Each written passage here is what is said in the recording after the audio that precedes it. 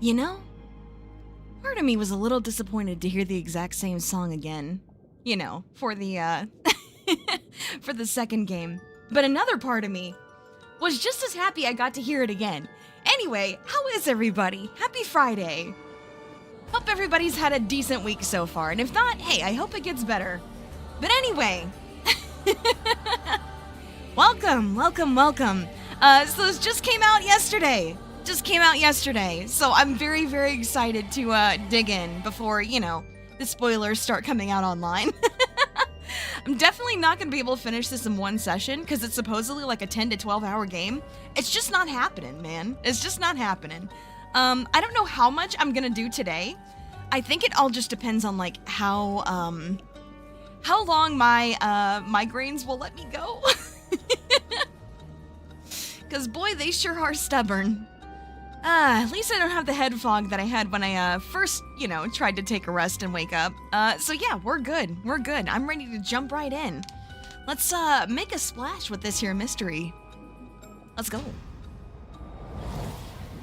I wonder if this game tries to dox you like the first one does.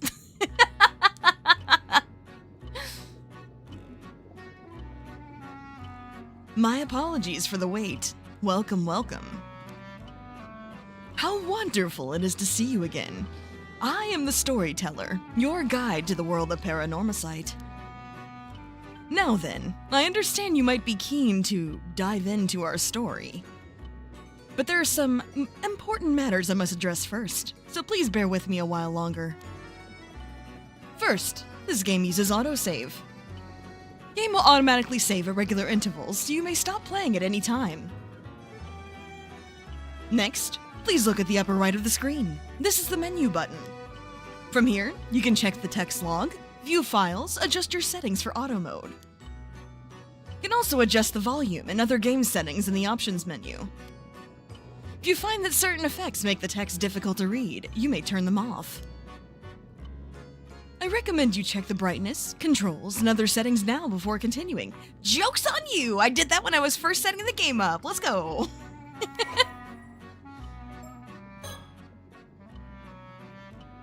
Yep. I think I'm gonna use keyboard and mouse for this one. Like, it just, you know, it feels natural. It's mostly a visual novel anyway, so it doesn't really matter.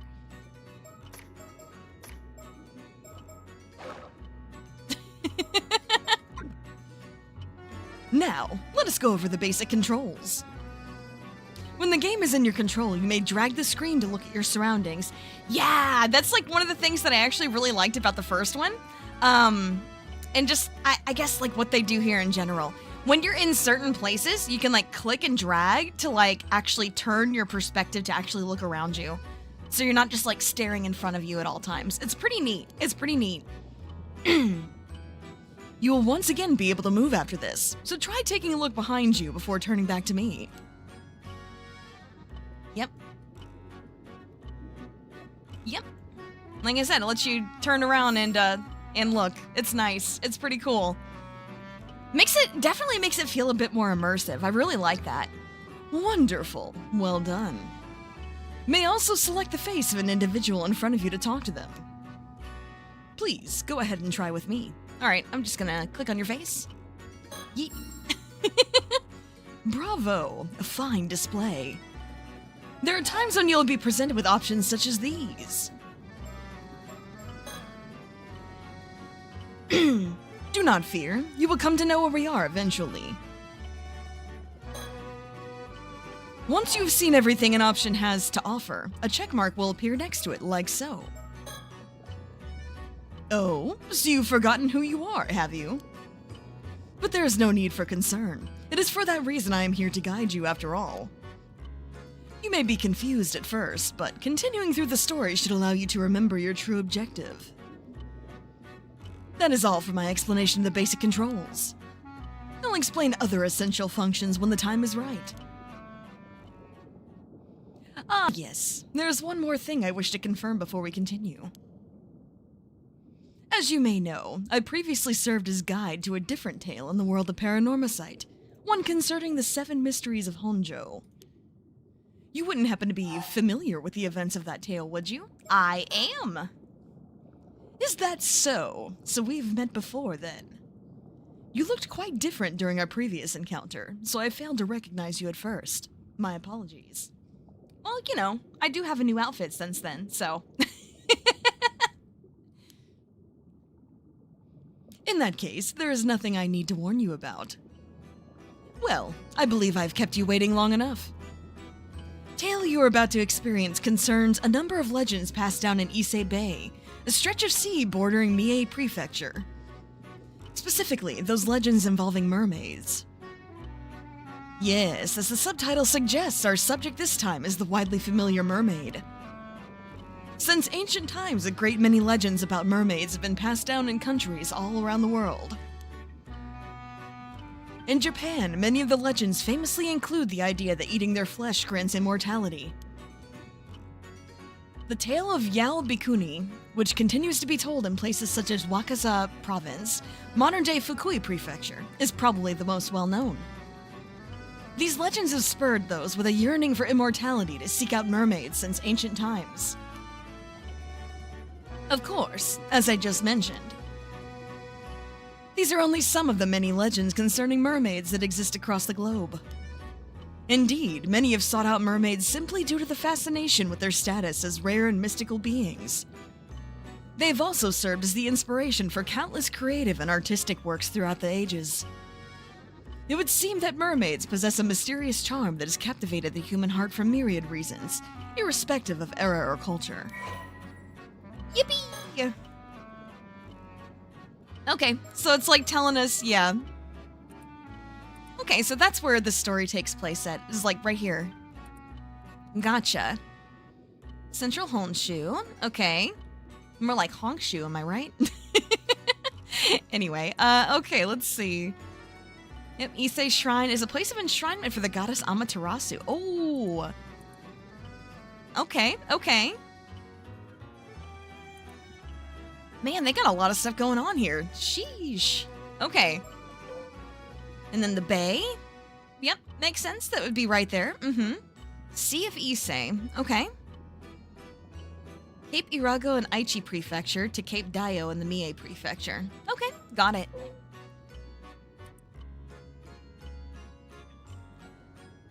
You know, I gotta say that, like, so much, like, artwork, like, concerning mermaids is just, like, super, you know, just, like, super gorgeous, right? They're just, like, beautiful creatures. And then you get this, and it's just like, oh. Makes you wonder which one's more accurate, you know? Oh yeah, it's very in-depth, most definitely. It most definitely is. That's kind of what I like about it, though. It really, like, tries to, I guess, like, immerse you in what's going on, which I think is very cool. Ah, yes. The files added just now should provide a general overview of the turns that come up during our conversation. Seems you have already taken a look, but I do recommend reading them if you have the chance. They may allow you to enjoy the story even more. Yeah, it gives you, like, a lot of added context for things. Because, above all else, like, this is, like, a mystery game. Like, you're supposed to be able to figure things out, so it makes sense that they would, you know, give you the information to peruse through. Words highlighted in pale blue usually indicate that there is a related entry in your files. Now then, allow me to introduce the primary setting of this tale. The majority of our story takes place on Kamishima, isolated island in the waters of Ise Bay. Okay, I'll take a look at that as soon as we're done talking to this guy. You will experience events through the eyes of a young resident of the island, one Yuza Minakuchi. If nothing else, please remember that. I'll do my best. I'm kind of bad with names sometimes, I'm not gonna lie. Well, I believe this ends my initial explanation. Bon voyage, and do enjoy the tale. Are we the mermaid guys?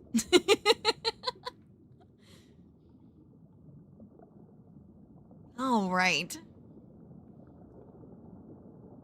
Fictional island with no counterpart in reality. Okay. Good to know. I've never been to Japan, so I wouldn't know that.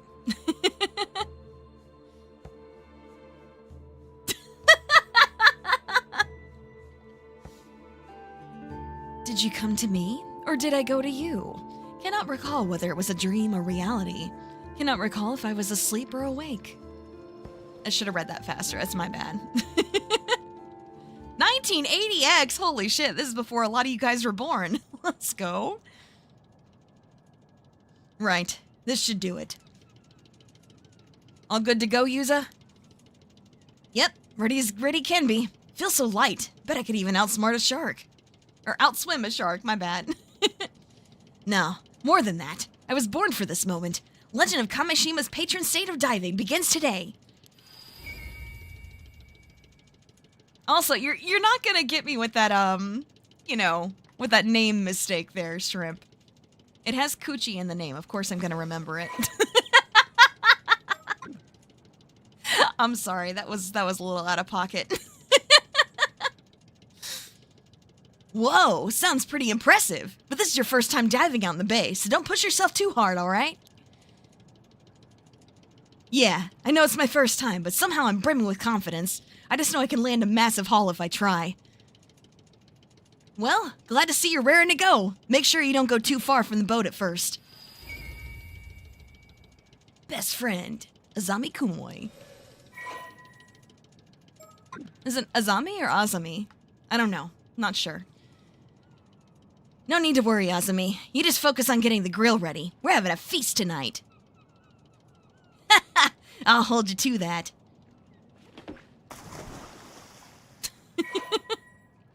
Diving minigame? Hey, yo! Okay, okay. Follow the instructions, get used to the controls, then press dive when you're ready. Okay. Let's see. Okay, so then I need to... Oh, interesting. Yep, can look around. Hello? Can I do anything with this? No? Huh, okay. So I need to look at the guide for that, I think, which is fine. I already did that, but it's probably best to just, you know, review real quick. So usability is Q. Page up, page down for scrolling up and down. WASD. And arrow keys. Interesting. Very interesting. Okay. Okay.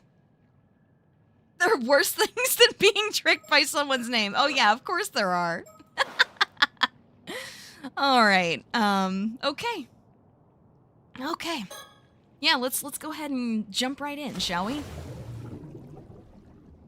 Cool. Yeah, move the mouse to look around and left click to perform action. Okay. So that's all we have for right now. Okay, got it. Available action automatically switch between swim, harvest, and return to boat depending on the situation. Okay. Sea creatures, Begin by looking around to try to locate any potential catches. Got it. Did I hear what happened to that one streamer at a convention? I don't think I did. Yeah, right? It was a fishing game all along. Honestly, I had no idea. I had no idea this was even a thing. Wait, so I have to, like, attack stuff to actually get them? That's interesting. Let's see, there's another... Oh, geez, okay. Should probably return to boat real quick, because we're kind of running out of air.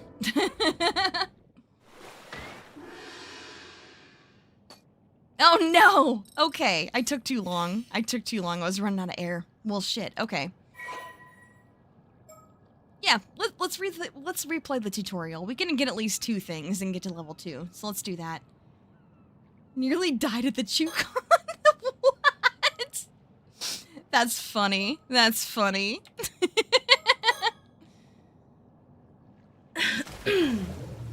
Okay. Yeah, let's go for it again. Let's see. Yep. Yep.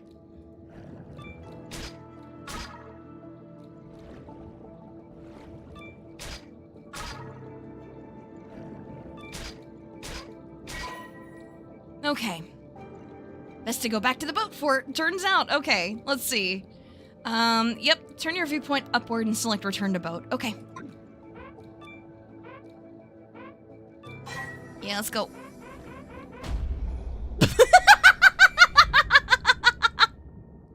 Okay.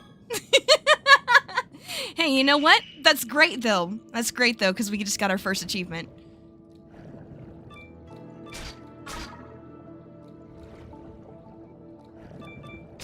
So hey, that's 1 achievement out of 56 down, so we take those, you know? still failed! That's crazy. So I just can't get 2? I have to just get 1? I have to just get 1? That's awful. What a scam. No, we can get 2. We can definitely get 2. Especially since this one's pretty close. Yeah, okay. We got half our bar. Surely that's enough to get back to the boat and not die, right? Okay, there we go. There we go. Oh, we kept our rank from last time. Interesting. Okay. Let's see. Can stay underwater for longer. You swim faster, return to boat faster. Easier time gathering sea creatures, or I can detect stuff from farther away. I think we should definitely go with this one, because holy shit. Why are we shooting them? That's a great question. I have no idea. No idea. You're late? It's okay. Just a few minutes late. We only started about 20 minutes ago, so you're good. Okay, looks like you're all warmed up. Let's go out a bit further and you can look for something bigger. Biggest catch you can get at this time of year is probably abalone. Snagging just one is something to be proud of. But remember that sea creatures are living things. They'll change place each time you dive, so be careful. Okay, yeah, the diving controls. Okay. Perfect harvest, let's see. It can just occasionally occur. Okay, the higher your diver rank, the more likely you are to achieve that. Okay, okay. Let's see. Each has individual variations. Oh, wow. They put so much into this fishing minigame. That's actually kind of cool. Let's see. Oh, yeah, the free diving. Okay. Okay. I will read more about this later. Let's see. Island situated between Atsumi and Shima peninsulas. Okay.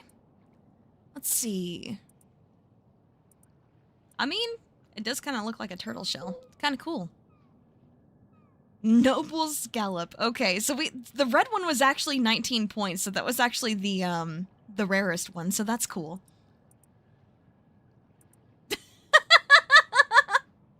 With a hat that says size matters. Oh my gosh, that'd be so funny. So sea urchins are all just 20 points. Gotcha. Okay, well. Not like you have to master everything all at once. We can take off whenever you're ready. Yeah, why not? Let's just go for it. Let's see. Anything to see out here? Doesn't look like it. Okay. I score 35 points. Yippee!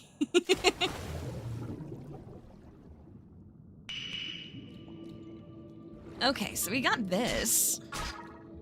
And then there's something else over there, but there's more stuff here. Wait, are we in the same place?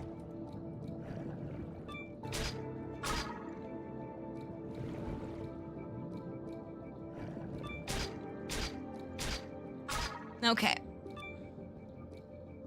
Yeah, I haven't seen any abalones out here. Unless we're supposed to actually, like, go to the next spot.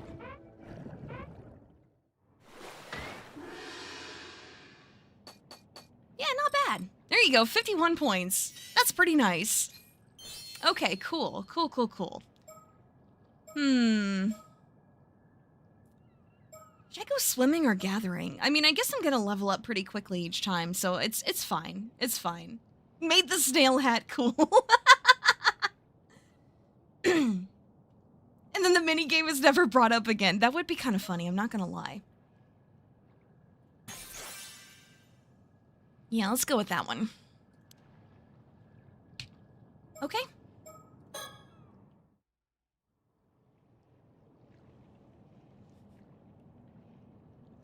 Right, let's leave it at that for today. Good work out there, Yuza. Managed to get a fair bit of diving in, huh? Bet you feel like you got a better grasp on things now. For sure. I feel like my diver rank's gone up at least a bit, too. That was weird line reading, sorry about that. So, do you feel any different now? Did your body undergo any weird changes? Nope. Feel exactly the same. Nothing's changed. The same old Yuza I've always been. Guess we're a bit off the mark, huh? So what do you want to do now? Should we call it a day? Go back immediately? Sure, let's go. You got it. Kamishima Port, here we come. Yippee!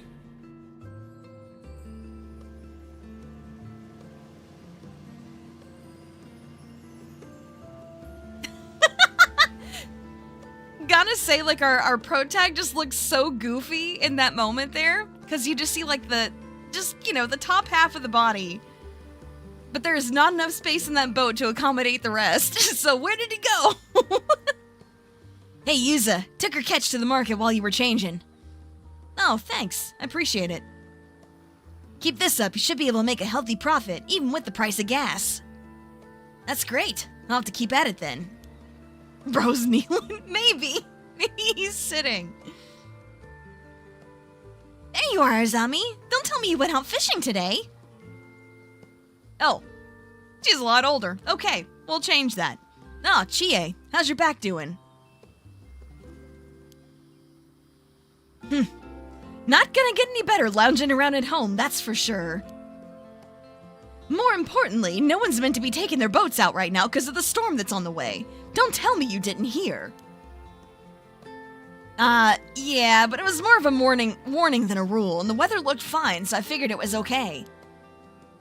You should know better than that, Azami. You youngins never listen, do you?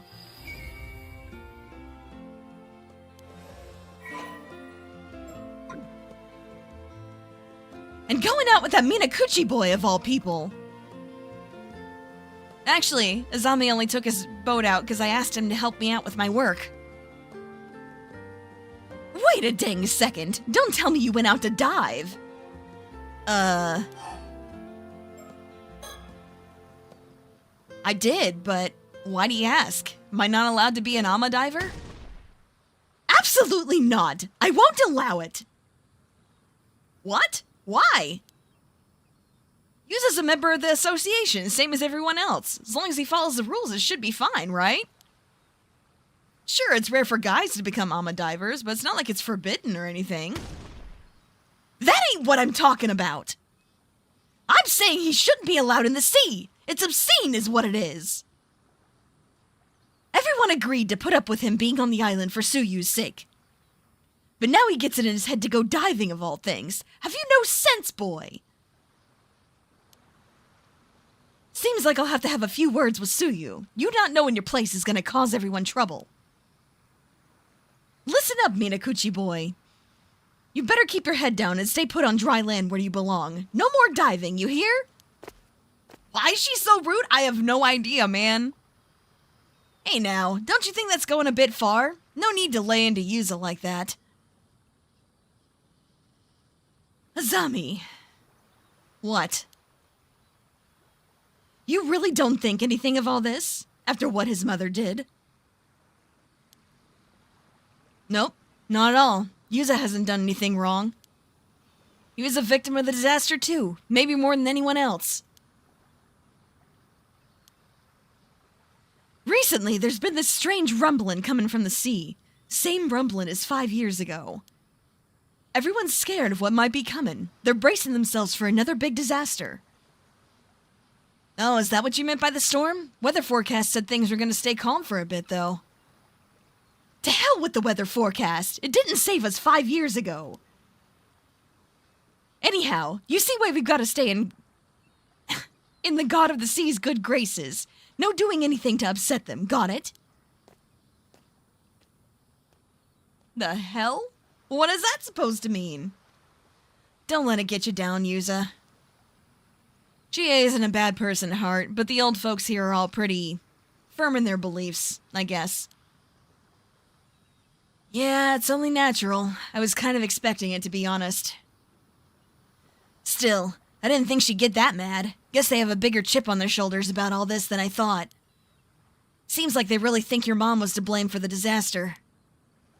Yeah. Guess wanting to get to the bottom of things there was one of my reasons for becoming an ama diver. Alright. We got some stuff to read after this bit, huh? Yeah, everyone's been avoiding the topic until now, but that can't go on forever. Hey, you two? Oh, it's Kikuko. It's Kikuko. Kikuko. What the hell? Why can't I read that name? Yeah, you two over there. Can I get some help with these boxes here? I need to get them to the warehouse. Kikuko Tsutsui. Got it. Read it 5 times fast. That's a bit much, don't you think? Phew, thanks. Knew I could rely on you youngins to help out. Youngins? You're a youngin too, Kikuko. Aw, how kind. Pretty sure you're the only ones who'd say that, though. I was told out of nowhere to make sure anything valuable was stowed away just in case a storm hits. What a pain. So you're getting ready for the storm too? Yep, pretty silly when the weather's this good, huh? It's not like I can say no, though. Speaking of pains, overheard Chie giving you an earful just now. Are you seriously planning on becoming an Ama diver, Yuza? I'm one of the youngins too? I don't think so. I don't think so. I think you're wrong. Well, that was the plan, but it's looking like I might be forced into retirement before I even begin. Why now? Didn't you come back here to look after Tsuyu? Yes, but I still have to work. I've always been interested in Ama diving. Gran was also pretty down about no longer being able to dive, so I thought it might cheer her up a bit. Ah, so you want to follow in Tsuyu's footsteps. Still, you must have noticed that everyone was on edge just at the thought of you coming back here. If they hear you went diving, there'll likely be a bit of an uproar. Are they really that set against Yuza going in the sea? Never heard anyone say anything like that. Stole this priceless artifact legally, of course. Well, they don't say that where you can hear it. Everyone loves you here, and they know you're close with Yuza. They probably feel like they can't be that tough on him with you around. What was that? Oh, never mind. Forget I said anything. Can't deny there's been this creepy rumbling coming from the sea recently, though. It's no wonder everyone's unnerved. If some sort of disaster does end up happening again, and Yuza gets caught doing something he wasn't meant to, that'll probably be it for him. Yeah, that's what I don't get. People seriously believe that Yuza's mom caused that storm? Everyone suffered because of it, including Yuza's family. It's so stupid. Hey, I honestly think it's stupid too. But the truth is, there are a bunch of people who believe it, so making a fuss about it isn't gonna get you anywhere, right? Did you fall asleep on a girl? That's mean. It's obviously a birthmark, or a scar, one of the two. With like the shape of it, it kind of reminds me of a birthmark, to be honest. Besides, even if the storm doesn't come in the end, a different kind of storm may already be brewing. Different kind of storm? Well, you shouldn't have any trouble if you keep your head down. Just be good and do what you're told, and no one will get on your case, yeah? Give me a break. Why's he gotta keep his head down here? He was born and raised on Kamishima, just like everyone else. Hey, getting mad at me won't change anything. If it upsets you that much, why don't you leave? Leaving a place like this behind might be for the best, don't you think? Maybe, but I can't just ask my gran to move somewhere else at her age. And you'll just have to put up with it. If you want to blame anyone, blame your mom. Did his mom even do anything 5 years ago? No one wants to tell us anything. Mix of light and dark skin all over. Oh yeah, that's vitiligo. No idea. I only came back here after the disaster, so I don't know what happened at the time. Mr. Wakamura always seems like he knows more than he lets on, though. Now that I think about it, why don't you just ask Tsuyu what she knows? Tsuyu? I've already asked Gran about it countless times. She says she doesn't know anything. And you don't think that's a bit suspicious? If anyone knows something, it'd be her, right? You might be right. She is pretty hard to read. Wouldn't be able to tell if she was hiding something anyway. Anyway, I do feel bad for you, but you gotta just grin and bear it. For everyone's sake, eh? Those kissy mouths. I mean, they're just, you know, they're just pursing their lips thinking about stuff. Or being annoyed at things. Thanks for the help, you two. Try to stay out of trouble, okay?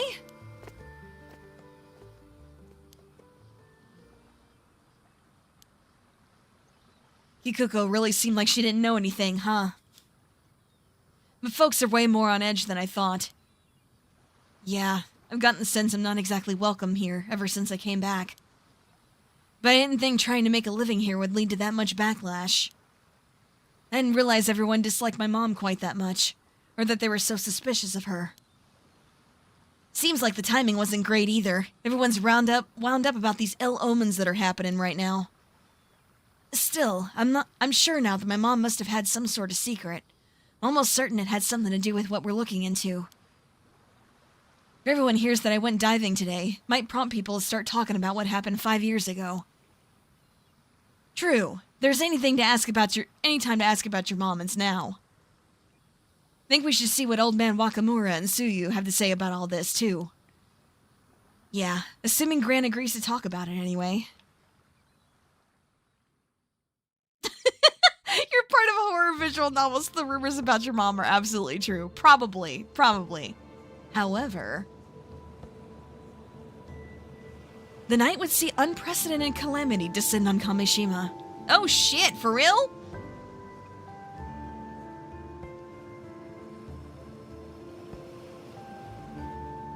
This is where it's hidden. Hidden? What is? What Mare your mother left us. Oh shit. Okay. Ooh, what the hell? Ah! Grandma's dead! Oh shit, what happened? Holy shit. Okay, well we don't have a reason to be here. Oh my god! Yo! Oh shit! Everybody's dying, what the hell? No way! Even Chie? Damn, okay, what the hell? Ah! Oh shit, Kikuko's dead too, what? Wait, is it just women dying? No, okay, that person's still alive. Yuza, your head, it's... What? What? What is going on? Huh? Holy shit. Damn, okay. Just came out swinging. What the hell? Well done in your efforts thus far. I don't think you can say well done when all these people just died, bro. I regret to say that even if you continue down this path, you will be helpless to prevent the mysterious attack that befell Kamishima. Yuza Minakuchi's bleak fate will likewise remain unchanged. If I may, perhaps it would be prudent to ignore this route for now and turn your attention elsewhere. Once you've found a way to proceed, you may return here to confirm the results for yourself. From here, you'll return to your first diving experience, from which you may seek another way forward. If I may, I suspect you might be overlooking something important in those sunken depths, so I should have fished more! I see. I advise you take a closer look behind you on your next dive. Oh jeez, okay. I don't like that, but okay. Oh, and another thing. I recommend saving manually once you resume your journey. Okay, don't have to tell me twice. You fail to find another way forward, it'll provide an excellent point from which to try again. I wish you the best of luck on our journey. Damn, okay! Well, that's something, alright. Okay, and we're back here again. Got it. Okay, let's see. Perfect. Yeah, that's why you fish with an attack animation. Yeah, maybe. We have some people to read up on, though, so let's go ahead and do that. Alright, apprentice Alma diver, 18 years old. Okay. Let's see, after losing his parents in a large-scale maritime accident 5 years ago, he was raised by his grandmother. Okay. Briefly found work at a seafood processing plant in Toba after graduating high school earlier in the year, but upon hearing that Grandma had injured her leg, forcing her to retire from diving, causing difficulties, he quit his job after only 3 months and returned here. Okay, At present, he is caring for her while looking for work. Recently made the decision to follow in her footsteps and become an AMA diver himself. Though he's been unable to bring himself to enter the sea since the disaster 5 years ago, he's hoping that his previous aptitude for swimming will lend itself to a natural talent for AMA diving. Okay, let's see. Oh, they've been friends since they were kids. Cool, that's cool.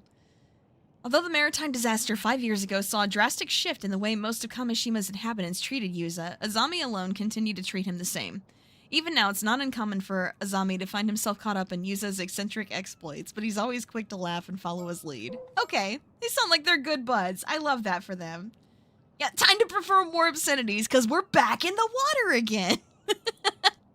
That kid is back in the water again. Alright, let's see. Father was a fisherman, accompanying him out on the sea on his boat from a very young age. Cool. As a result, he grew up never really doubting that he too would one day also become a fisherman. Oh, his dad died too! Damn, that sucks. His mom, an AMA diver, took on the responsibility of raising him and his much younger brother on her own. During the close season for diving, when his mother worked on the mainland, Azami was responsible for looking after his brother. After graduating middle school, he refused his mom's suggestion to attend high school and quickly obtained a 4th-class boat pilot license so he could help with fishing. Okay, well that's kind of cool. Oh, it looks like his dad's fishing boat, like, survived the accident, so that's cool. He gets to have that, at least. Alright. Alright. You can't keep getting away with it! Okay, so this is Yuza's mom. Okay.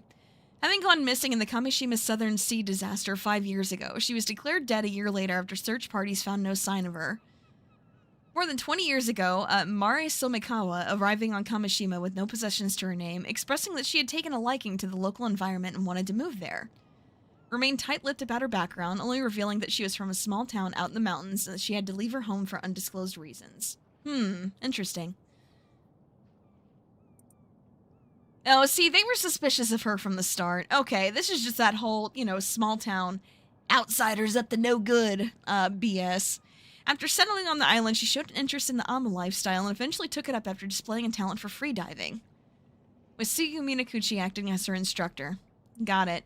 During this time, she grew close to his son, eventually married him a few years later. Two had gone to have a son of their own, who they named Yuza. Okay. Despite this, she was unable to fully shake the air of mystery that surrounded her. Many islanders continued to question whether her presence on the island might cause trouble down the line. Something of a free spirit, her nonconformist ways, and somewhat naive personality meant that she was often absent from local activities, leading to further criticism from a portion of the population. Fuck 'em. I'm already on her side. Some also report frequently spotting her wandering the island after she first moved there, seemingly looking for something, or catching sight of her doing something on the shore in the middle of the night. Fortunately, her mother-in-law was a person of no small influence on Kameshima. No one dared to openly persecute Mare under Suyu's watchful eye. 3 generations lived peacefully under the same roof for more than 10 years, until the Kameshima's Southern Sea disaster tore them apart. Man. Yeah, I've accused her of somehow being responsible. That's dumb. That's dumb. But hey, what if her mom's a mermaid all along? Yeah, if she's the mermaid, then the good end, better be poofing all the old ones. True. But 28? You're not old. You're younger than me. What the hell, man? Alright, woman born and raised on Kameshima, unmarried. Okay. I mean, I don't see why that's important, but sure. Let's see. Ever since her school days, a strong desire to leave Kameshima and make a life for herself elsewhere. I mean, it makes sense, considering that she suggested it and all. Alright, let's see. Enroll in a boarding school. Okay. Graduated from a junior college in Aichi Prefecture, finding a job for general administration at a company in Ise City. Okay. However, because her assigned work consisted of only unfulfilling menial tasks like pouring tea and answering calls, she left after only a year. Yeah, I would too. What the hell, man? Changed jobs repeatedly over the following years, but found no further luck in subsequent workplaces. Eventually, recognizing that success as an AMA diver is determined solely by the extent of one's physical prowess and ingenuity, she began to find the idea of such work appealing, moved back to Kameshima 4 years ago. Nice. Oh, so she's an athlete. Cool. Estimated diver rank is 41. Holy. Yeah, large birthmark on her face. Yeah, it is a birthmark. Okay, okay. 59. Okay, you're older than me. De facto leader of the Amadivers on Kamishima. Yeah, I don't think so. Let's see. The end of the Second World War. Oh yeah, that's right. That's right, because this does take place in like the 80s or something like that. What are the diver ranks? Well, we boost our diver rank by, I guess, like leveling up while swimming. So we'll eventually get our rank up also.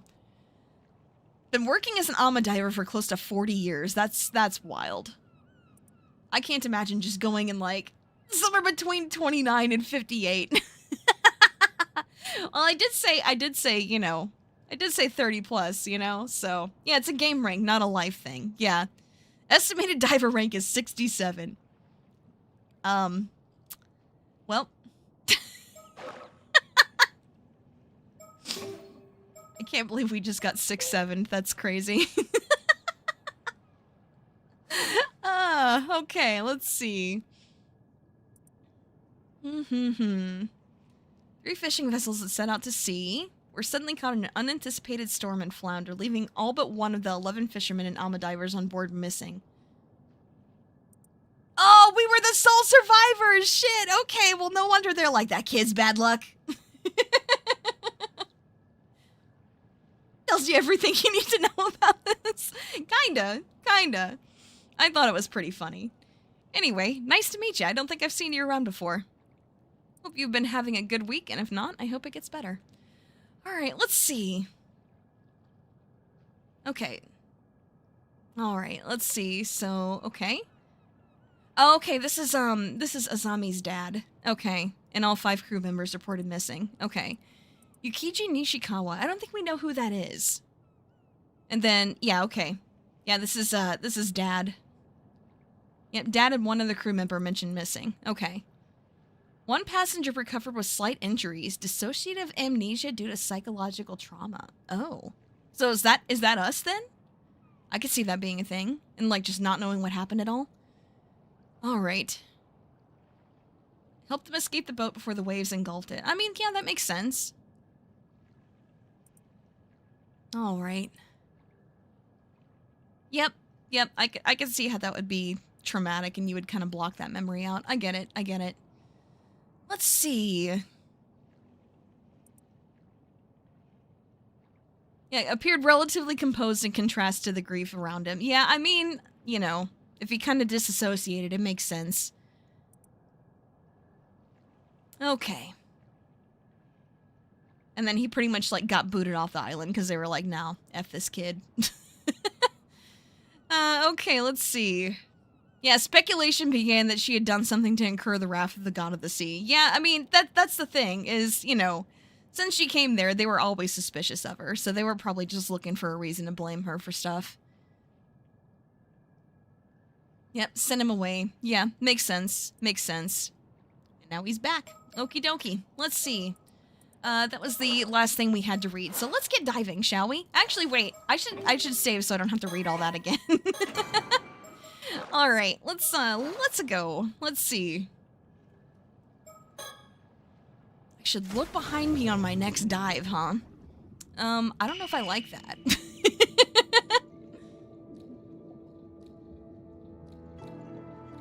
Oh, hello. What's that? That's like a question mark there. I'm kind of curious about that, but I don't know if we can actually make it there yet. I think we kind of have to be careful. Grab this. Come on. All right. We gotta go back. Yeah, she's behind me, isn't she? That's what I'm saying. Like, I don't know.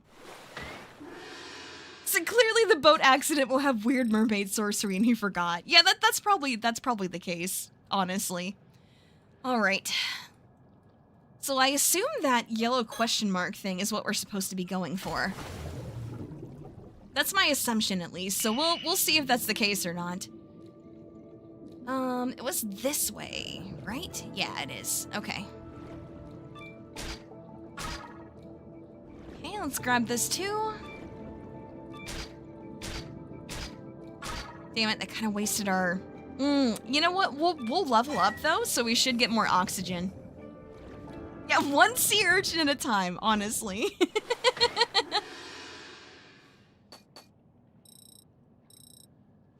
There we go. There's that level up. Okay, so we can stay underwater longer now, which is good. Okay, very good. Let's go try and get at that. Oh my goodness, there we go.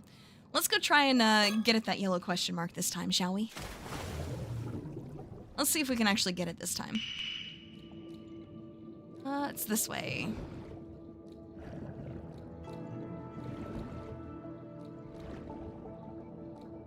Oh, damn. What's this? Yo, is that?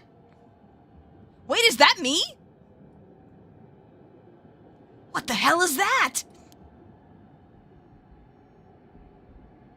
No. Get away from me! That's totally us. Oh shit, okay. Okay, so I guess that's what we're supposed to do in the first place. Holy shit.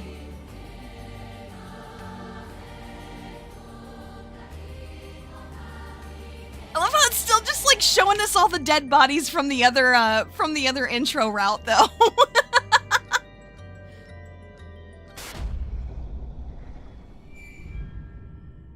Dive failed! Wait, we're not supposed to do that?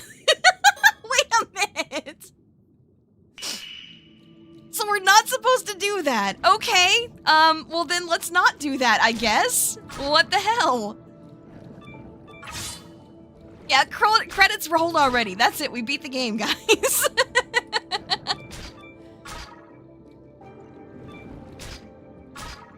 Maybe like all these points, you know, it'll level us up faster. I'm getting a little greedy here, but that's okay. That should be fine, right? Yeah, we're okay. We're okay. So that was another dead-end route. Damn, okay. Sheesh, that's a new record. Let's go. Nice. Okay. Let's see. I kind of think I want to do, yeah, any percent speed run, honestly. Honestly. Easier time gathering sea creatures. I think let's go with that. We'll probably have to, like, hit them less, you know? Yippee! Got an achievement for diver rank 5. Good stuff. Okay, let's see. Well, hell, let's get back in here, shall we? Yeah, it's an underwater adventure, but forever. Yeah, I don't know, man. They kind of told us to, like, look behind us when we were down here, and I'm just like, I don't know when I'm supposed to do that.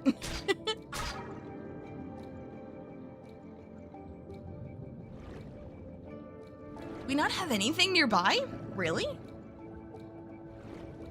Damn, I might have to get that searching next, huh? Okay, so we can get this at least. Hello? Okay. Let's go home. Okay, we're good. Yeah, since you probably dropped your stuff and swam up in a hurry. Yeah, I could see that being the case. I could see that being the case. Let's see. I'm kind of curious. Is there anything else in the files? There isn't. Okay. Profiles? No. Okay. I'm curious. I'm curious. Like, cause it rolled credits again, right? Like, it rolled credits again when that happened, so I assume we need to live so everybody on the island doesn't die. At least I'm assuming that's the case. I guess we'll see, though. I'm going in completely blind after all, so I have no idea.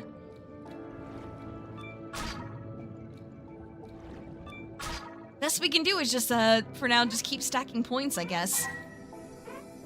Yeah, maybe there's a way to run away from the spooky ghost. I mean, you would think, right? Of course, then again, you're not exactly, you know, expecting to come face to face with a ghost drowned version of yourself, you know? Let's see. I wonder if think we need to go diving more.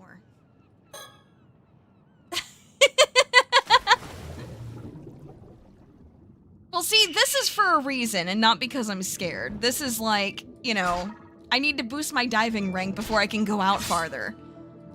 Like, it's just that simple. This is actually like for utility reasons instead of just being a coward. I'll fully admit that the dredge stream was me being a coward. I'll have to revisit that at some point, though. Okay, and then, yeah, that one's 2. Okay, let's go. But yeah, I think like maybe another couple of levels and we should be good to go. I wonder how much I'm supposed to be doing this right now. Okay, another rank up. Let's see, do we want to go for searching or staying underwater longer? No, let's do searching, and then we'll go more diving next. Okay. All right. So many points. So many points.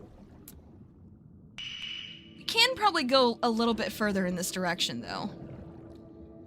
Because there's a bunch of stuff over here. She's been playing Dredge? Yeah, she has. Yes. Ooh. Ooh. Ooh, that's a lot. Okay, let's go. Good stuff. Okay.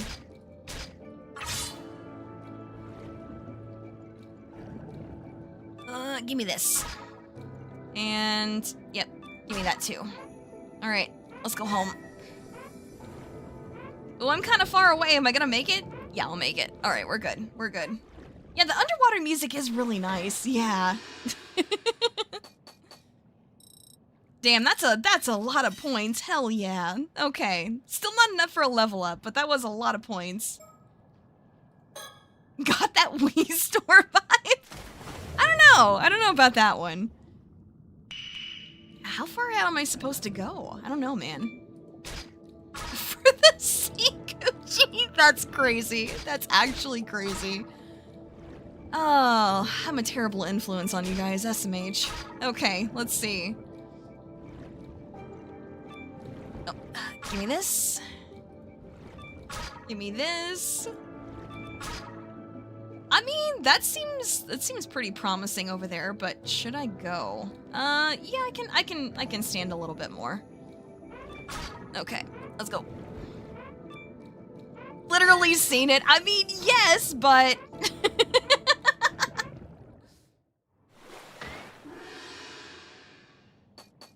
what's that expensive one? It's an abalone. It's an abalone. They did say that that was like our, you know, our good catch for being out here. All right. Let's see. Part of me wants to go back over to the bubble hole here and see if there's anything there. Am I just gonna see it again? Oh, there's more stuff over here. What's this?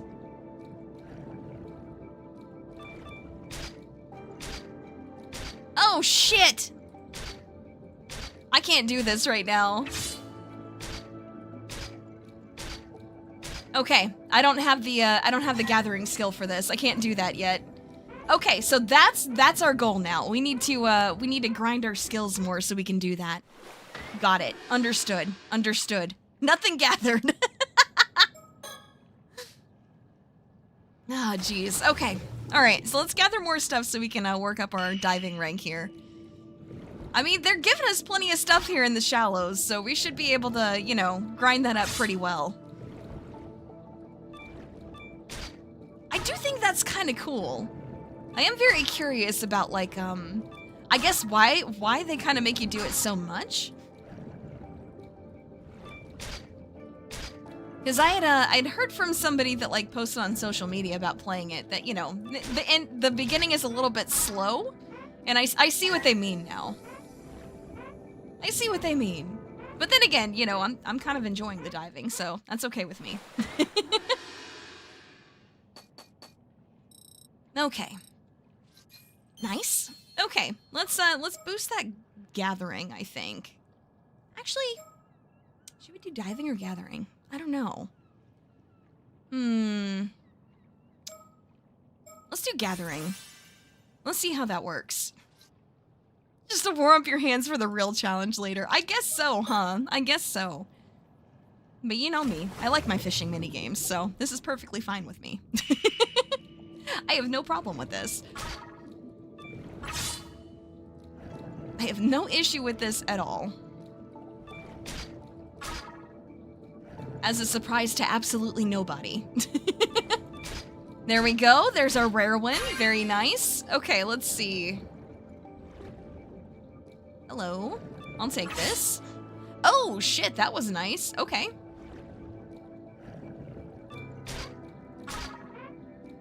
And back to boat.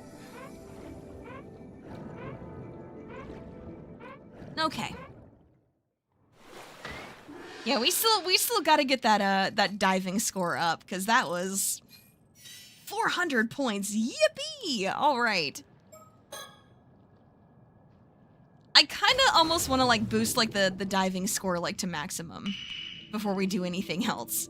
Of course, then again, you know, the increased gathering has helped, because now we're getting those in 2 instead of 3 hits, so we're wasting less oxygen underwater, which is pretty nice. Can't really complain about that one. Hello. I'll take that, please. Hey. I love how the, I love how the rope's just kind of in the way. Oh, shit. Oh, hell yeah, there's all sorts of stuff down here. Let's go. All right. Oh, get me out. Oh, get me out. I don't know if I'm gonna make it. We're pretty far away. I don't know if we make it. Oh, we just barely made it. Nice. Okay.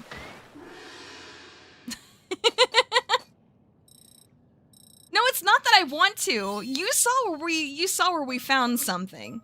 But we need to be able to get our diving score up to level 5 so we can actually stay in the water long enough to do it. I wonder if we're high enough to do it this time.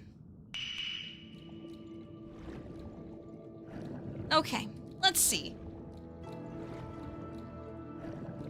Like I said, no, dredge, that was me being a coward. This is for a reason, though.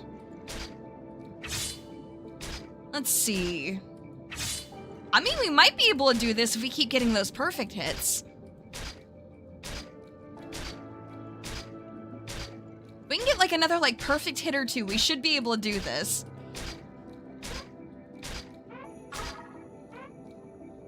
Okay. I don't know what it is we found, but... Oh, we were stuck on the rock. Please don't let that kill us. Okay, I was about to say, dude. Nothing gathered. That's fine. That's fine. We should go, like, reinvestigate that, I think.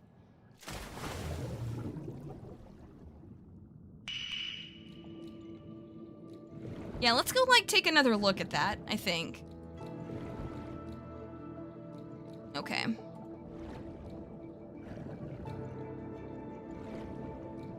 Now, what is this? It's like a symbol of some kind, but what is it? What was it chained down for? No idea. It seems like we're going in the right direction that way, though. Hello? I'll take that. Alright, let's see. Get it? See.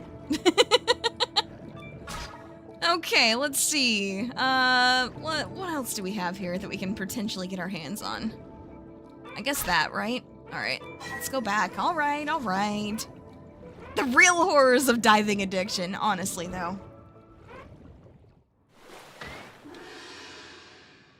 Maybe it's a binding seal and the cave is safe now. Oh yeah, surely that's gotta be it. How much of an idiot do you think I am?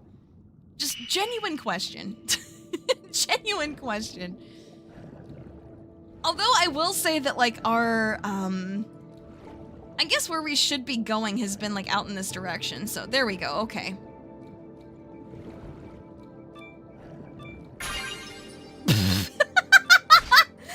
Okay, alright, cool. So we know the Mockingbird stickers are back. That's neat. Good to know. Very good to know. I'm very happy to learn that information, actually.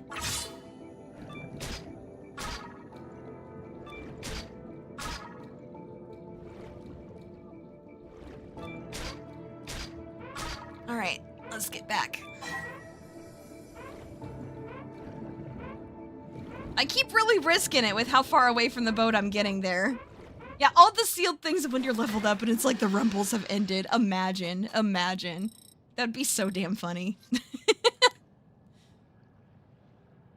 Hey, looks like you got something interesting there, Yuza. Huh? Never thought there'd be mockingbird stickers out here in Issei Bay, and at the bottom of the sea to boot. Mockingbird? You mean this bird sticker? I did think it was pretty weird to find a sticker in a place like that, so I decided to hang on to it. They're real famous. Unknown artist makes them and hides them all over the place. Might as well pick up any you come across. Maybe they'll bring you good luck. I see. Damn, I'm good. Maybe I should add treasure hunting to my list of talents. What a goofy-ass bird. Love that. Okay. Alright, let's see. Well, let's go exploring some more. It's so cool, though. It really kind of is. It really is. But yeah, like I said, all the question marks have been, like, out in this direction, so I kind of think that I should be going... Maybe... Let's see. Man, maybe I should get that searching upgrade next level up. Because not being able to, like... Oh, hello. There's a... Okay.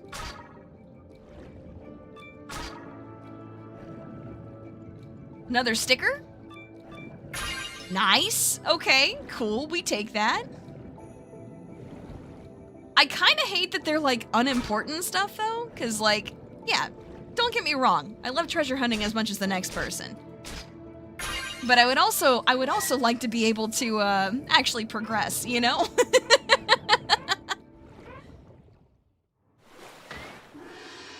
Okay. Nice. Oh, man. Another mockingbird. That's great. They should be worth at least 500 points. I know, right? Honestly. Honestly. All right. Yeah, I think next level I get the searching upgrade, so we can see stuff farther away. Because I think pursuing those question marks is basically what we should be doing. Hello? Hello? I was stuck. SMH. Okay. I'll take that, please. And I'll take this, please. And I'll take this, please. Alright, let's see. None of the good shells up here. Alright, let's go back. That should be at least enough for a level up, though. Ooh, damn, we went kind of far. Okay, we're good.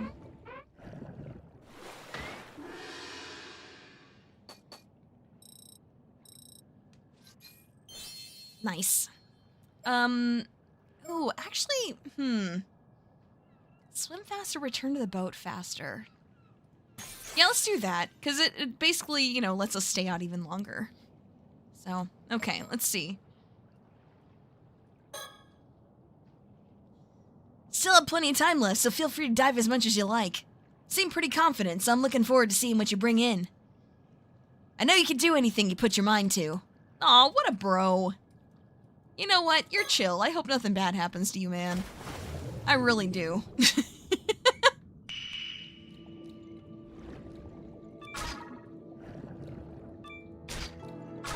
I hope nothing bad happens to you.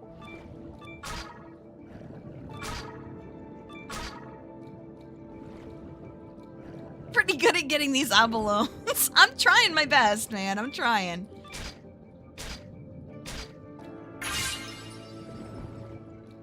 Ooh! Let's go! Okay, okay. Yeah, we're finding some good shit. Alright. Let's see how much faster we get back to the boat. Oh, we get back so fast now. Oh, that's crazy. We got the SSR. Let's go. My people, how dare you? All right. Nice. Very nice. Nice. I got two achievements for that. One of them for the lobster. Apparently that's a very rare one. So hey, cool, we take that. I will certainly take that.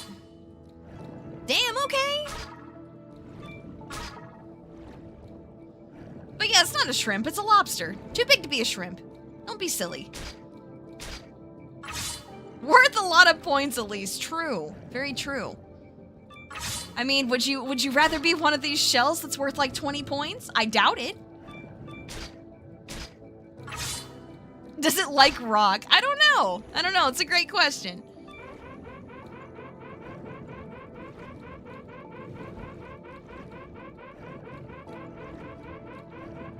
What is my foot caught in? Holy shit, dude. That's fucked. Dude!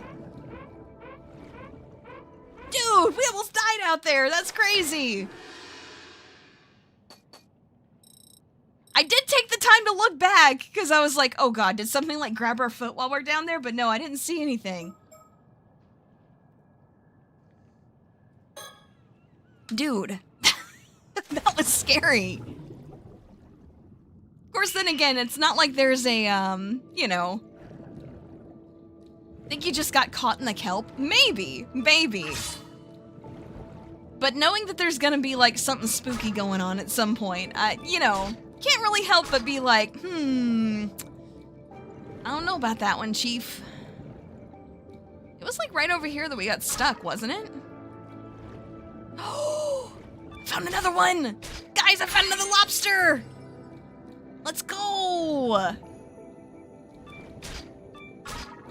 Okay, let's see. I really don't want to get stuck in the kelp again. Is there anything good out here? Not really. I guess we can start swimming back here. Yeah, nothing good. Alright, let's just go. Another lobster, though. Nice! Nice! Very rare. Very rare. We like that. We like that very much. That was worth a lot less, though. The other one was worth like 700 points, wasn't it? I want to say it was worth quite a lot more. Popular bird mascot stickers seem to pop up everywhere. You find all 20. Oh, interesting. Reach a total of 5 and 20 stickers to unlock fun bonus content at the end of these milestones. Oh, interesting. On the seabed, bruh.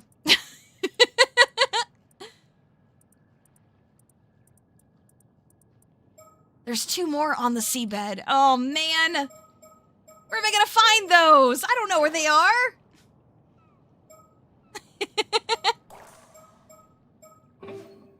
Well, see, that's the thing, Shrimp, is that they're like, you're supposed to encounter something out here. I can't help but wonder if it's supposed to be the, you know, if it was supposed to be like, I guess that ghost version of us that we saw. Because in pretty much like all the promotional material that I saw for that was like kind of a big deal, you know? Let's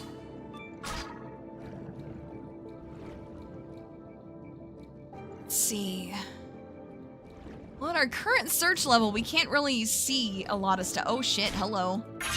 There's that, and then there's also this right here. Let's go. Yeah, it's Fish Fry Day. That's so true. That's so true. We're getting started early on that. Maybe the cave is clear now, but man, apparently you're dumb. I mean, hey, I say that about myself all the time. It's like, I would have thought that this would have been the case, but no, apparently I'm stupid.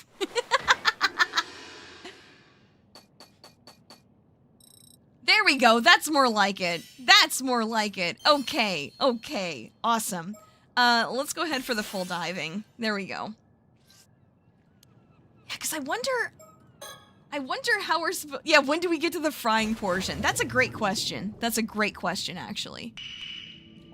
Okay, let's head out in this direction some.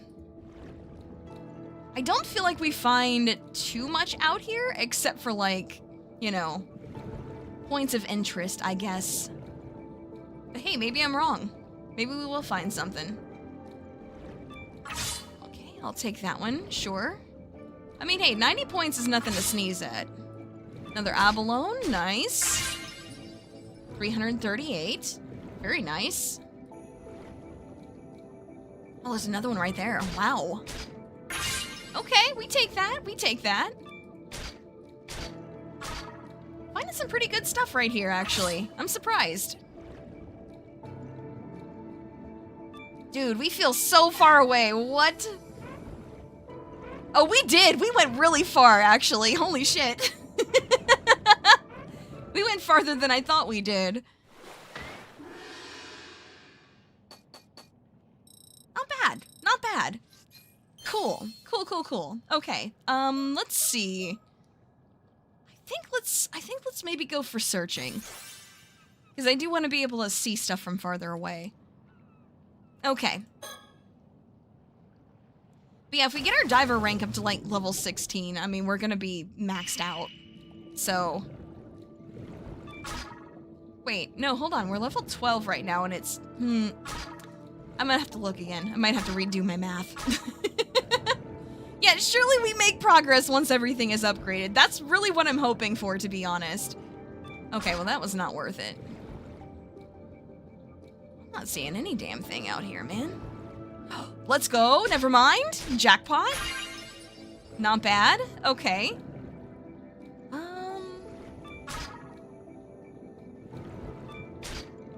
I will say, like, getting our foot caught or whatever was kinda freaky. Was not a big fan of that, gotta say.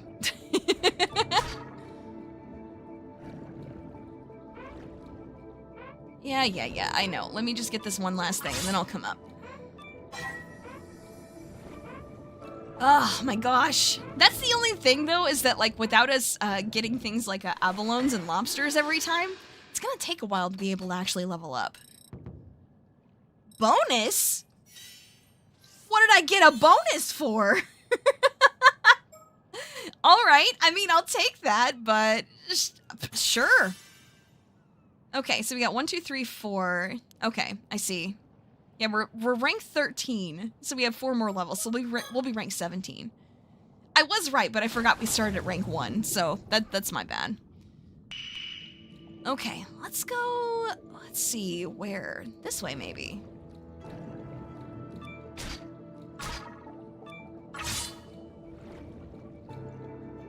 Was kind of screwed up getting caught in the kelp like that, though. Was not a fan of that. Oh, I saw a question mark. Is it on the other side? I think it is. Yeah! Give me that! Give me that majestic burb. Hell yeah.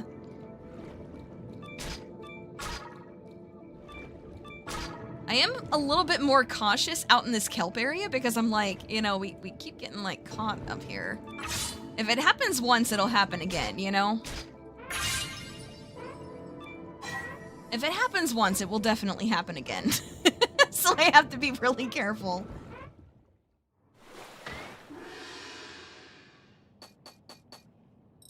He was found not even a meter underwater. Look at that majestic burb. Hell yeah. All right, so we've got one more bird sticker to find underwater if we are gonna find it. I feel like we gotta go out in the kelp area, right? Like I'm not particularly keen on it because, you know, we almost died out here last time, but I feel like we kind of have to.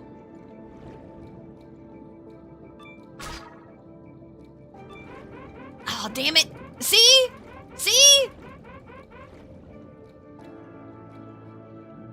See? The damn kelp, bro. The damn kelp. Scary. Can you not? Okay, let's see. Anything good? Ooh, hello. That's worth at least some points. I'll take that. Oh, hello. You are worth something too.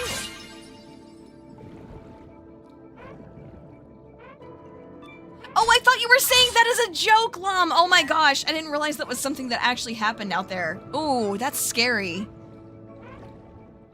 Yeah, no, I get it. That's scary as hell. Underwater is indeed the worst time to panic, though. You're 100% right. Oh my gosh. No, I thought you were just kind of saying that as a joke at first because of, you know, how not fantastic the swimming was going. I didn't realize that that was a real thing that happened. That is totally my bad. Holy. All right, let's see. Down here. Hello. Hello, you big, beautiful bastard. Nice. It's a Boeing's worth of points. All right. Hello, I'll take that. Not the best thing I can find, but I'll take it. Let's see.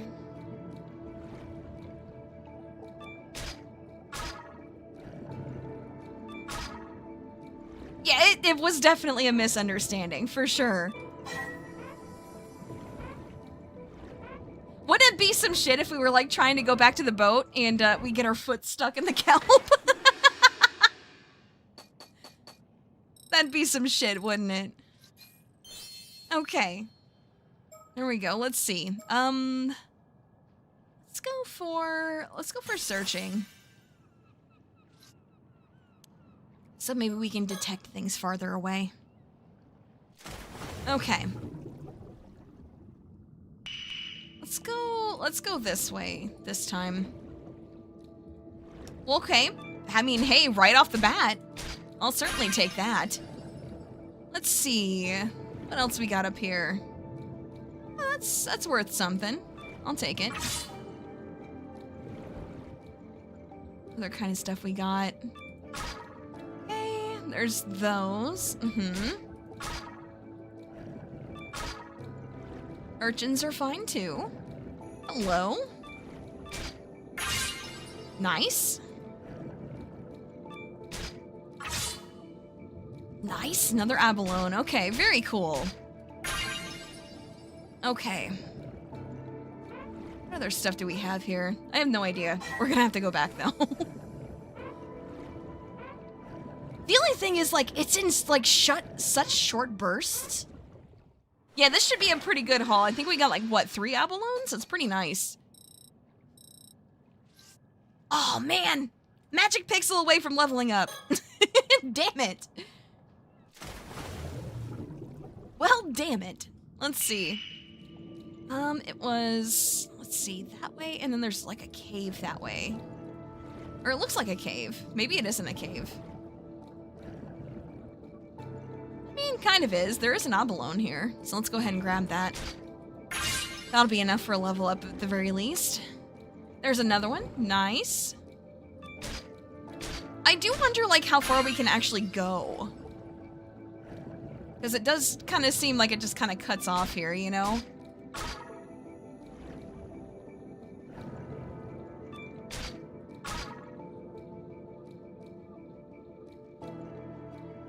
Interesting.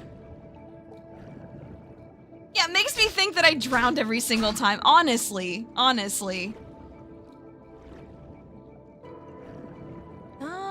This isn't gonna be that great of a haul, but it's, you know, something at the very least. I wonder where I'm supposed to go, because I feel like I've kind of gone, as far as, like, things stop showing up. I wonder. Do you find any clues about your mom? A pile of stickers. That's so real. That's so real. Maybe let's do this so we can have an easier time leveling up the last 2 levels.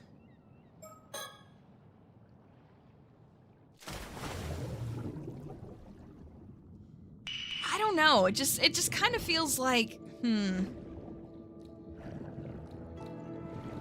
Like, I know I obviously haven't, I guess, like, pushed the limits of where I can go. But it feels like I have, at least a bit, you know?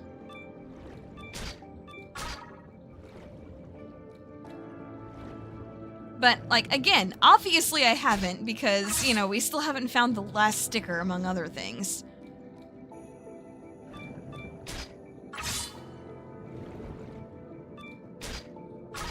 Finding that last sticker is important, of course. I mean, the cave. I just went to the cave! It wasn't actually a cave, it just kind of looked like one. Alright. I could have been greedy and grabbed that abalone that I saw at the last second, but, you know, it's better to get back with a small amount of points than not make it back with no points. Not bad. Okay. Let's go ahead and save real quick, just because. I mean, we were already doing this, so. Okay.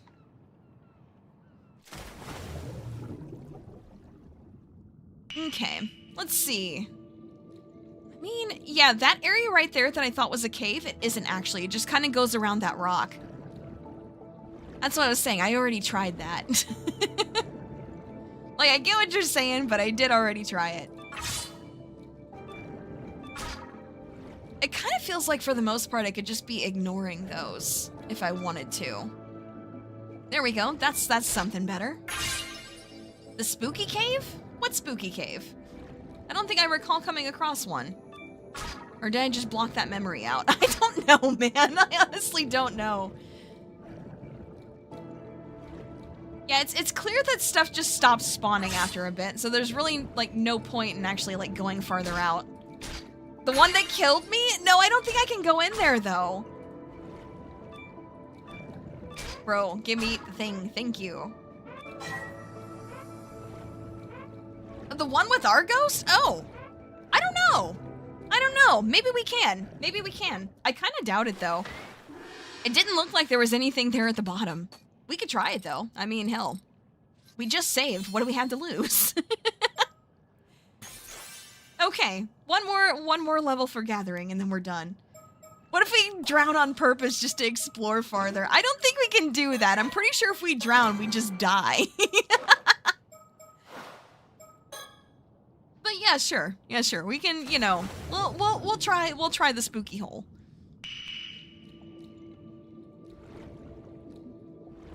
We can try the spooky bubble hole.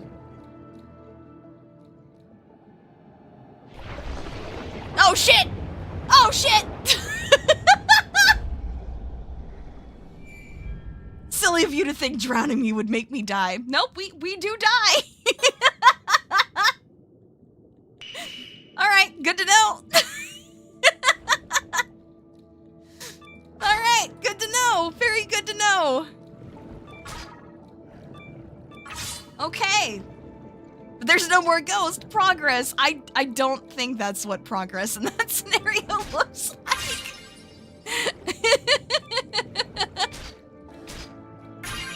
That's pretty funny, though. I'm not gonna lie. I kind of expected there to, like, either be nothing or just the ghost again. I was not expecting there to be, like, a whole other scene. Where it's like, no, actually, you just drown regular like a little bitch. Yeah, drowning equals death confirmed. That's true. That's true. We experimented, we fucked around, and we found out.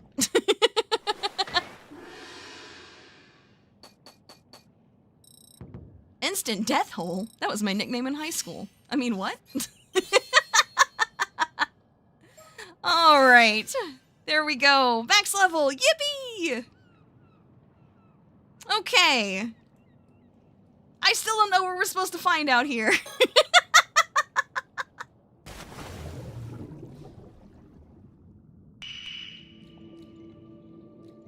Alright, let's see.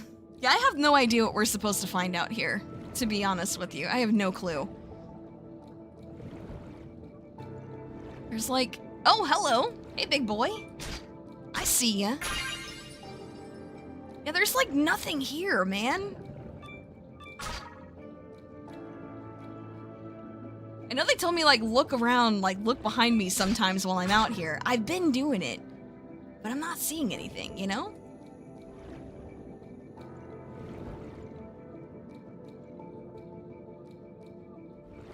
I kind of think he just, like, said that just to scare me.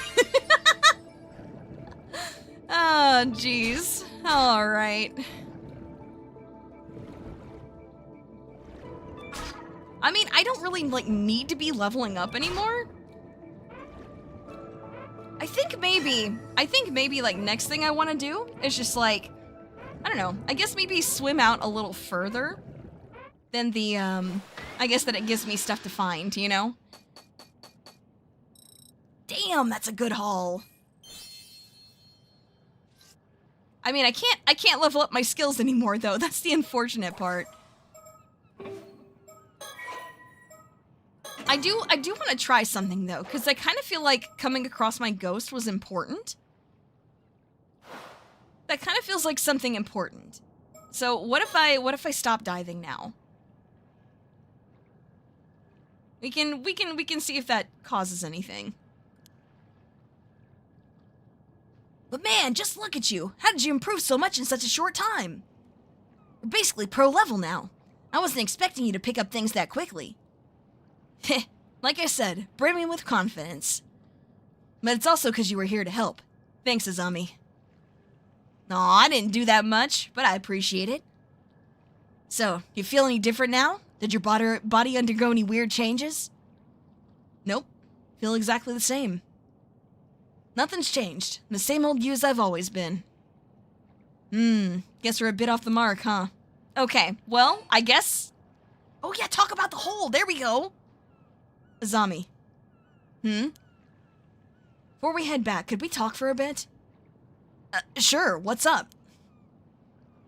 That's what we had to find. Okay, okay. Still struggling to process what just happened. Gotta tell Azami.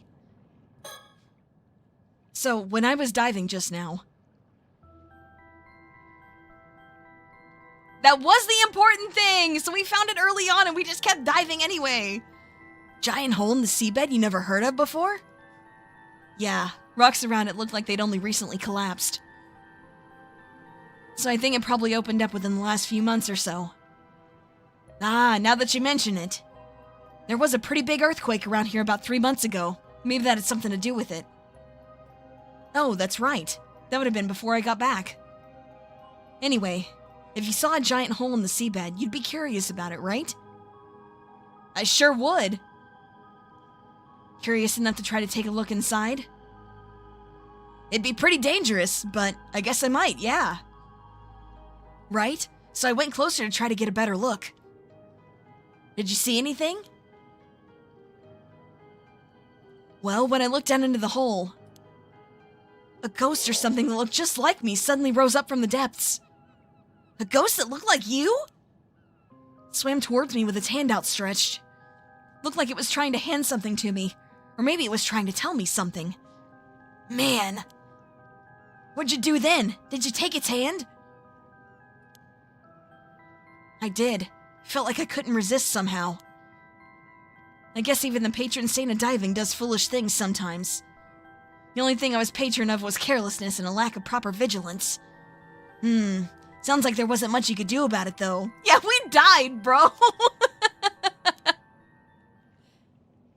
Hey, Yuza. That thing you ran into. Do you think it could have been a Tomokazuki? Tomokazuki?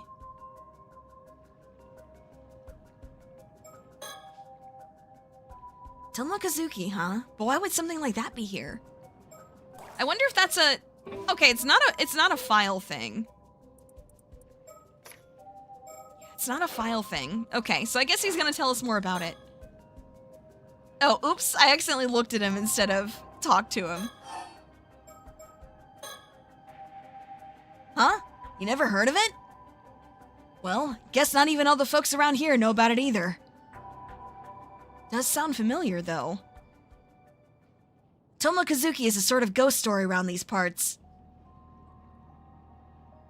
Story goes that sometimes when diving, a diver will come across another version of themselves, an exact copy. That other version of them will be holding out something they want, like an abalone. Something they want. When the diver reaches for it, Tomokazuki grabs them and drags them to the bottom of the sea. Whoa, that's scary. But wait, the Tomokazuki I saw wasn't holding anything. It wasn't? Well, that's different. Maybe it forgot it at home or something. At home, huh? The abalone? Yeah, the abalone. Maybe it left it at home. Huh. Maybe the Tomokazuki is more careless than the legends let on. You're pretty forgetful, though, so maybe it became such a perfect copy that it imitated that aspect of you as well. Oh, that damn Tomokazuki knows my every weakness. Now that you mention it, though, I think I do remember that story from when I was younger. Guess the fact that I forgot the story really proves how forgetful I am, huh? No worries, it was a while ago, you know?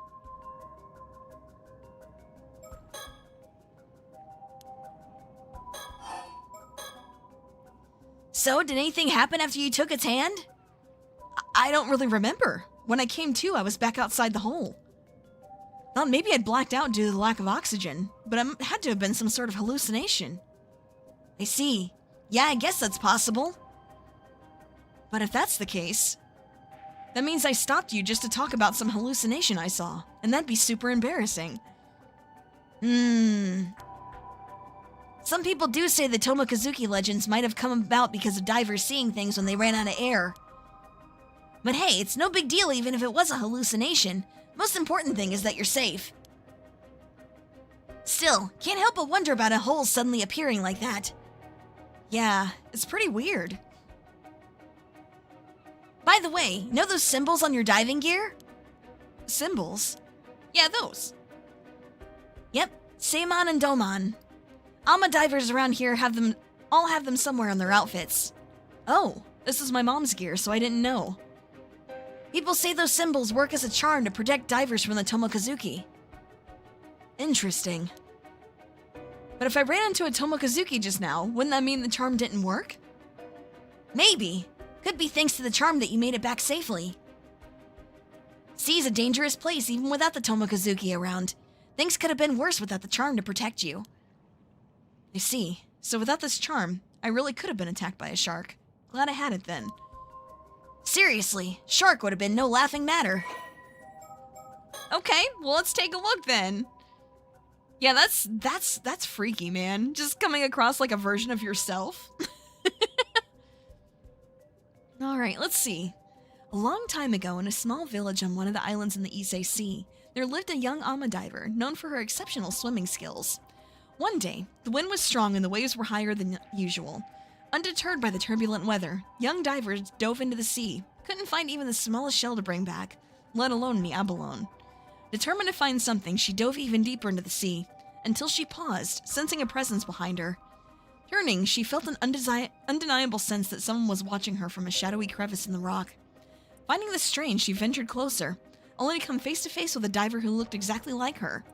As she floated there, stunned, the other diver extended her hand. In it was an abalone, larger than any she had ever seen. Young diver was mesmerized. She had to have that abalone, no matter what. She reached out her hand to take it. Suddenly, when her fingers were mere inches away from the abalone, the other diver's hand shot out and grasped her arm. Shocked, the young diver frantically struggled to pull away, but it was too late. Slowly, inevitably, she was dragged down into the depths of the ocean. Over time, this came to be known as the Tomokazuki Together Diver, due to it taking on an identical appearance to its victims. Divers are warned never to accept Tomokazuki's offerings in the depths, lest they suffer the same fate. The Tomokazuki is still greatly feared by Ama divers in modern times, and the Seimon and Domon symbols inscribed on items they take with them when diving are charms said to protect them from it.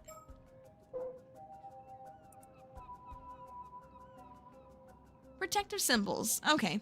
Yeah, so the star is the Seimon, lattice is the Domon. Got it. Often embroidered side by side or drawn on clothing using purple dye made from shells. Interesting. That's kind of cool. Okay.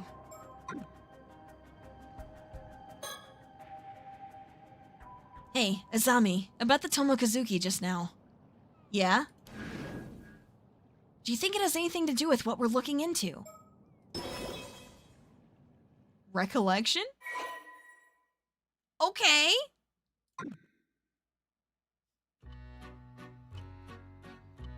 My apologies for the interruption.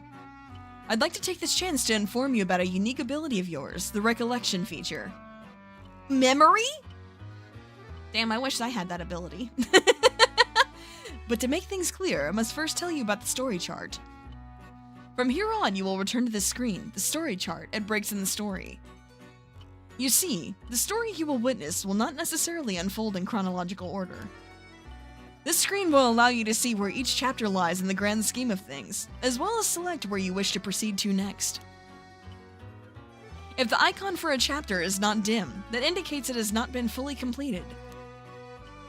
Generally speaking, completing a chapter will unlock the chapter immediately after it. However, there will occasionally be times when a recollection button will appear during the story, as you experienced just now. Pressing this button will allow you to delve into a memory evoked by certain words in the text, which will in turn unlock a new chapter, a past recollection chapter for you to experience.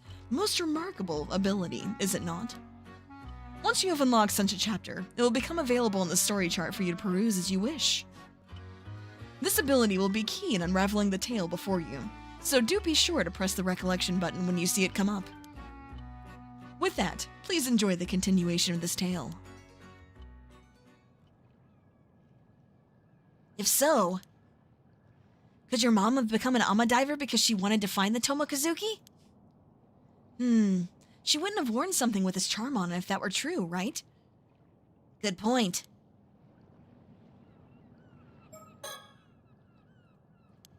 Alright, let's see. Okay, so we can't unlock the story chart. That's fine, though.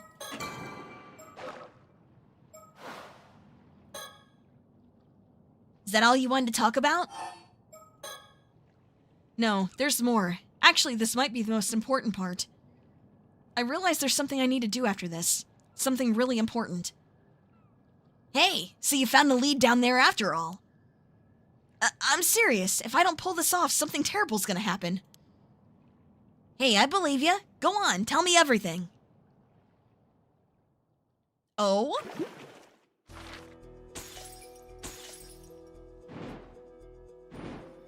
Nice. Okay, so we got this. I think we should probably do the past recollection one before we do this one. Yeah, a day before he sets off for the sea as an Amadiver.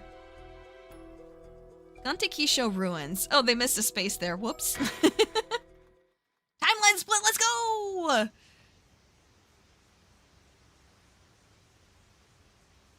I see. If you say you want to be an Amadiver, then of course you got my full support. But something tells me you're not just doing it for Suyu. People are bound to talk if you become an Amadiver here. You must have some other reason, one big enough to risk everyone running their mouths. I knew I couldn't hide anything from you, Azumi. Heh, wouldn't take me even 0.2 seconds to see through one of your lies. So, what's up? Tell me everything.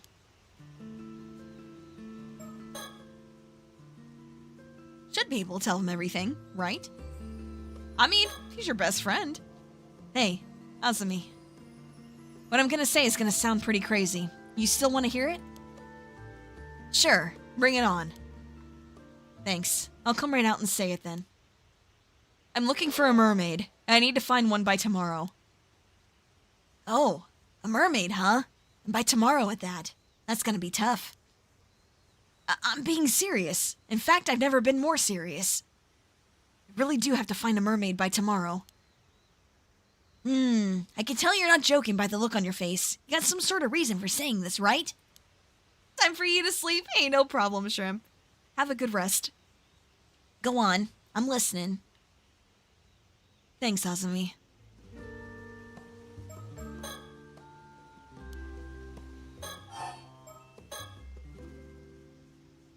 Is it okay if I talk a little about the disaster 5 years ago? Ah, the disaster, huh? If you're okay with it, sure. I was in middle school at the time. My parents had taken me out into the bay on a little fishing boat. This massive storm came from out of nowhere and sank all 3 fishing boats that got caught up in it. I was the only one who survived. Yeah, it was really terrible. So, what about the disaster did you want to talk about? Well, I've recently started to remember some things about what happened. For real? No, your memories of the disaster were always kind of hazy due to the shock. But it's great that you're starting to remember. Oh, but... I guess it's not exactly something you'd want to remember, huh? Sorry for getting all fired up. It's okay. Actually hasn't bothered me as much as I thought it would. Thanks for worrying about me, though. It's just that the things I remembered are a bit strange, so I couldn't bring myself to say anything. Sorry for keeping quiet up till now. Wanted to say something like a keyboard smash. Strange, huh? Well, I can see why you'd want to keep it to yourself, all things considered. Don't sweat it. So, about the accident. When we ran into the storm, our boat got caught in a whirlpool and started to sink. My parents gave me a life buoy, lowered me into the water. They were frantic, and I was too stunned to do anything but go along with what was happening. I can imagine. That must have been really scary. The waves were knocking me around, so it took everything I had just to hold on to the buoy. In the end, I just watched as the boat was swallowed by the water. I couldn't do anything else. There wasn't anything you could have done. Wasn't your fault, Yuza. But right after that, this huge wave came crashing down on me. And I got dragged down to the depths of the sea, life buoy and all. Huh? You got pulled under? But I thought... Yeah, up until now, I thought I managed to miraculously stay afloat until I got rescued. But I remember now. I was pulled down underneath the waves. I remember being caught in a current and tossed all about underwater. I couldn't breathe. I was so sure I was gonna die down there. But then someone grabbed my hand. Wait, are you saying what I think you're saying? I was barely conscious at that point, so it's not like I saw them clearly or anything. But I'm certain someone was there with me. Someone who grabbed hold of me and pulled me to safety. And from what I remember... You're saying they were a mermaid? Exactly. So you were saved by a mermaid? I'm sure of it, and it looked exactly what first comes to mind when you hear the word mermaid. A real mermaid, huh? But it was a really extreme situation, so it's entirely possible I was just seeing things. Which would mean I called you out here just to talk about some hallucination I had. And if that's the case, I'm gonna be super embarrassed. I'm not gonna lie, just the comedic timing of just like the dramatic zoom in, just to say he's gonna be embarrassed. I love that. I mean, you're standing here talking to me now, right? So you must have gotten out of that situation somehow. I can't imagine a normal person being able to stay afloat in a storm like that, let alone managing to save someone. Same. You'd have to be some sort of superhuman or something. Or not human at all. Man, who would have guessed there were mermaids here in Issei? If I really was saved by a mermaid, I owe them my life. I'd like to thank them in person if possible. Makes sense. So that's why you're looking for him, huh? Well, if we manage to find him, I gotta thank him for saving you too. So, I was thinking of heading to where the disaster happened, and diving there to see if I can find anything. Yes! Unprotected hand-holding! Oh my gosh! Wait. Are you sure? You almost died there. I'll be fine. In fact, since I've never gone there since the disaster happened, I was also thinking, I'd like to do something to honor my parents in your dad's memory. Yeah, I'd like to at least offer flowers if nothing else. The others have always kept their distance, but it's not like going there is forbidden or anything. Let's do it. Thanks, Azami. I owe you one. Okay, so he just keeps thinking the same thing. But there's no guarantee the mermaid will still be around there, right? I'm thinking it'd be good to have more of a lead before we head out there. About that, do you mind if I say something crazy? Bro, you've already been saying crazy stuff. Again? Sure, what's up? You remember my mom, right? Of course I remember Ms. Mare. Well, she wasn't originally from Kamishima, but she met my dad when she moved here and ended up marrying him. But even to me, she never seemed to really fit in here. Well, I can't disagree there. She never spoke to me much either. Some people even outright told me not to talk to her, you know? Said she was suspicious because we didn't know anything about her. Stuff like that. I guess that's understandable. She didn't really involve herself with community activities and almost never participated in local events. Felt like she was always keeping her distance from the other islanders somehow. 20 years ago. 20 years here and she was still considered an outsider. Yeah, I never really knew how to bring it up to you, but I always kind of wondered. Was there some sort of reason for that? Not as far as I know. Yeah, exactly. That's what I'm saying, Grim. How are you supposed to know someone? How are you supposed to get to know somebody if you just, immediately suspicious of them? Why would they want anything to do with you? Dad and Gran never seemed to mind, so I figured that's just how she was. Looking back at things now, it was pretty weird. Well, I guess even I thought she was a bit of an oddball at times. You say that, but I think you're getting to be pretty similar to her. What? Really? Yep, what's that saying? Marching to the beat of your own drum? You're both like that. Really? I never realized. I've been so blind. A blind fool! Yep, there it is. That's what I'm talking about. Huh?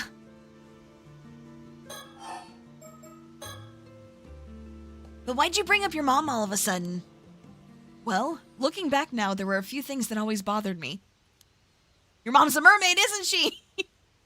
Oh? For a start, no one ever told me where my mom was from. She was also a natural at alma diving, but I never saw her eat any seafood. Are you a reverse mer person? Not yet. How's it going, Gumi? I hope you're having a good one. Sometimes at night, she'd suddenly say she wanted to go look at the sea before going out and not coming back for hours. Huh. I guess that is pretty weird, yeah. That's not all. When I was sorting through my mom's belongings, I found this. We usually keep it in the family altar, but I brought it along today to show you.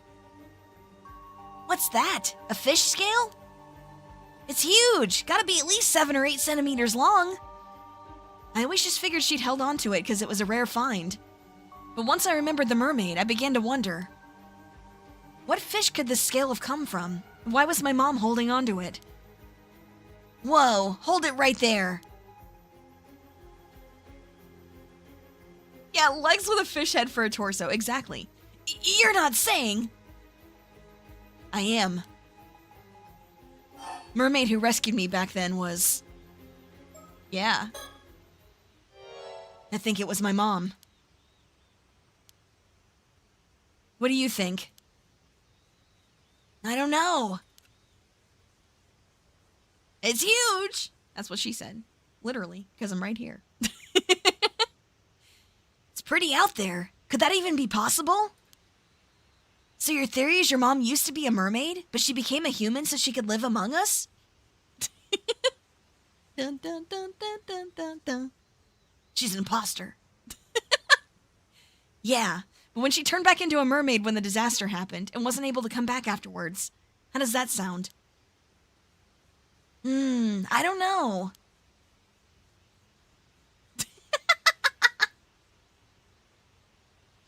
But after hearing your story, I can't just dismiss it out of hand either. If that's really the case, and my mom really is still out there in the sea somewhere, even if in a different form, I was thinking it'd be nice if I could see her again. Might be because they're still treated as missing instead of dead, but... still hasn't really sunk in that my parents are gone. I know what you mean. Sometimes it feels like my pops is just gonna show up at home again like nothing ever happened. Though even if your mom's alive, I guess it'd be hard for her to show up if she's back in her mermaid form now. My mom really does have some sort of connection to mermaids. And maybe that was the reason she never really fit in here. Might help clear up any mistaken impressions the others have of her anyway. I see. So you think that by trying out alma diving like your mom did, you might be able to find something out. And maybe if you're lucky, you'll run into a mermaid in the process. Yeah. And if I really am descended from mermaids somehow, it's possible that diving might awaken something in me. He's looking for something to be awakened in him, is he? Curious. Oh, right. I hadn't thought of that. Guess if your legs suddenly become fins, we'll know for sure you're a second-generation mermaid. Okay, think I've got the gist of what you want to do now. Thanks for understanding, Azumi. Haven't been happy with how people have been treating you ever since the disaster either, and what they say about your mom. If there's anything I can do to clear the air, I want to help. Thanks, I appreciate it. Though I don't know how people will react if you suddenly start talking about mermaids. Might be best to keep quiet on that part for now and just say you're looking into your mom. What do you think? Yeah, I think that'd be best. He's a mermaid Jumibio. Yeah, why not? Okay, now that we got that settled, how about we head out tomorrow morning? That sound good to you? Yeah. Been doing some training in secret, so I'm all set.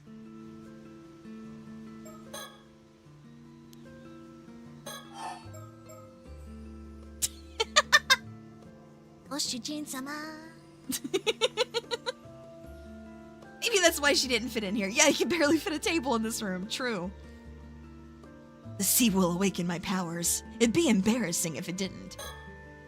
Or rather, it'd be like, and if it doesn't, dramatic zoom in on the face, I'd be super embarrassed. Still, having to find a mermaid by tomorrow is pretty sudden. What's up with the tight deadline? Well, sorry, I can't say right now. If we manage to find one, I'll explain everything, I promise. Well, as long as you tell me later, it's all good. Oh, here's an idea. If you're in that much of a rush, how about we go talk to Tsukasa and Sato? Maybe they'll be able to help out. I wonder, it would be nice to have more help. Would they even believe me? The whole thing is pretty crazy after all. Besides, Tsukasa's going back to the mainland soon. I'd hate to bother her now.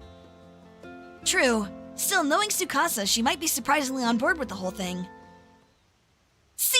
I knew he'd be here! Whoa! Speak of the devil! Yeah! When did you two get here? Oh? Talking about something you didn't want us to hear, were you? Boys will be boys, I guess.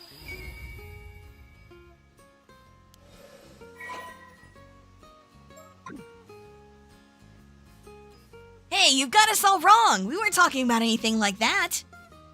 Yeah, you gotta hear me out, Tsukasa. I was powerless to resist. What? I refused at first, but Azumi insisted and... Oh? Tell me more. You might as well admit it, Yuza! Sato, what's with the sudden keen interest?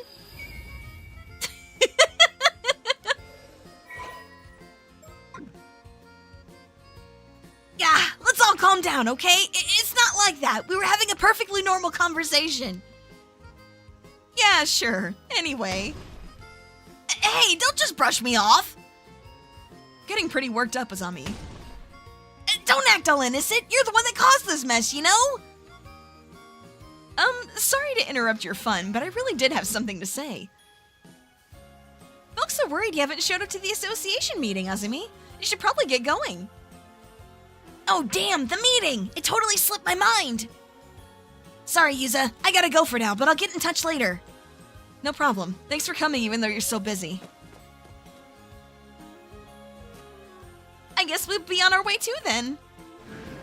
Sorry, but we've got some important business of our own to handle. Won't be able to help out with whatever you're up to. Another recollection? Nice. Okay, cool. So did you hear what we were talking about? She is kind of cute. I like her hairstyle. Only the part where my name came up. I didn't want to be nosy, though. I see. Well, thanks for coming all the way out here to get Azami. I don't know what you guys are up to, but you piqued my interest. Be sure to tell me all about it later, okay? Anyway, see you later. Come on, Sato. Roger. Oh, one more thing. You better not forget about the day after tomorrow. Tell Azami he'd better remember too. Sure, I'll tell him later. Is it like her birthday or something?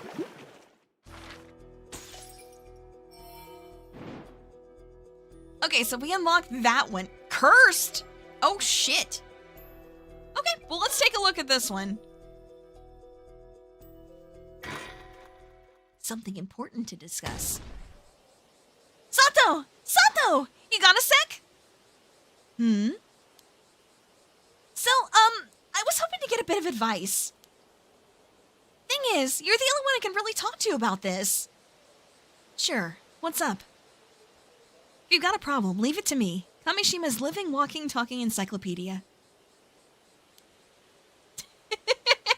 Low-key kinda looks like me. I doubt that. I disagree. Wow, that's a pretty impressive title, Miss Encyclopedia. How do you end up with that haircut? It seems like fluff. Seems like trying to go for, I guess like a shoulder length haircut, but it puffs up because you have curly hair. That's what I would think. Although I think the walking, talking kind of implies you're living already. Either way, I hope you can help. You know that even if it kills me, I'll squeeze every last brain cell I've got to help you, Tsukasa. Right, but you're supposed to be a living encyclopedia, so please don't go dying on me. Thanks for being there for me, though. Come on, let's go somewhere with no one else around then. The salmon-colored blouse? Maybe, maybe. Mine's definitely more purple, though.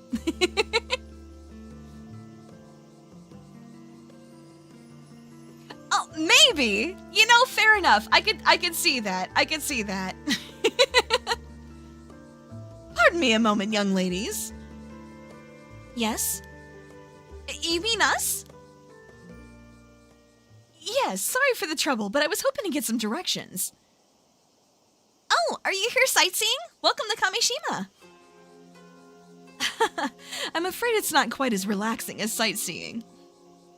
We're looking for the Wakamura residence. Would you happen to know where it is? The Wakamura residence?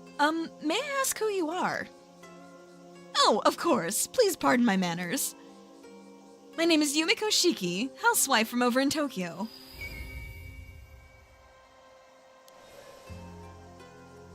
A housewife. And this here is Soto Kiryu. He's something like an assistant to me. My pleasure.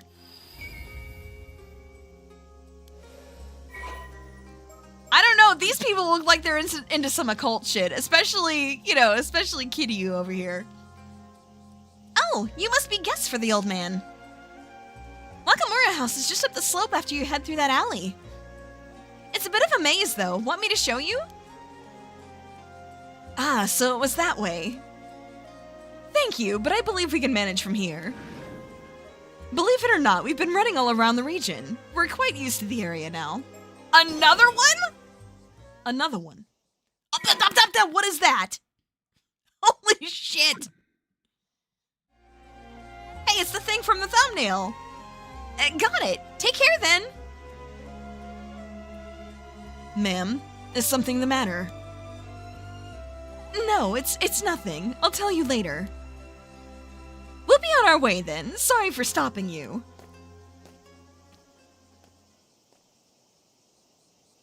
Huh. Those two had a really strange vibe. The old man sure gets some unusual guests. Yeah, there was something about them. Don't you think that's the kind of aura that sorcerers would give off? I told you it was some occult shit! Ah, I know what you're getting at. I've read those rumors too. The kanji looked wild. I mean, honestly, I don't know a damn thing about kanji myself. I know a little katakana, but nothing about like kanji itself. So if there was anything odd about it, that would completely go over my head. Everyone's saying that old man Wakamura has been super reliant on some shady sorcerer lately. They did say they were from Tokyo. Maybe they really are sorcerers. Whatever. Come on, Sato, let's go. Yep.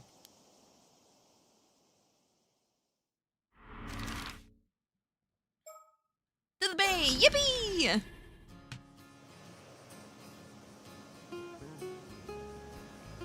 I really love the art style in this. It's so nice. Okay, this spot should work fine. Oh man, now that I'm actually about to talk about it, I'm getting super nervous.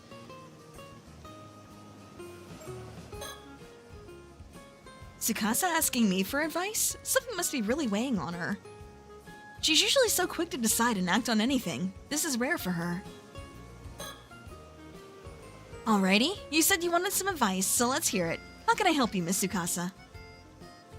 Well, I do want your advice. I'm not really sure where to start. Wow, I guess this really isn't an easy topic for her. In that case, let me start her off with another topic to loosen her up.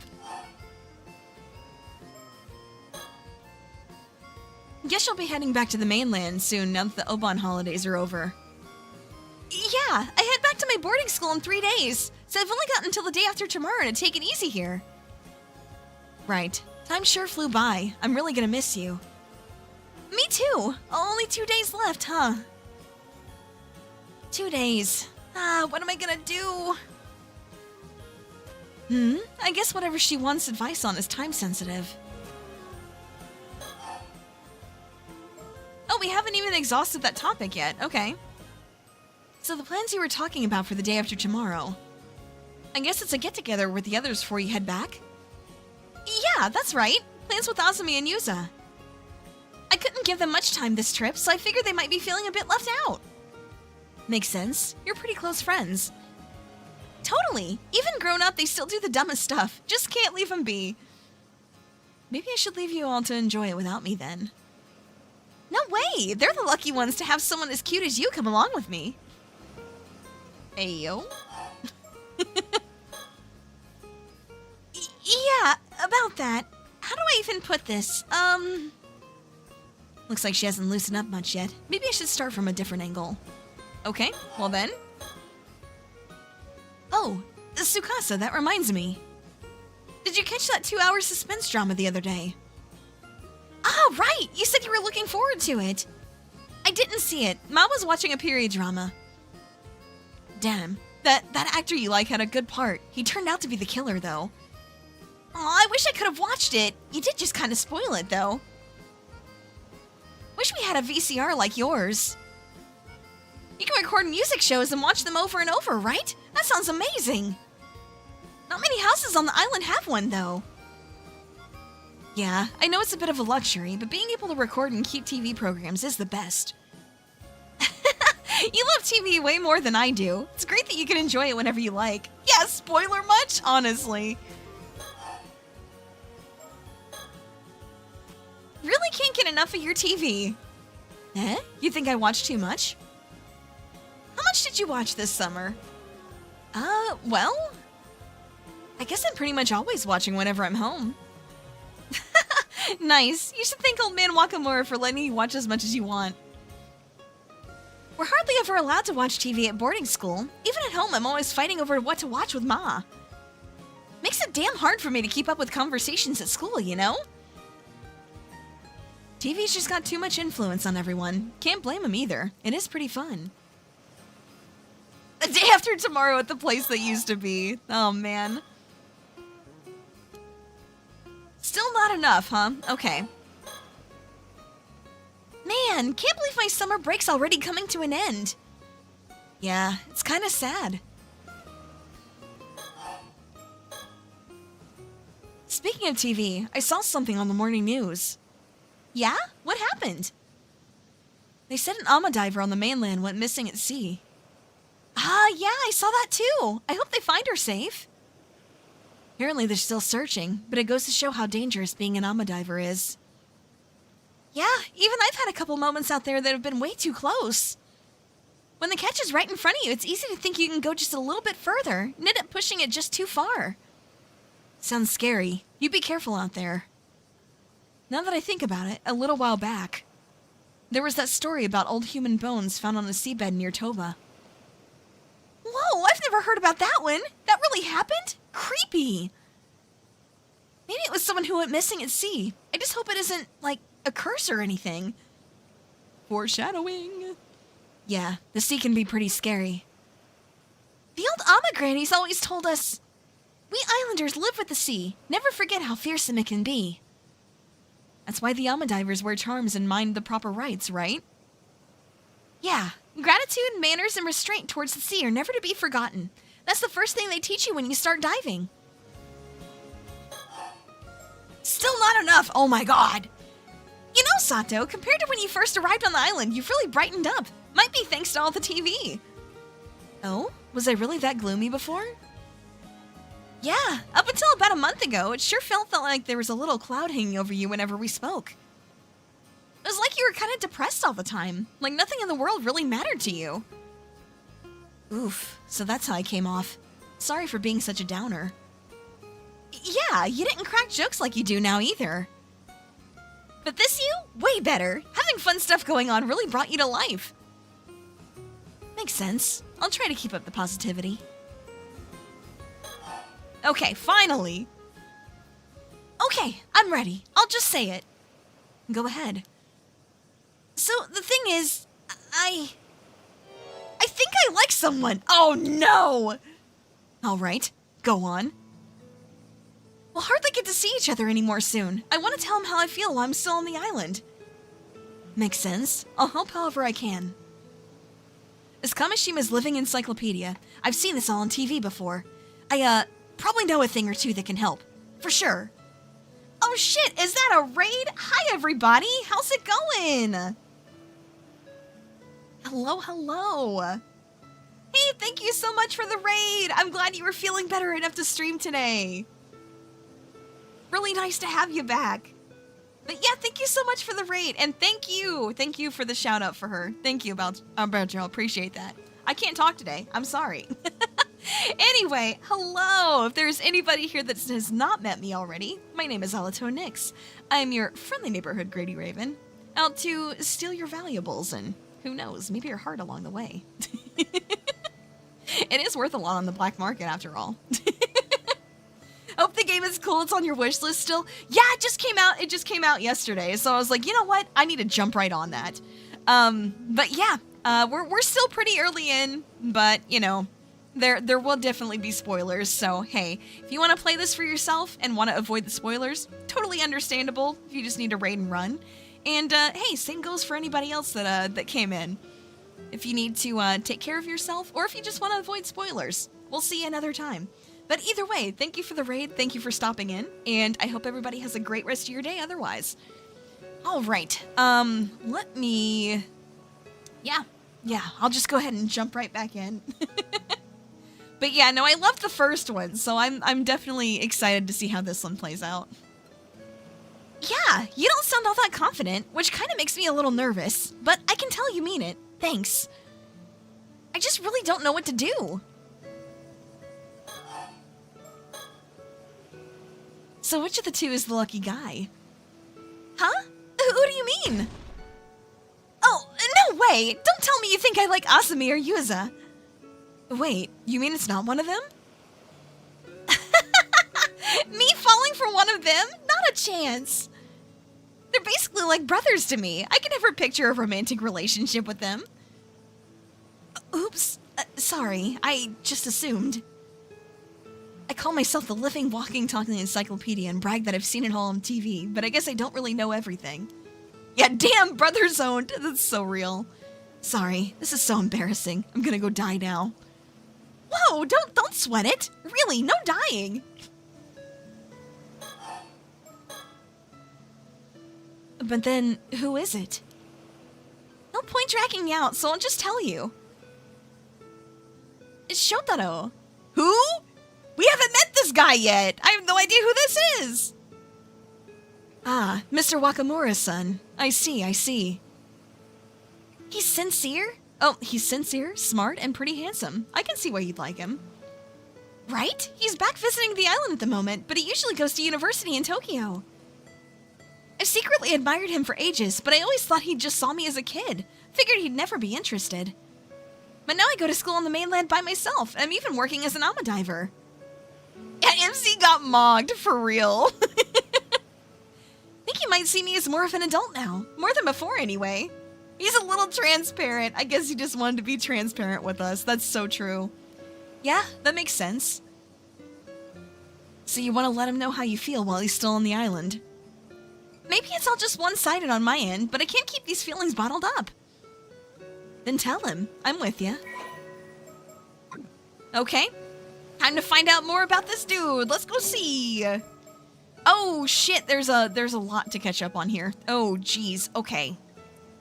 Alright, let's go ahead and catch up. Wait, 21? 17, ooh. It's not the most problematic age gap, I'll allow it. Only son of Mr. Wakamura, local magnate. Okay, okay.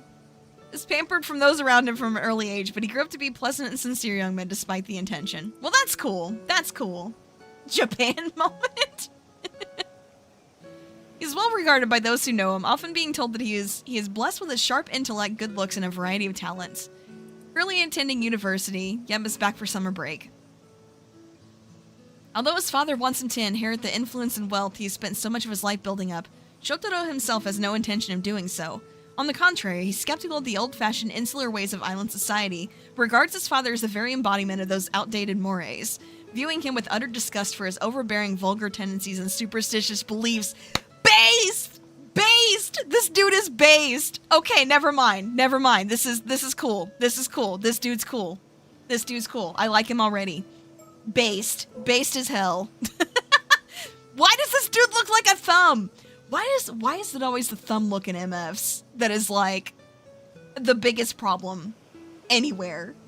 Why is that? Why is it always the MFs that look like a thumb with a face on it that you gotta be careful of?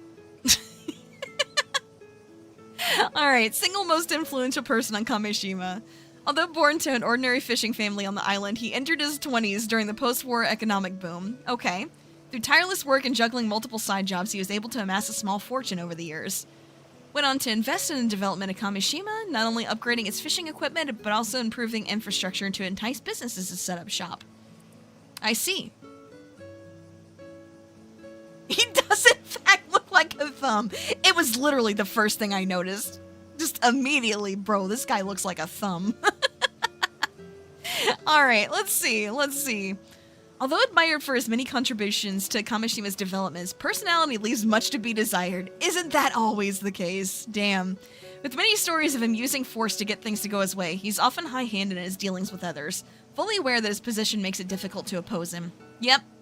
Having moved his main home and base of operations to the mainland many years prior, there are abundant rumors that he's since added loan sharking and land grabbing to the list of ways he's willing to add to his sizable fortune.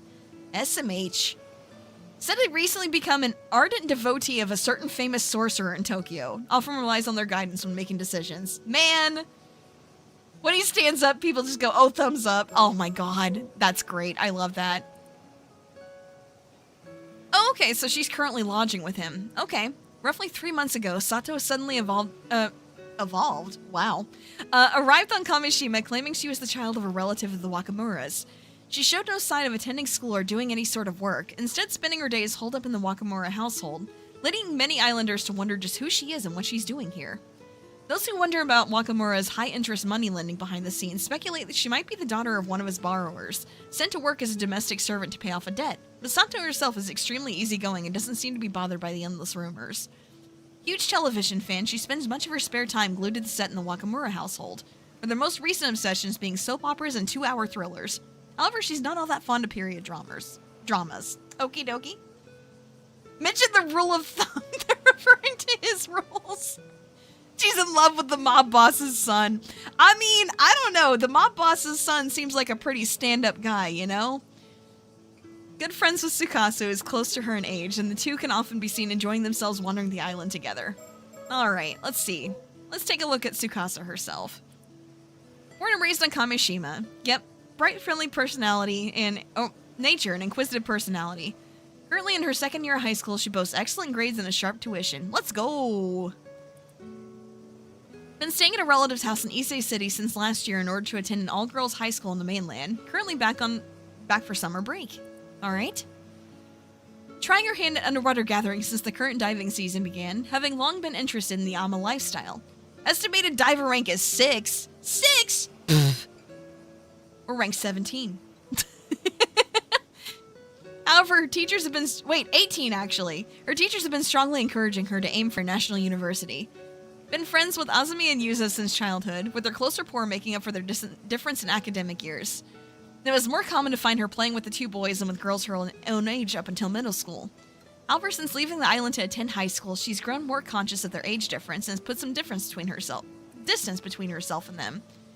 Hit it off immediately with Sato. That's cool. That's cool. 18 years ago, her still pregnant mom moved to Kamishima alone before giving birth shortly after. Grew up in a single mom household. Damn, okay. Although she used to occasionally ask her mom about her father, questions were always evaded, so she has since stopped inquiring. Interesting. However, since the fact that her mom never seems to have any financial difficulty despite not working has led her to quietly suspect he might still be involved in some way. Age a secret. That's true. You don't ask a lady her age.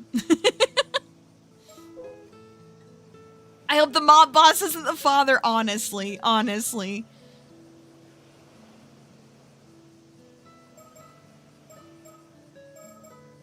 You know, he just gives off real, like, evil vibes. Hag. Bro, that's... That's messed up. That's messed up. Oh, man. Not wrong, though, probably. You're staying with the Wakamuras right now, yeah? Know anything about it that might help? Oh, I'm afraid Miss Encyclopedia might not have that kind of info. You don't have much info at all, do you? I mean, he's honestly not home most of the time. There's a lot I don't know about him. Feels like he's always got something to do, checking in on folks all over the island. Like, I don't suppose you know if he has a girlfriend in Tokyo or anything. I'm afraid I'm not sure. Tokyo's packed with beautiful girls, right? Guy like him won't be left alone for long. Well, from what I've seen, I haven't noticed him keeping in touch with anyone. He kinda does give Aizen, yeah! No, you're not wrong about that. He kinda does give that vibe a little bit. Then what about what he likes? Something you'd be happy to get? Let me think. Sorry, nothing's coming to mind at all. I really may as well just go die somewhere. Come on, don't say that. Thinking it through with me is more than enough. You gotta stop joking about dying like that. Friends when they talk to me. Oh my gosh. Shotaro, huh? We do live under the same roof, but I'm holed up in my room most days. So we don't really actually interact that much. Ugh, at this rate I'll have no advice to give. What should I do? Oh, Tsukasa, how about this? I'm pretty sure I can ask Shotaro to meet us somewhere. I'll organize that for now, and we can plan from there. How does that sound? Ooh, sounds good! Thanks so much, Sato.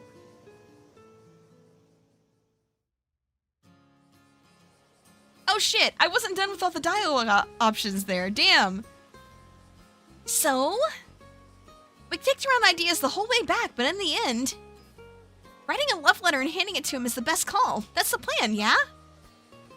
Yep, since way back when, the tried and true way has always been a love letter. Classic method, I like it.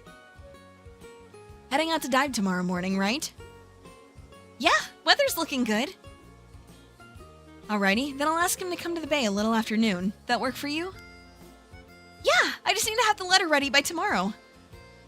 Hey, can you look it over before I give it to him? Of course, I'll fix it up even if it kills me. Thanks, I'll write it even if it kills me too. Ah, I'm already so nervous. Hey, you two over there.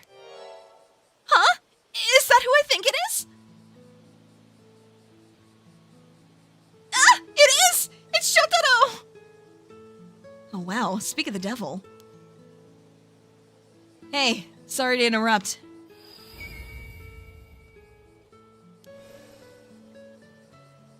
Oh, he's totally glowing as usual. Yeah, the size of that pop collar is insane. Is something wrong? Have you seen Azumi? He didn't show up to today's association meeting. Oh, I see. I haven't seen him today. Ah, I think I know where he is. I'll go get him. Oh, you do? Knew I could count on you, Tsukasa. I'll let you handle it then. Sure, no problem.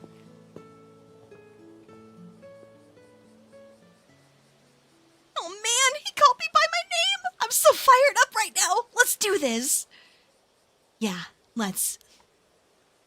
First off, let's find those two. Bet they're up at the Kantakisho ruins. Let's go, Sato. Why does he look like a YouTube prankster? Shit, he kind of does. That's so funny. Right behind you. That's so funny.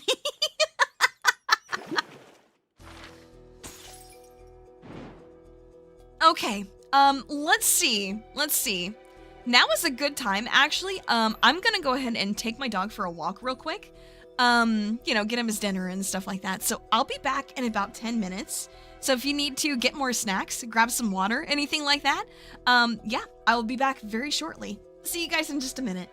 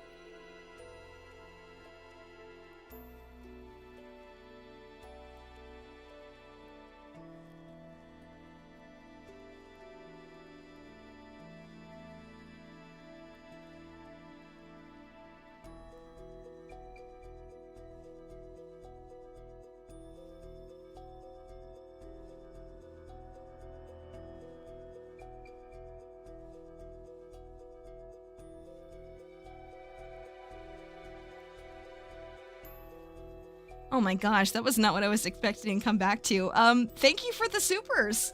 I appreciate that. How much to buy on-brand bird water? You know what? I don't know. That is not a product I have cooked up yet. Been perching for real. One can say he's a bit perched, am I right? Anyway, okay, let's get back to things, shall we? I kind of think like doing, yeah, what would bird water even be called? That's, you know, that's a great point. That's a great point. I'm gonna have to think on that. But let's go ahead and yeah, let's go ahead and I guess check into this investigation here. Yeah, head to the coast of Futamigaura after receiving a report about a strange corpse found there. Well, yeah, let's go check it out. Bird bath? No, that might give the wrong idea. That might give the wrong idea.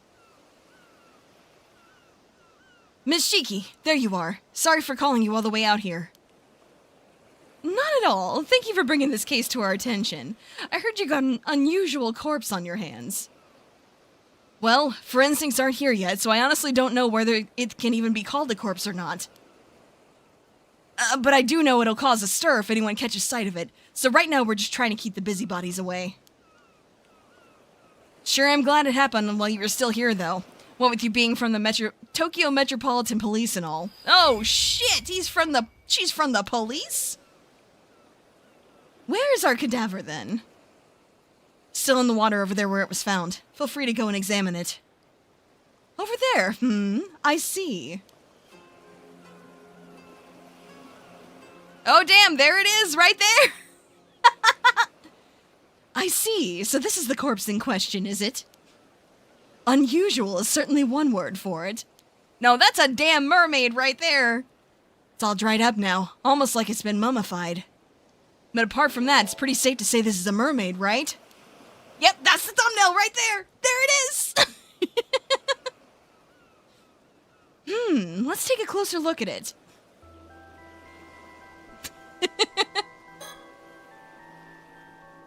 It would seem the fish half of the body begins from the shoulders downwards. All the mermaids I've ever heard of had the fish half start from the waist down. Yeah, is she an idiot? Well, she is from the police, so maybe. If it is a fake, maybe whoever made it didn't do their research. Really? Several of the mermaids described in old Japanese legends have their face as the only human part, though. Seriously? Guess that makes me the only one who didn't do their research, then. As you can see, there's no doubt it has a human head. It's the main reason we went ahead with treating it as a corpse. That makes sense. I can't imagine anyone would have seen a creature like this before, after all. If it really is a mermaid, wouldn't this be a pretty huge discovery? It's not the sort of thing we'll be able to make public, that's for sure. As gumshoe levels and dumb. Think she's past her time? Maybe. I don't suppose we have any way of confirming their identity. Their identity? Given the state of the body, probably be pretty difficult to confirm based on facial features. Might have a chance using dental records. Though that would depend on if they've ever had a dental exam. I see. That makes sense. But if they can turn into humans, maybe they would have had a dental exam at some point, maybe? If it really is a corpse, I wonder when they died. I doubt their body would have ended up this desiccated if it had been in the sea this whole time. You think there's a possibility they died, shriveled up into a mummy-like state, then their body fell into the sea and got washed up here? It makes for quite the enigma, that's for sure.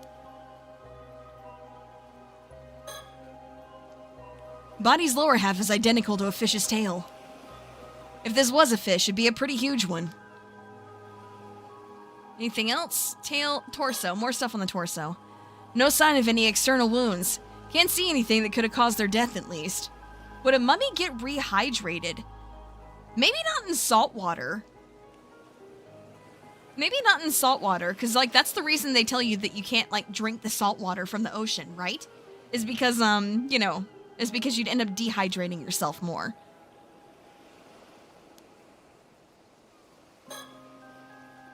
Honestly, I'm kind of leaning towards it being a fake of some kind. What do you think?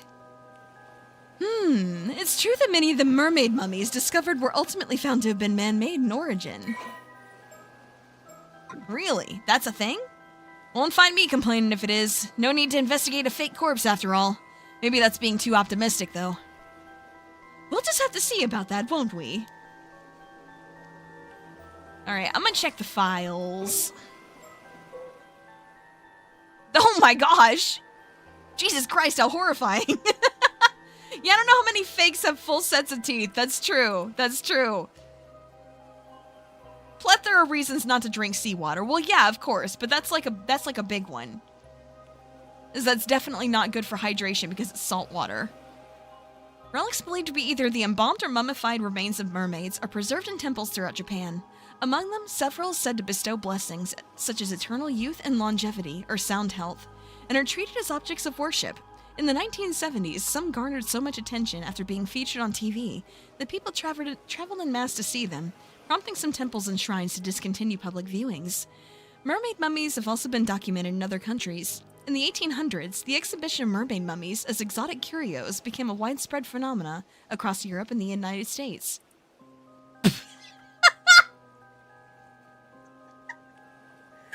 Oh, I'm trying to do like a serious reading of this, and I just look over and just see fish piss. Thank you, Flocky. Very cool. Oh, jeez. Okay. All right. Although these mummies were originally believed to be genuine, subsequent analysis has revealed fibers from materials such as wood and paper in their composition, exposing them to be man-made in origin. Quality of some mermaid mummies crafted in Japan during the Edo period was particularly high, with several being widely circulated, especially in Europe. However, the revelation that many of these mermaids were man-made does not disprove the existence of mermaids, and debate on the topic continues even today. Okay. You know what, we're gonna start saving in slot 2 here. Okay, let's check the head again. When I first saw this expression, I thought they must have died in unbelievable agony. But at the same time, can't help but feel that they look almost satisfied? Could be my imagination, though. Satisfied, I don't know about that one, but okay. Sure.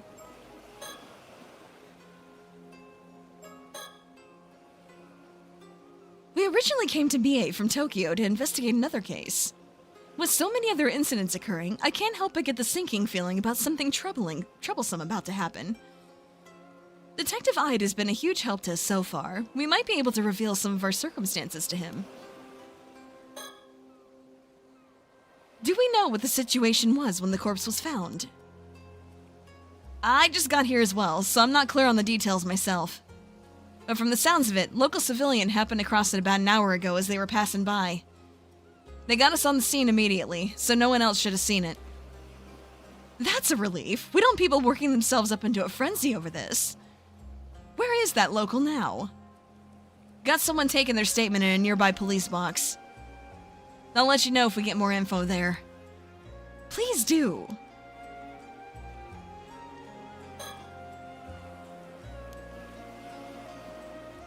Detective from the local police.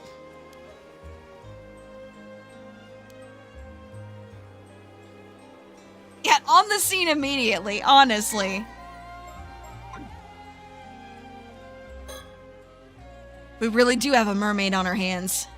Do you think all those stories about becoming immortal from eating mermaid flesh are true? Oh, so you're curious about that too, Detective? What do you mean too? Wait a minute! Wait a minute! Is this our bad guy right here? Is this our bad guy? Well, I don't know if I'd actually want to eat it though. Living forever doesn't necessarily mean you'll be happy, you know? Besides, I can't say I find the thought of eating meat from this thing all that appealing. Jerky! I hate it. I hate that so much. It kind of is, though, with it being all mummified and stuff. It's already preserved. That's a regular mother-in-law. Wild. I see. I suppose that's a natural response. But there are plenty of people who would be interested in getting their hands on this corpse for that exact reason. I can see that. Might even have people fighting over it if it gets out. All the more reason to try and keep it hidden.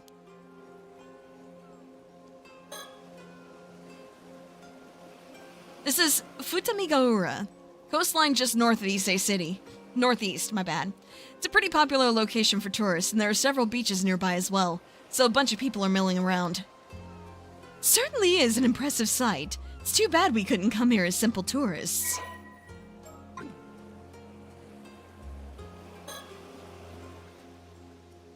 Sound of waves and the buzz from the onlookers fills the air around us.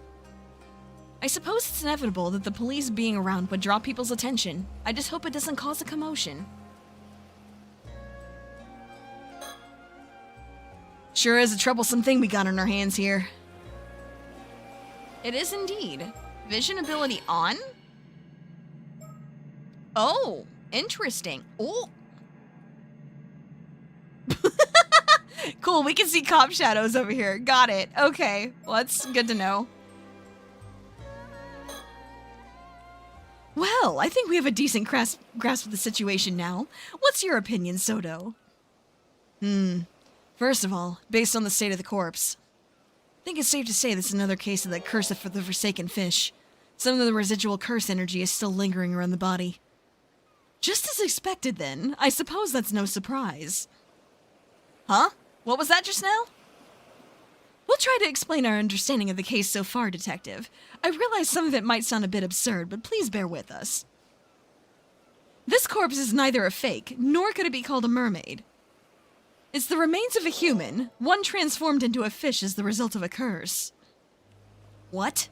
A former human? And a curse, too? Pretty hard to know what to say to that. One thing's for sure, that's not going to fly in the case report by itself. Mind explaining a bit more for me? Of course. Let's start with an explanation of our circumstances, then.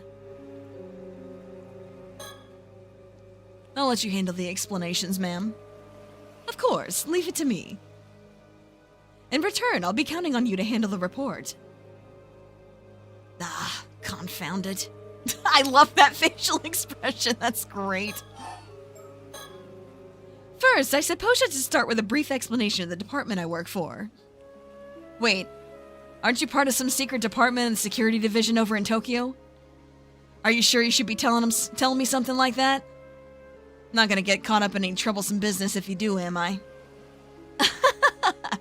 No need to worry. I doubt it'll come to that. Probably. Our work is mostly kept a secret because it's something of a pain to find people who will accept, let alone understand, the circumstances each time. But you've been very supportive so far, so I can't imagine that'll be a problem. Well, if you really insist, go ahead, I guess. As you say, my department is indeed part of the security division. Its proper name is the Paranormal Affairs Bureau.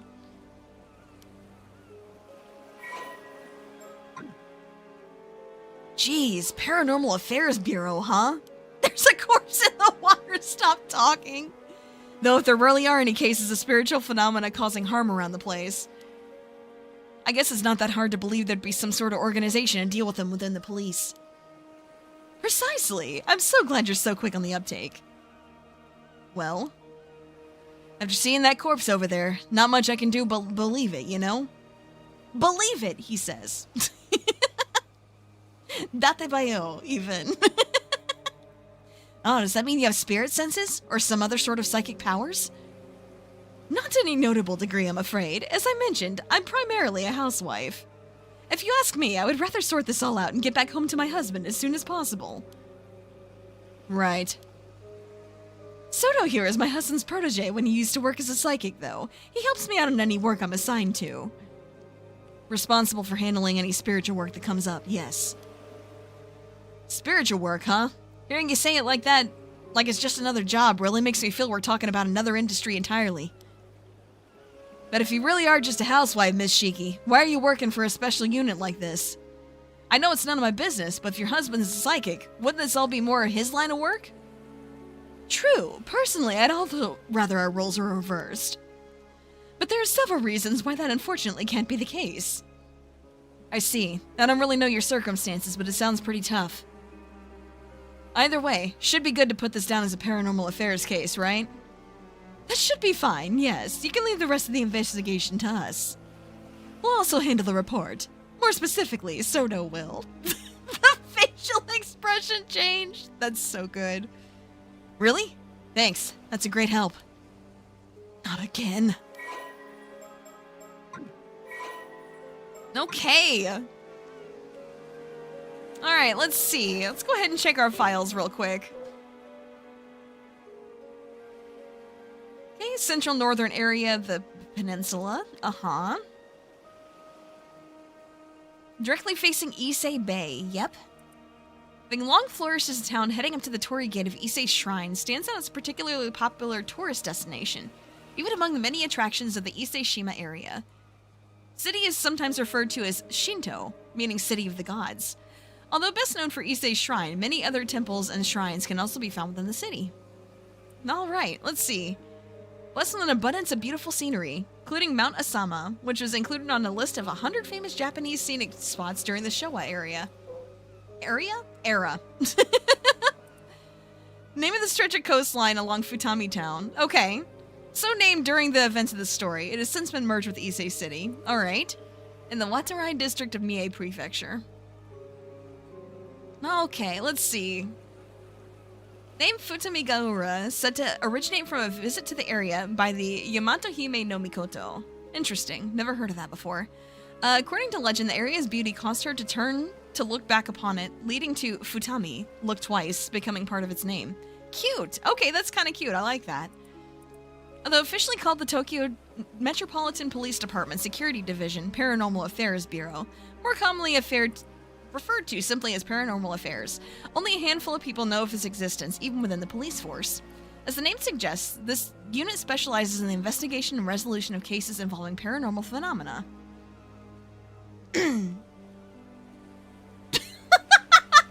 Chat test number 3. Okay, so the first 2 got eaten.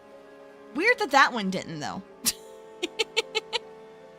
Since the existence of such happenings is not public knowledge, nor is it readily believed by the general population, Bureau's activities are conducted in the utmost secrecy. As there are currently only 5 members in the unit, including the chief, they utilize a network of psychic contacts across the country to assist with their cases.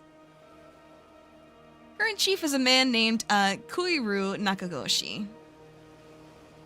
Although said to have been born to a family of psychics who have been involved in keeping the world safe from paranormal phenomena for generations, Kuiru is an elusive figure. Very few have met him in person. He is rarely seen in the office. It is said that this is because he is often the target of curses. However, some theorize that in fact because Kuiru is not actually a flesh and blood human, some going as far as to question whether he really exists. Interesting. Okay. Alright.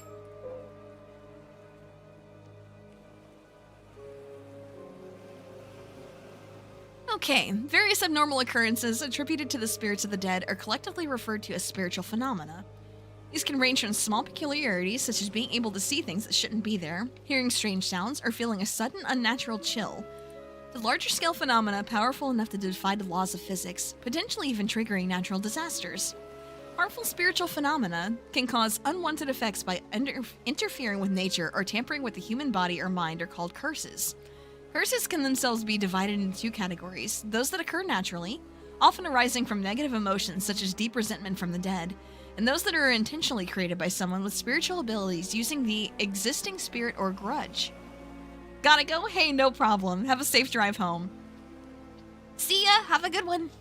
However, creating a curse is quite difficult. There is risk of the curse rebounding and causing harm to the creator instead.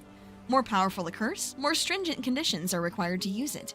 The ability to sense the energy of spirits and spiritual phenomenon is known as spiritual sense. Strength of this ability varies from person to person. While it can be increased to a certain extent through training, ultimately comes down to the individual's innate talent. According to those who have it, spirit sense is similar to a sense of smell. Lingering spiritual energy in an area can be detected by what feels like specialized sense organs, conveying information such as the relative strength of phenomena, or whether it is benevolent or malevolent in nature. Those with a particularly potent spirit sense are also able to glean specific details from the energy, even track it down to identify its origin. However, as spiritual energy is unaffected by air movement, it is not possible to use wind to drive it away. Ability to see spiritual phenomena is considered a psychic ability. Makes sense? First, regardless of one's ability to perceive them, so many people lack spirit sense are affected by such phenomena without any awareness of the cause. I can words, I promise. It's impossible to quantify. Comparing its strength between individuals is difficult. However, as tolerance to forcible exposure to spiritual phenomena is comparable to tolerance to alcohol, there are those who use this comparison when explaining to others. That's interesting. So you can build up a tolerance to it. Special power to interact with or influence spirits. Wide range of abilities, being able to see them or being able to directly control or exercise them. That's kind of cool. Let's see. Known as psychics, of course. Possessed spirits sense lack psychic ability, particularly susceptible to the influence of spiritual phenomena, whether they are aware of it or not, and as such often fall victim to supernatural disasters or disturbances. Well, damn, okay. Which artifacts? I have no idea what you're talking about, I'm not gonna lie. I'm completely lost. I have no idea what you're asking about. Okay, let's see.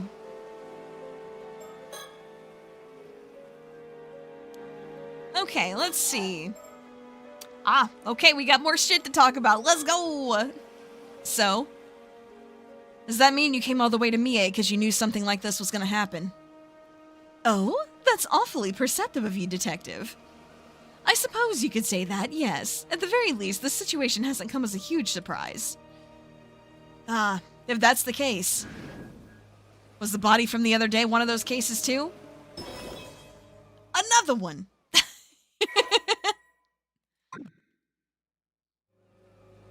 It was indeed, yes. Seriously? It does sound like a pain to deal with. Bet our chief knew all about this when he assigned me to the case. If it lessens the burden, you've been a great help to us so far, Detective. I don't mind occult stuff, so I've been asking all these questions out of curiosity. But it's probably best I don't get too involved in all this paranormal business, right? You must have had a good reason for keeping it under wraps after all. I think that would be wise, yes. This dude is a cop, it's true, but so are we in this case. Still, never would have thought that there's a curse out there that can turn people into fish. And it only half worked, so the victim ended up looking like a mermaid. That's bound to cause misunderstandings. The curse is originally meant to turn a person's whole body into that of a fish, you see. But the victim died before the transformation was complete, so it stopped before it could reach that point. The vast majority of the mermaids discovered over the years are either man-made fakes or victims of the same curse.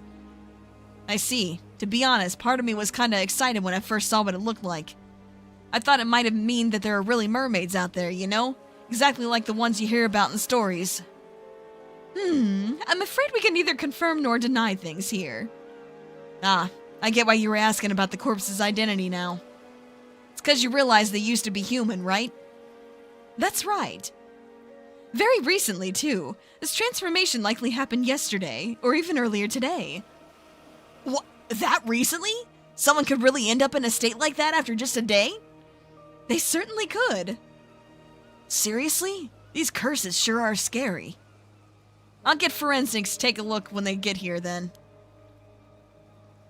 Please do. The investigator in question has worked on paranormal affairs cases before, so they shouldn't need any explanation. All right, case from yesterday. Great, that should save us some effort then. Cursed one day, mummified corpse the next. Sure is a scary world we live in. It sure is. You know, I sometimes find myself wondering if I have a bit of spirit sense as well. There have been times I caught sight of strange things when walking down a road at night. When I looked into it later, I found out the place I'd walked by had been the site of an accident or the like. Oh, that might be the real deal then. It's definitely a possibility. Would advise not going too close to anything you see of that nature.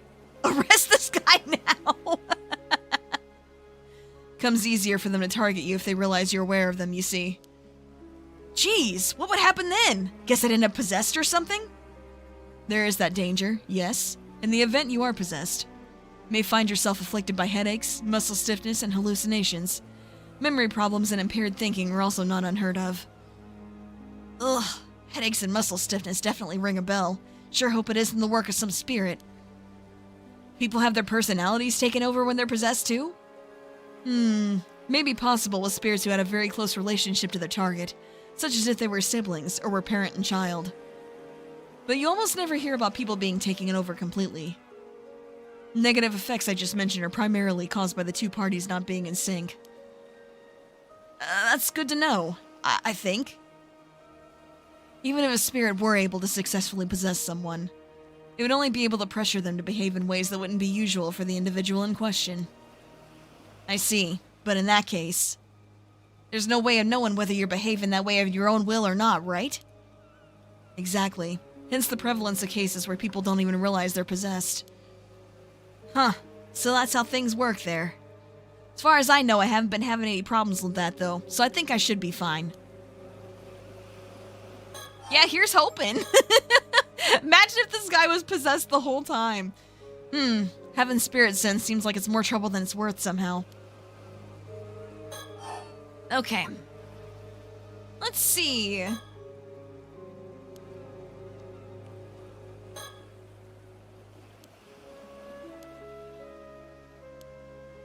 Okay, so there must be something that we're missing here. Surroundings. Police officer. Want to make a Beatles joke? Well, hell, go for it. Local police have the area closed off to make sure bystanders can't get too close.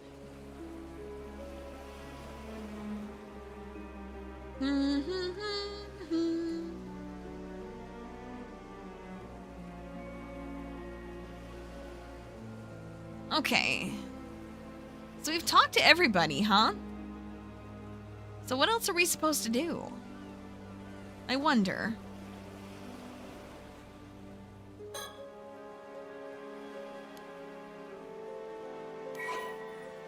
There we go. Okay, profile updated. Is that the last thing I was missing? It is the last thing I was missing! Okay.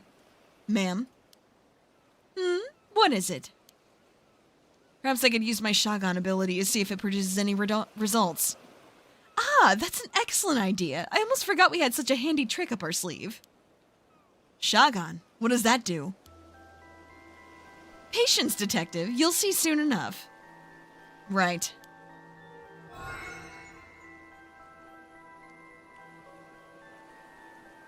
There. It's done. Oh, so it went well, did it? Well done, Soto. What's all this about, then? Shotgun D's! That's crazy. That's so funny. Soto can see the face of the deceased from a piece of the remains, however small. He can then sketch their features based on what he saw. Ah, so that's how you got a sketch of the victim in that other case. An ability like that would be priceless if we could use it on the Force, you know. Well, I hear it doesn't always work, so it's unfortunately not foolproof. So, what did our victim look like? Yo! About that. Think it might be faster to see for yourself. Yo, isn't that her mom? Yo! This face! It's Somikawa! It is her!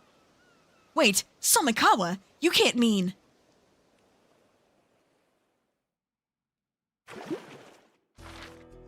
Holy shit! Okay, so our mom's dead. So we have that already, I guess.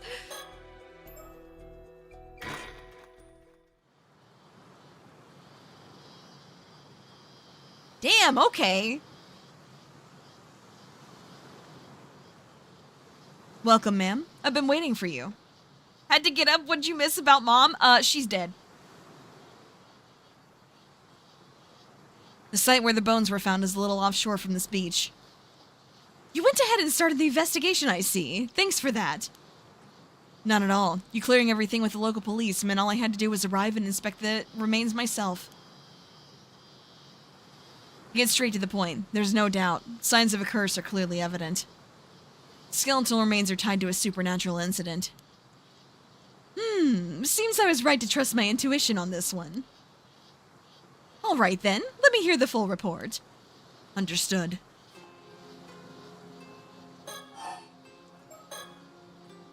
To begin, shall we review the details of the case? Is that really necessary? Summarizing may help us notice something we missed. Not a day goes past that I don't admire your diligence, Soto. My thanks. I'll strive to be brief.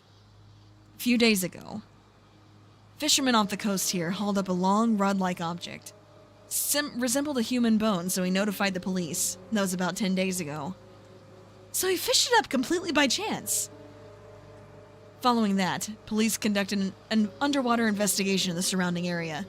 They discovered multiple skeletal remains in a fissure beneath the rocks. All the remains were already severely deteriorated, with each being several years to several decades old.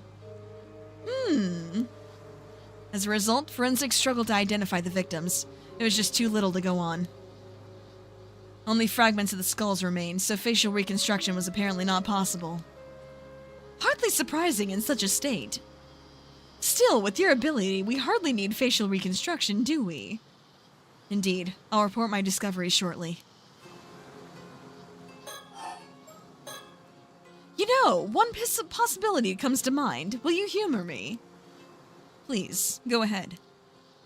I wonder if those skeletal remains could be the victims of the Kamishima Southern Sea disaster from 5 years ago.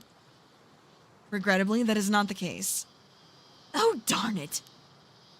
Please don't sound so defeated.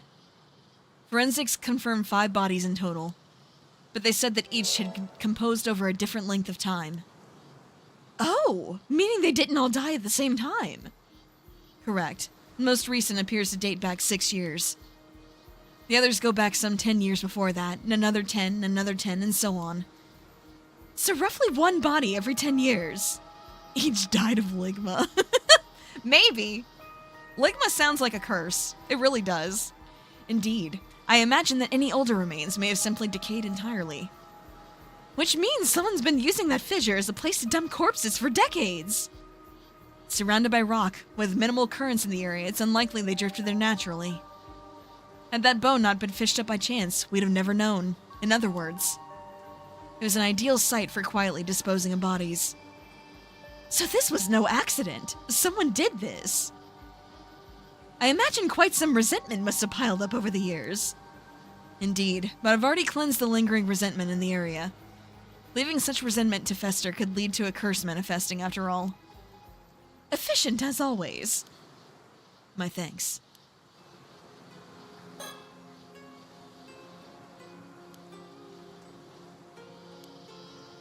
I didn't mean to do that, but okay. There is one more point of concern that all the remains have in common. Go on.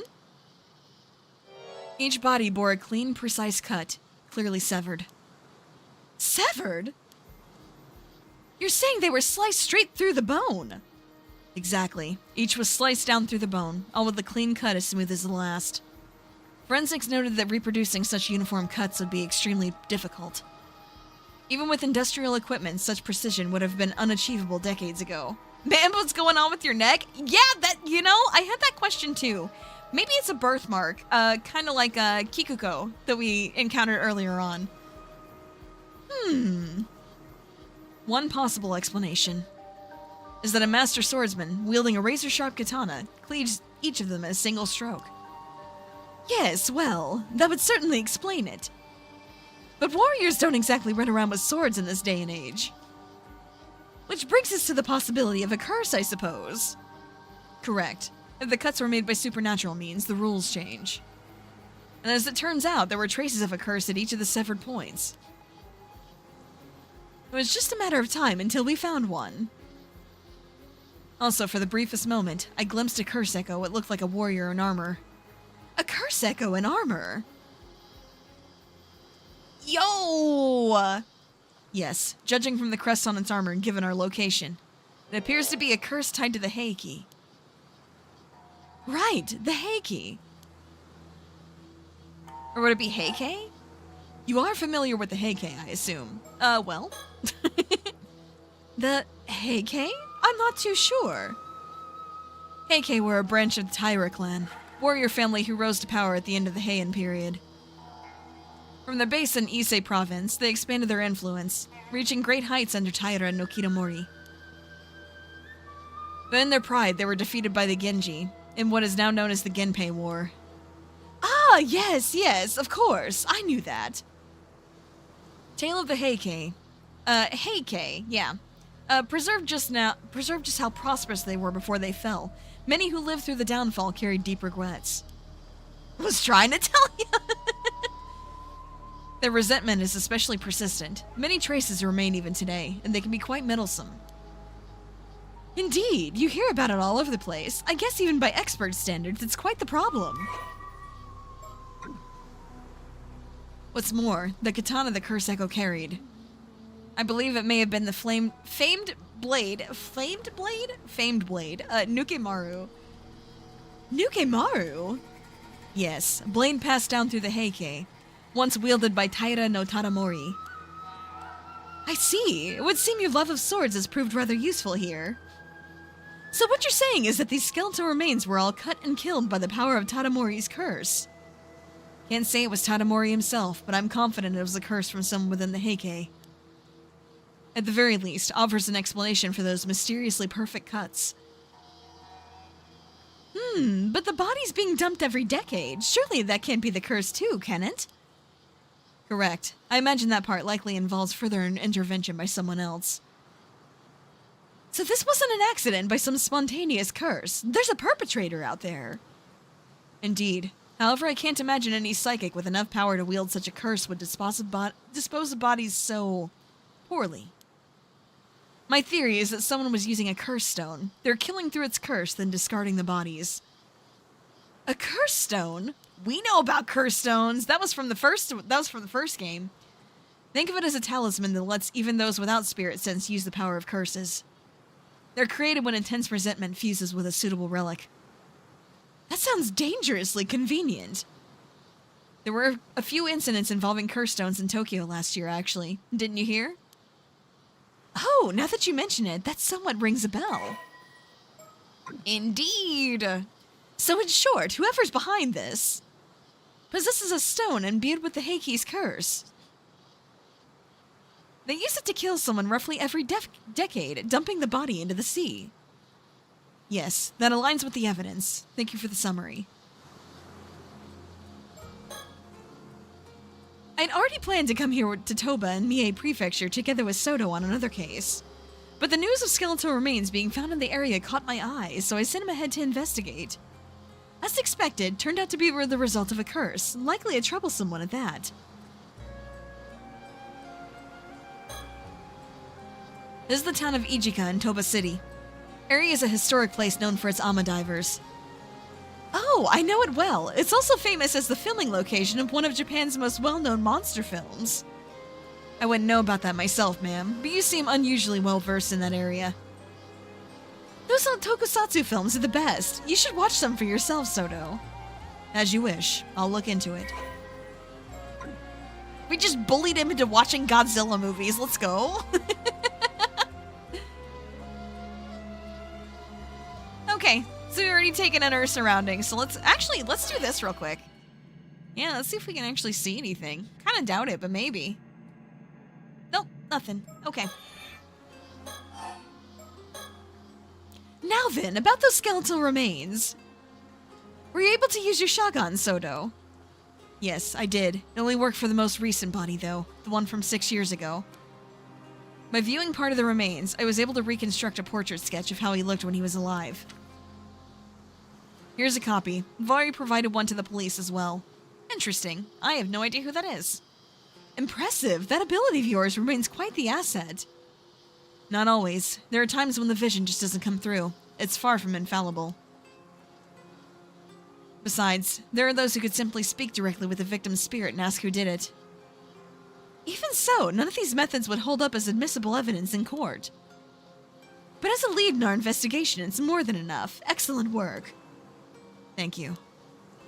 We had the police compare the sketch against missing people from 6 years ago. But no matches were found. Darn, would have made things much easier.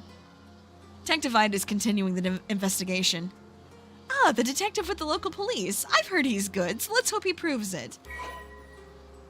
What do you mean I need more permission?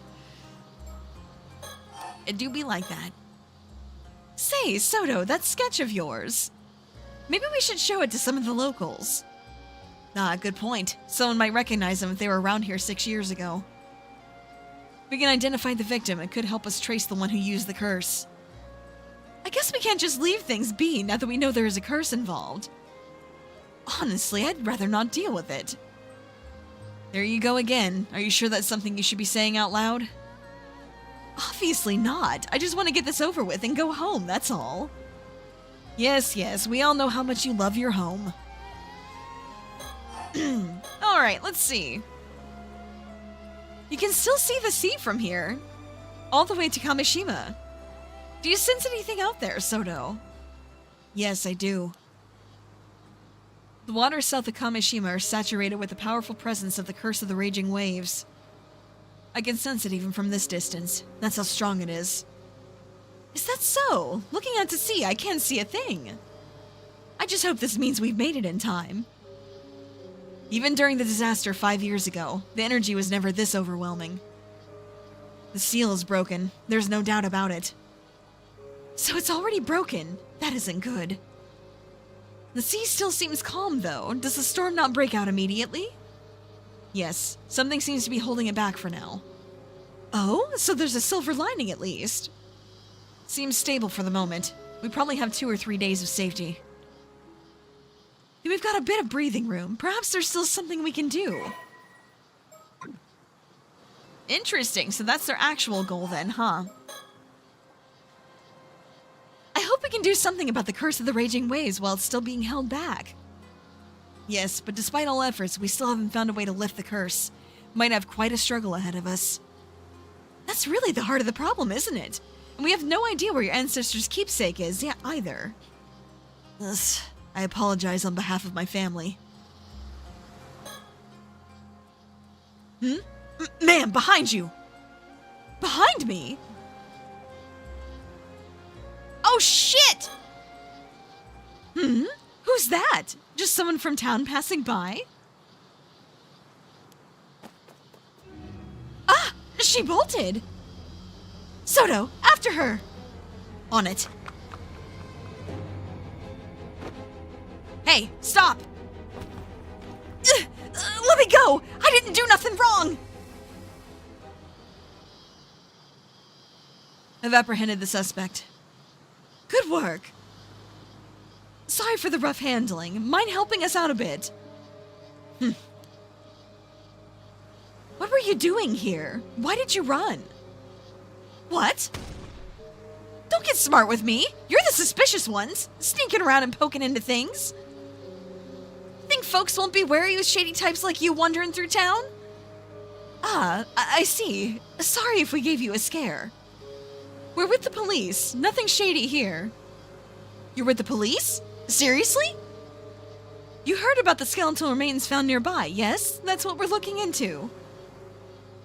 You don't look like police. Say, do you live around here? There's something I'd like you to take a quick look at. Do you recognize this face at all? We believe he may have been around here about 6 years ago. Huh? Nope, don't know him. I see. Then could you point us in the direction of someone who might know about people coming and going in town? No idea. Ask however you want. Can I go now? I've got nothing to do with this. Don't know a thing. All right, sorry for holding you up.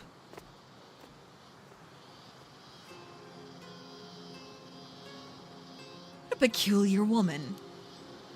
It was like her mind was somewhere else entirely. Well, either way, we should talk to more people in town. Agreed. Also, could you ask around and find out who that woman is? Of course. Several hours later. Ma'am, I've learned a few things. Excellent, let's hear it.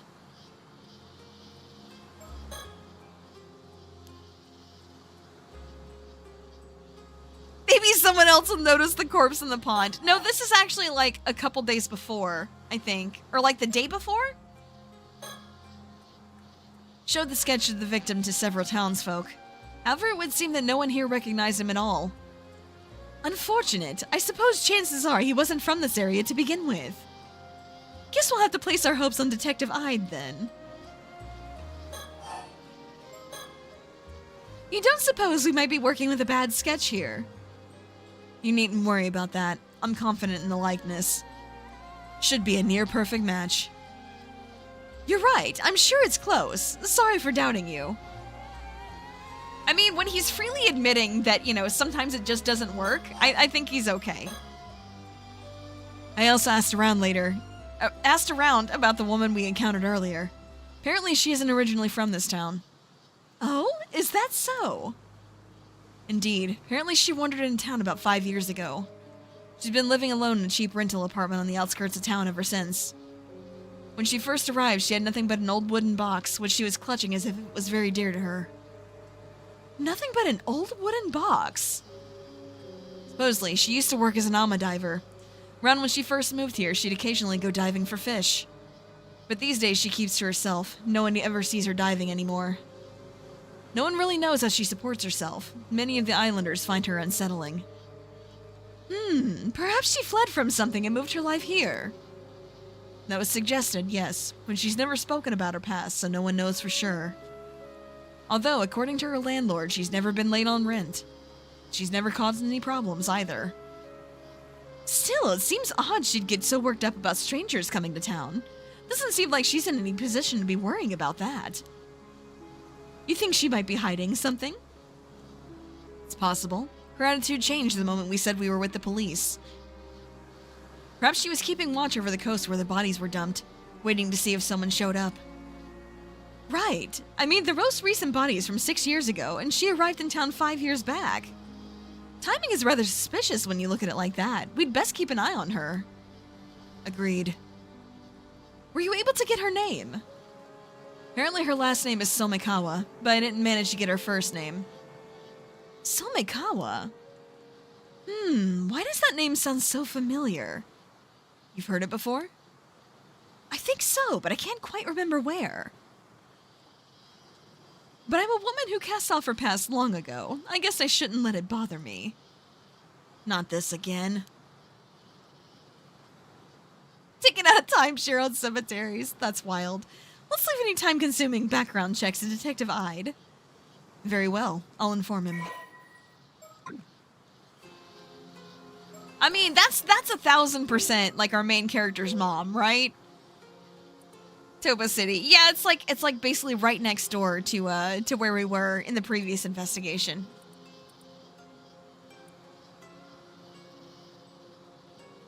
Famous for being home to the highest number of active alma divers.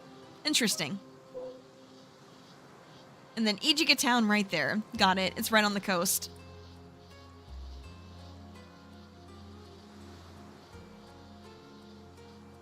Which is written with the characters for Stone and Mirror. Interesting. Okay. Okay. Alright. I'd love to, like, read these all out. Just, you know, like I said, just kind of read them all out. But if I did that, we'd be here, like, all damn day. I need to at least save some voice for tomorrow. Okay, let's see. Although the entire Issei Taira clan was greatly influential, Heikei refers to the particularly prosperous lineage of Taira no Masamori, Taira no Tadamori, and Taira no Kiyomori. You quietly grumble. Let's see. Uprising against the central government in the year 935 and its suppression. Okay. The latter's son, Korihira, moved to Issei province. Okay, okay. 4 generations on, consolidated family's influence in Issei. Okay. Eventually attaining a rank equal to that of nobility. Neat. Good for him. Let's see. Further led to Kiyomori's promotion to Daijo Daijin. Highest possible governmental rank in 1167. Daughter married into the imperial family. Her son ascended the throne as emperor. Neat. Okay, let's see. Gave the dominate political landscape of the time. Did not last long. Arrogant rule and dictatorial grasp on power led to many turning against them. I mean, yeah, that'll do that. That'll do that. Died of illness at 1181. Damn, didn't even die in battle. That's gotta be so embarrassing.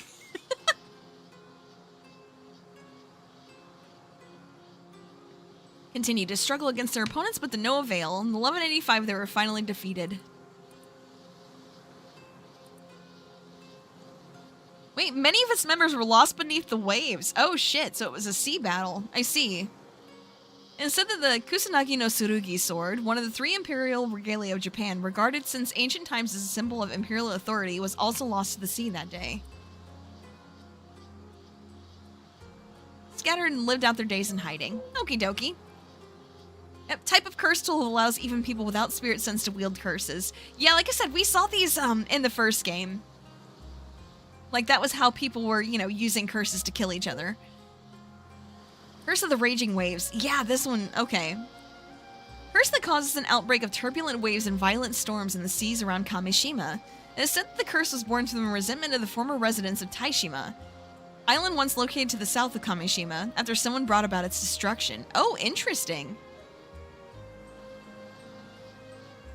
Some believe several of the disasters have struck Kamishima in the past were actually caused by this curse in some manner, including the Kamishima South Sea disaster that occurred 5 years ago. The person accused of bringing the curse to Kamishima was called the Raging Waves Curse Bearer and was shunned by the island's inhabitants. Wait, so was that her mom? Case in which multiple human skeletons were recovered from a deep fissure on the Toba seabed.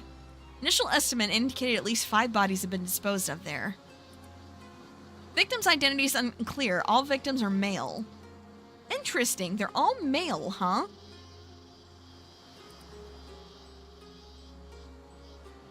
Most recent one dates to about 6 years ago. Other remains show signs of gradual aging, with the oldest dating back more than 30 years. Holy wow, okay. Someone's been at this for a long time, damn. I know that sounded sarcastic. No, you're good. You're good. It's unlikely they drifted into that fissure naturally, so it's thought that someone had been discarding them there every few years. Interesting. Okay. Alright, and then let's go ahead and save since we read all that. So we don't have to do it again. Okay, let's see. So this means this woman might have been marking us since we got here. It's possible. I apologize for not noticing sooner. This is more appropriate for this case than was imagined. Even a moment's lapse can expose one to a curse. I was careless, but I won't let it happen again. You could be cursed that easily? That's terrifying. What a world we live in. That concludes all the information I gathered from my inquiries. That helps a lot, thanks. Shall I summarize our next steps? Yes, I suppose we need to do something about all this. Let's see. Guarding the unidentified skeletons. Until we can identify the victim from the sketch, we have no other leads to move forward. I believe this is best left in Detective Ide's hands. Yes, agreed. And I still think the same goes for that Somikama woman from earlier. We'll have Detective Ide look into her. It's nice to have someone we can rely on. Agreed on that end, too. In other words, we can safely leave the skeletal case to him for now. Yes, though we should remain vigilant regarding the cursed stones. Regarding our main objective, or the so-called Curse of the Raging Waves. Without knowing how to lift it, there's not much we can do right now. I don't suppose there's a chance you'd be able to break the curse using brute force. You're quite good at that. Certainly an option if worse comes to worse, but I can't say I have high hopes it would work. I guess it would be more realistic to try to find some clues about the whereabouts of your ancestors' keepsake instead. Indeed, it is said the item may hold the key to lifting the Curse of the Raging Waves. But even the location on the map pointing to that keepsake has unfortunately been lost to time. Although, the map was said to be hidden inside of a model of a mermaid mummy. One rumor was that it was sold overseas during the Edo period. Doesn't sound promising. If we can't find it, I guess we're back to trying to break the curse with brute force. But to even consider that route, we need much more intel from the island. Which is why we need to head to Kamishima. And at the very least, advise the locals to evacuate. Yes, hopefully someone of influence there will believe us about the Curse of the Raging Waves. Is something wrong? No, just that one of the islanders I spoke with seems to be calling me over. Something may have happened. I'll go find out. Please do.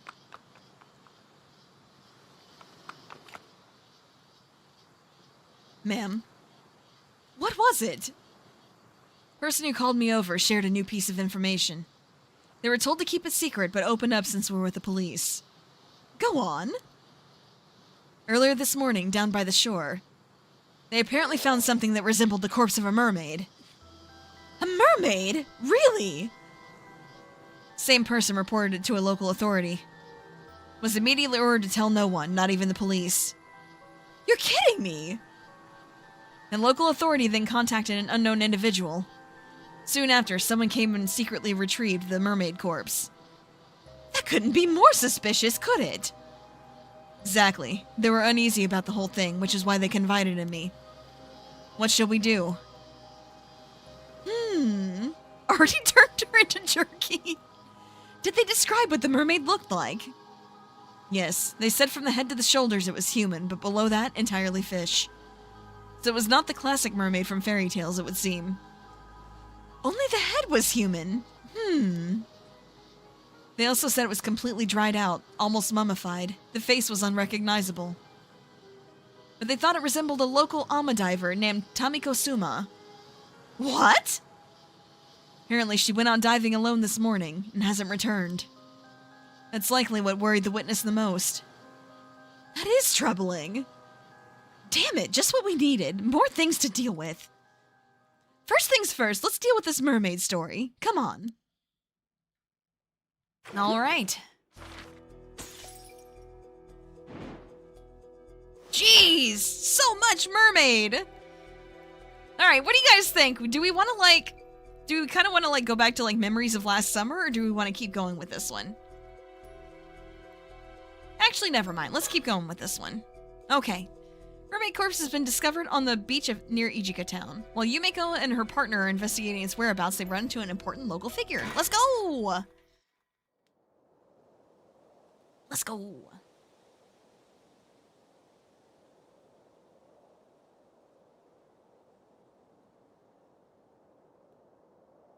If it's on a timeline, it might give stuff away from the boys' story, couldn't it? It could potentially, but I don't think it's going to. Mr. Yamashina, thank you for agreeing to meet with us on such short notice. I understand you're a busy man. Not like I have much choice when it's some bigwig from the prefectural police badgering me to do so. So you're Shiki from Tokyo Metropolitan Police Department, Security Division, was it? Ha! And here I thought you were just some housemaid. You sure you're from the police in that getup? Well, I am primarily a housewife by trade, but that's hardly important right now. You're also known as Unkaku Dono, I believe. After hearing so many rumors, it's an honor to make your acquaintance. Rumors, eh?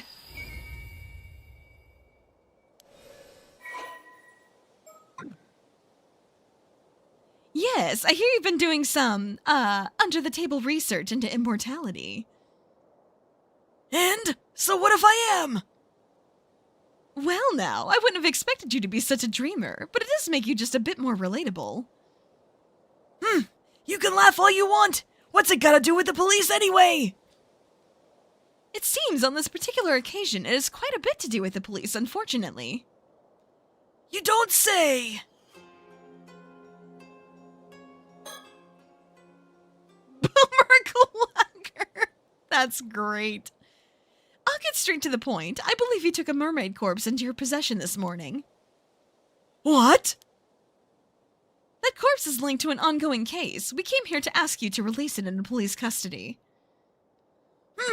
No idea what you're on about! Of course, you will get something in return. We have some information I'm sure you'll find quite profitable in exchange. Like I said, no idea what you're on about. If that's all you came for, then scram! Oh, pity. I thought you'd be interested in what we had to share. Assuming you really are interested in immortality. Well, I suppose we barely know each other. It's only natural you'd be wary of our intentions. What do you say to a little chat to get to know each other better, Mr. Unkaku Dono?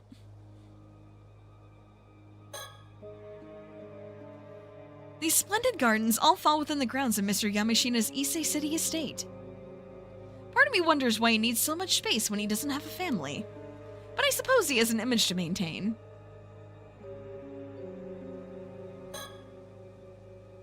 I'm amazed we were able to get an appointment with him this quickly. Yes, and it's all thanks to Detective Ide. It would seem he's quite the capable fellow. Forget this guy. After looking into the corpse of the mermaid found earlier this morning, seems highly likely that it was taken into the custody of Master Yamashina here. He's quite the big shot around here, with plenty of weight to throw around both politically and financially. Of course, all the local police know of him, and of his moniker, Unkaku Dono. We had to get one of the higher-ups to act as an intermediary to even get a meeting with him. Personally, I'm happy as long as we can get the mermaid corpse back from him. Although I certainly won't complain if he can tell us anything about the curse as well. I heard he's quite the curmudgeon, so we'll have to watch our step when dealing with him. All we have up our sleeve is information on immortality. I suppose we'll have to just hope he takes the bait. He's gonna die from too much cinnamon on his donut. That's wild. Hello? That's a... Hi. Holy shit. There's a bird sticker here. Alright, well, let's go get it. Damn. Give me that bird. Nice. Okay, well. So if we have to watch our step talking to him, then maybe I should save just in case.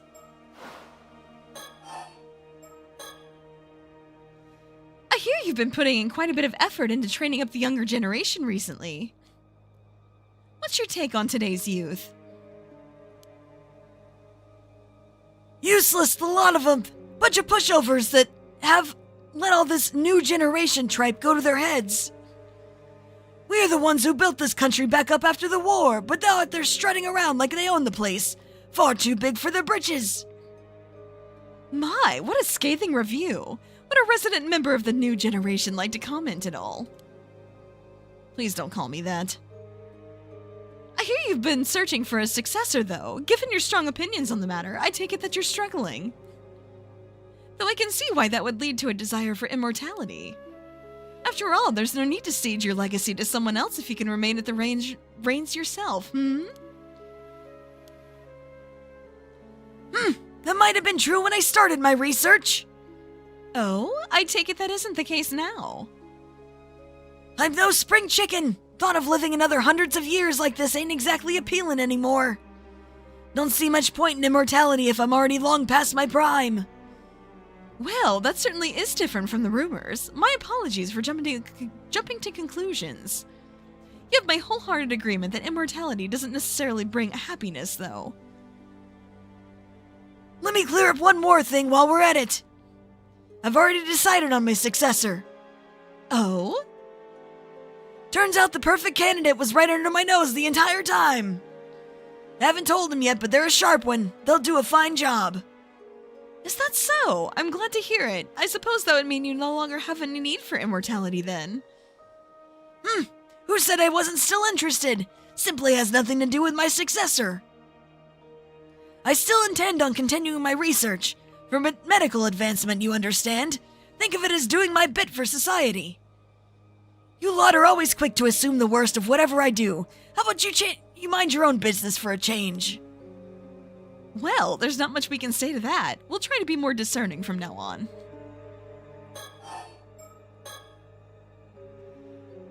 I've already chosen my successor. No need to harp on it anymore. Already written up my will and passed it off to my lawyer. You be sure to let your friends at the police know too. By the way, you're obviously not just some run-of-the-mill cop. Who are you? Why, I believe I mentioned when I introduced myself. I'm just a simple housewife. A likely tale.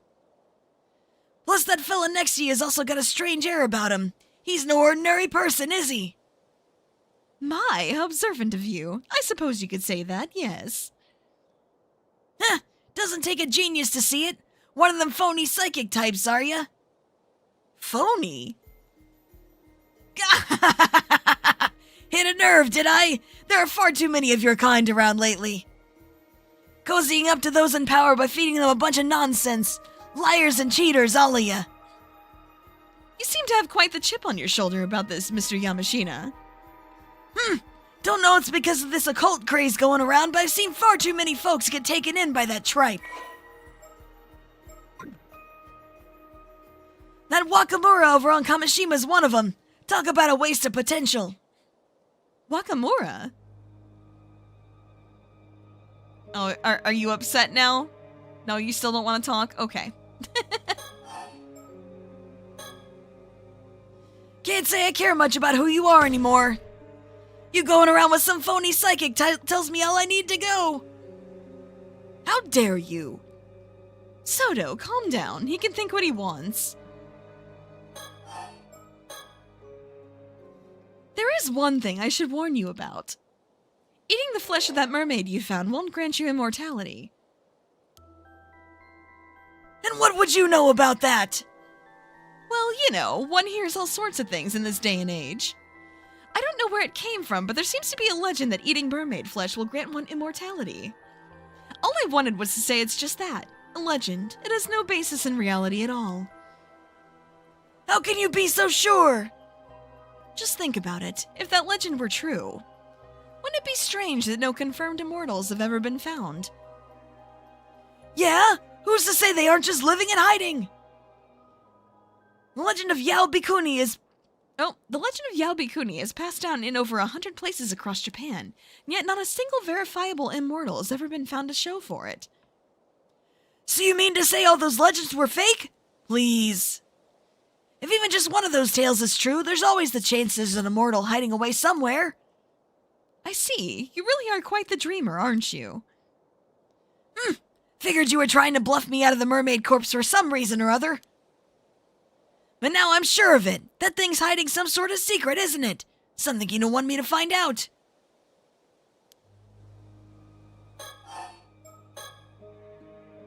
So you admit you have the mermaid corpse, then? Oh, don't worry. We assumed as much from the start. If I'm not mistaken, that mermaid was in some sort of mummified state, no? I doubt you'll be eating it as it is. Surely there's no harm in handing it over. So you can hog it all for yourself? You won't fool me that easily. You don't think that a rare specimen like that ought to be placed in the care of a proper research institute? I'm saying I'll get a specialist research institute to study it. Problem solved. I suppose so. I'll make sure that mermaid gets studied properly. Don't you worry about that. By the way, you're quite well connected around these parts, if I'm not mistaken. This doesn't have anything to do with what we came here to talk about. But I was wondering if you happen to recognize the person in this sketch. Seems like he lived in the Ise-shima area around 6 years ago. Nope, never seen him. I assume you've heard about the news of the old human bones found on the seabed. This is a sketch of one of the victims from that case. You sure you have no idea who it could be? First I've heard of it, actually. Got no interest in things that have nothing to do with me. Yeah, I think he's probably lying too.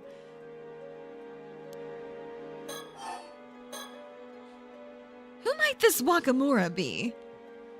Wakamura? He's one of my proteges. He's the one currently in charge over on Kamishima. Used to have high hopes for that one, but all that changed when he came into the thrall of some phony sorcerer in Tokyo. A phony sorcerer in Tokyo?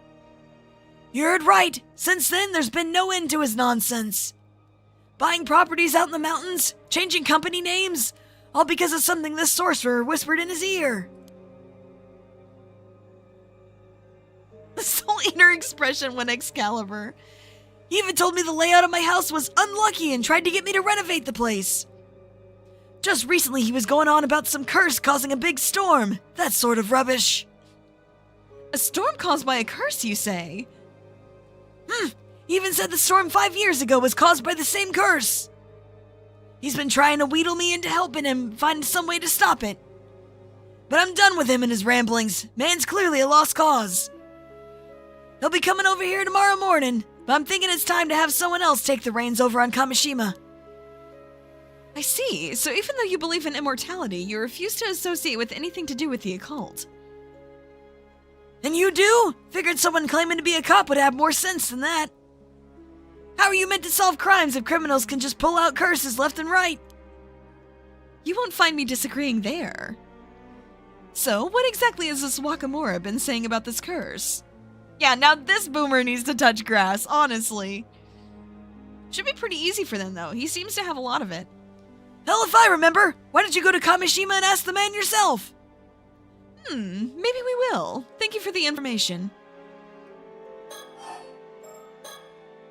Is there anything you can tell us about this phony sorcerer this Wakamura is so devoted to? Wakamura went on about how there's some big shot who appeared on television. I never heard of him. As I said, just ask him yourself. Of course, we'll be sure to do so. How about this then? If you agree to give up the mermaid, we'll tell you what we know in return. For someone who doesn't seem to believe in the occult, you seem awfully fixated on this mermaid and immortality, which suggests to me you've found something you consider quite conclusive. Bah! What are you on about? Well, I happen to know a bit more about mermaids than most people. Ma'am, are you sure? It's fine. I had the opportunity to do some research into them a while back, you see. You don't say! And? Well, mermaids do indeed have the ability to grant a human immortality. Ah! I knew it! More precisely, individuals granted immortality in this way are known as 800-year immortals. So they have a lifespan of 800 years? That's right. As the name suggests, they gain 800 years of remaining life. During this time, they won't age a day, and even if they die, they'll resurrect immediately. Sounds like a real blessing. No, I'm afraid it's anything but.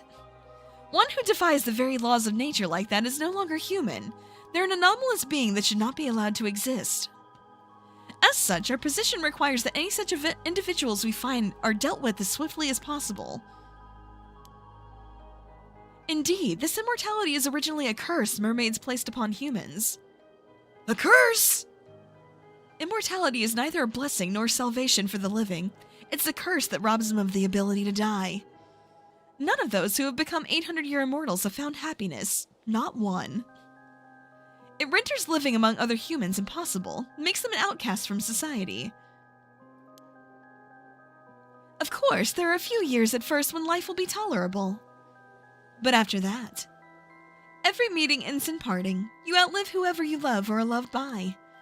Even if you find acceptance, it will only be for a time. You will always be shunned eventually. You'll experience this over and over for 800 years. 800 years unable to die, with loneliness as your constant companion. This is why many see no other recourse than a life of monastic seclusion, just as Yao Bikuni did. I suppose that makes sense. Wait, so is our mom immortal? Has she been mermaid cursed? Still, there'll always be those who seek immortality. Always have, always will be. You think so? I, for one, struggle to see the appeal. In any case, there are certain conditions that must be met for this curse of immortality to be effective. Eating mermaid's flesh alone isn't enough to make you an 800-year immortal. Oh? What exactly are these conditions? Sorry to disappoint, but I'm not aware of the specifics there myself. But I can say this much at least. The mummy you have in your possession is no mermaid. Huh? Bullshit! Ain't no way that's anything other than a mermaid! What I mean to say is that a mummy is a different being from the mermaids who wield this curse. Not all half-fish, half-human beings are mermaids, you see. In fact, calling them all by the same name is what leads to mishaps like this one. Say what? You mean to tell me that's not a mermaid? That real mermaids are a completely separate thing? That's right. That's why I can say with confidence that eating its flesh won't make you immortal. Seems like you weren't bluffing after all. So what is that thing then? There's gotta be some reason you're after it. I imagine that even if you had it dissected and examined, all results would point to it being just a mass of fibers. In other words, nothing more than a man-made fake. There's a very good reason for that. You see, that mummy is merely the corpse of an average human, twisted beyond recognition by the curse of the forsaken fish. What? Another curse? Another curse wielded by mermaids, as it happens. That would be the remains of someone who died under it. It also happens to be the same curse responsible for the mermaids found every few hundred years or so across the country.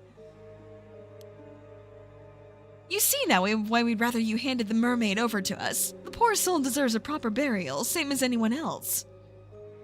Surely even you're not so hard-hearted as to not deny them that. Curses this, curses that. It's all a bunch of hokum if you ask me. That said, the report I got from the Research Institute earlier said exactly the same thing. Oh my, I take it you already had the mermaid dissected then. They said it was likely a fake, but asked if I wanted them to keep going anyway. I told them to keep at it, but, Should be clear now that you have nothing to gain from researching that corpse, least of all information on immortality. Won't you consider handing it over? Of course, we could always take you in on charges of abandonment and desecration of a corpse. All right, have it your way. I'm so glad you've come around. Thank you for your cooperation. I'll give you the damn mermaid, but in exchange I want you to tell me one thing. What is it? You say there are some real mermaids out there. Where are these real mermaids hiding then? I suppose you could call it the Eternal World. The Eternal World? Yes, mermaids are not creatures of this world, you see. Their original home is Ryugu, the domain of the sea god. Ryugu? How do you get there? I'm sorry to say that Ryugu's doors are only open to the dead. Going there is impossible for a living human. You could claim anything with a fairy tale like that. It all sounds like hokum. That said, the entrance to Ryugu is said to lie somewhere in the Issei Sea.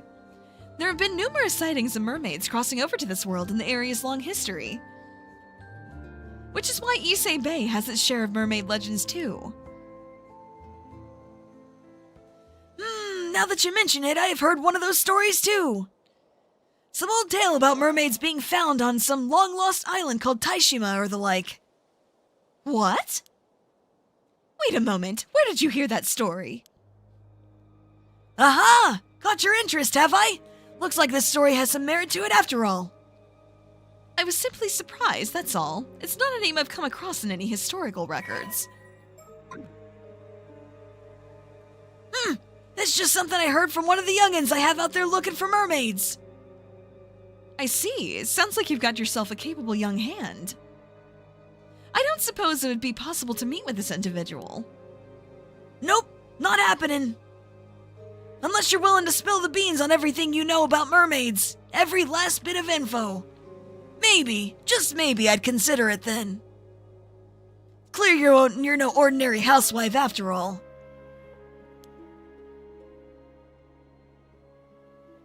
Not interested? Then this meeting's over. I'll hand the corpse over to the police as promised. But don't think I've given up on mermaids or immortality. If they really exist, I'll find them and make them mine.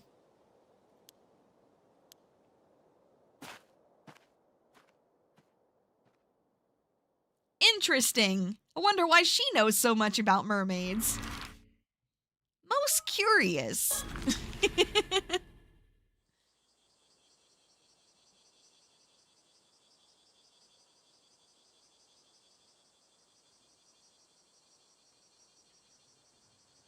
Hey there, you two. Sorry for calling you out here when you're so busy. Figured it'd be best to give you the rundown on our findings as soon as possible. It's no problem. Go ahead. She's the sea god. That'd be something, wouldn't it? What have we here? Oh, this? It's a poster advertising Kamishima. Something about it catch your eye? No, I was just thinking. Surely it'd be better to put it somewhere tourists will actually see it. Good point. Maybe they had some posters left over.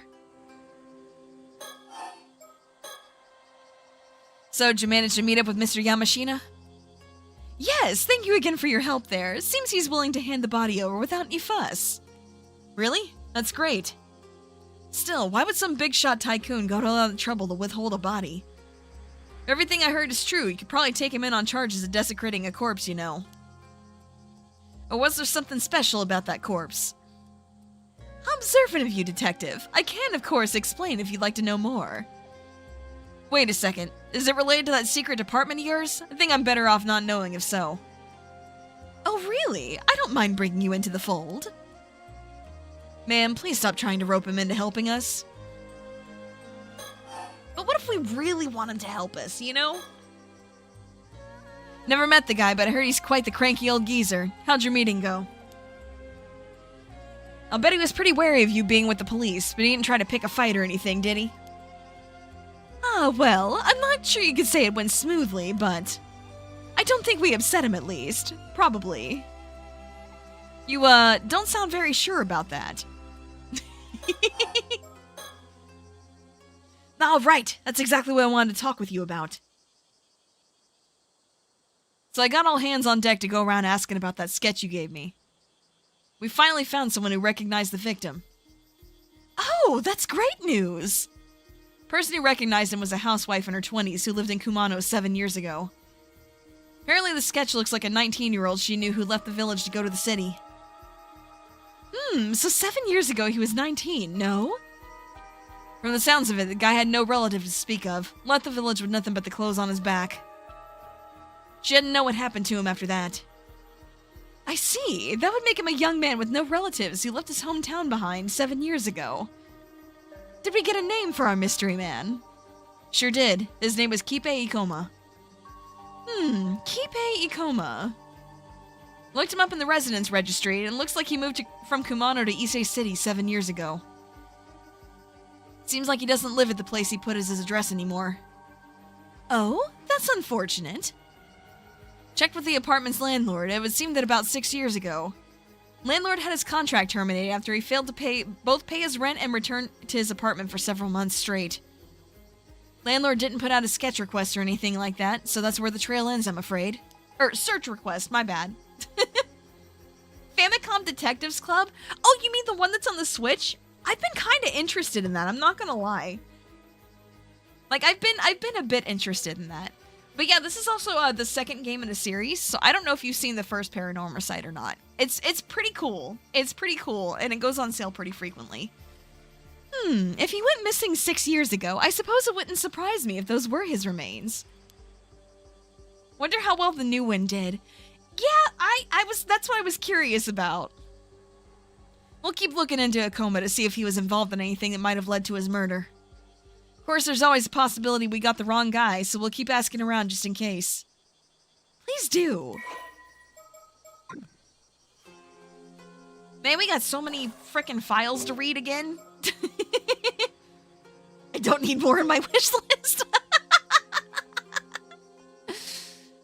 Oh my gosh.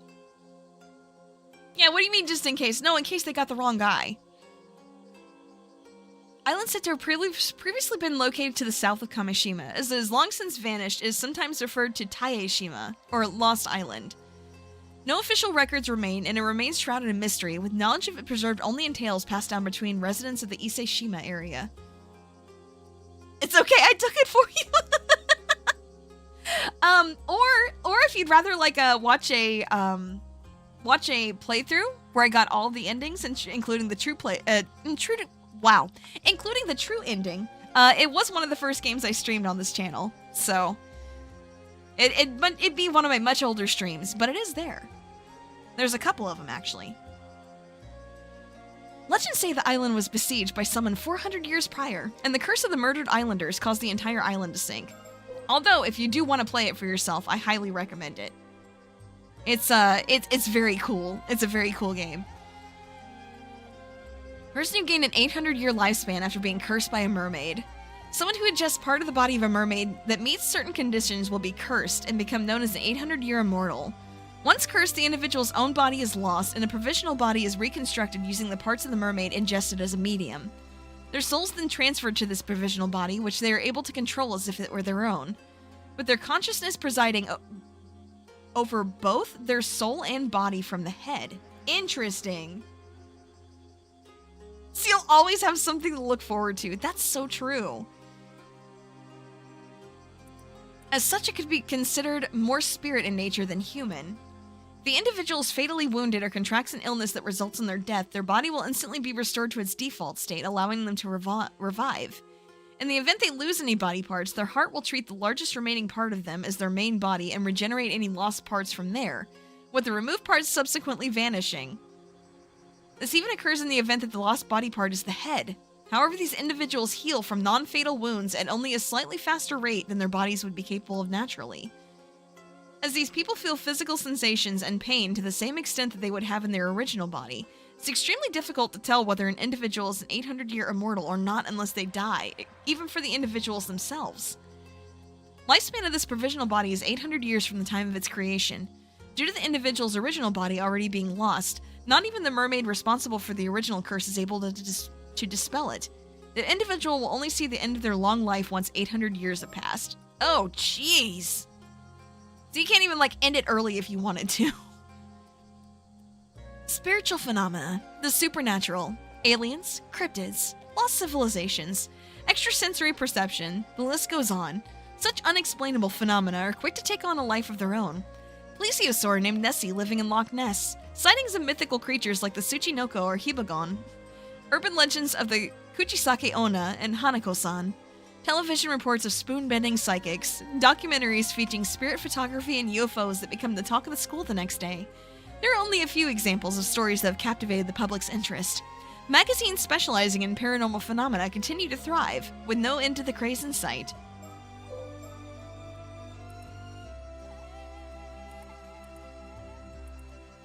Okay, let's see. There we go. There's the update. Yep. Went missing 6 years ago. He has no known relatives. Yep, and then we got that part already too. And then, yeah, we have 4 of the 20 birds now. I mean, I know we missed one on the seafloor, so I'd have to go back to that, at some point, but that's okay. Wait! Behind Soto and Ichika Town, wait a minute! Hold on!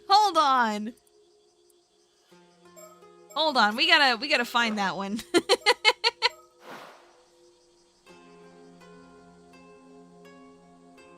Where is he anyway? Hey, man.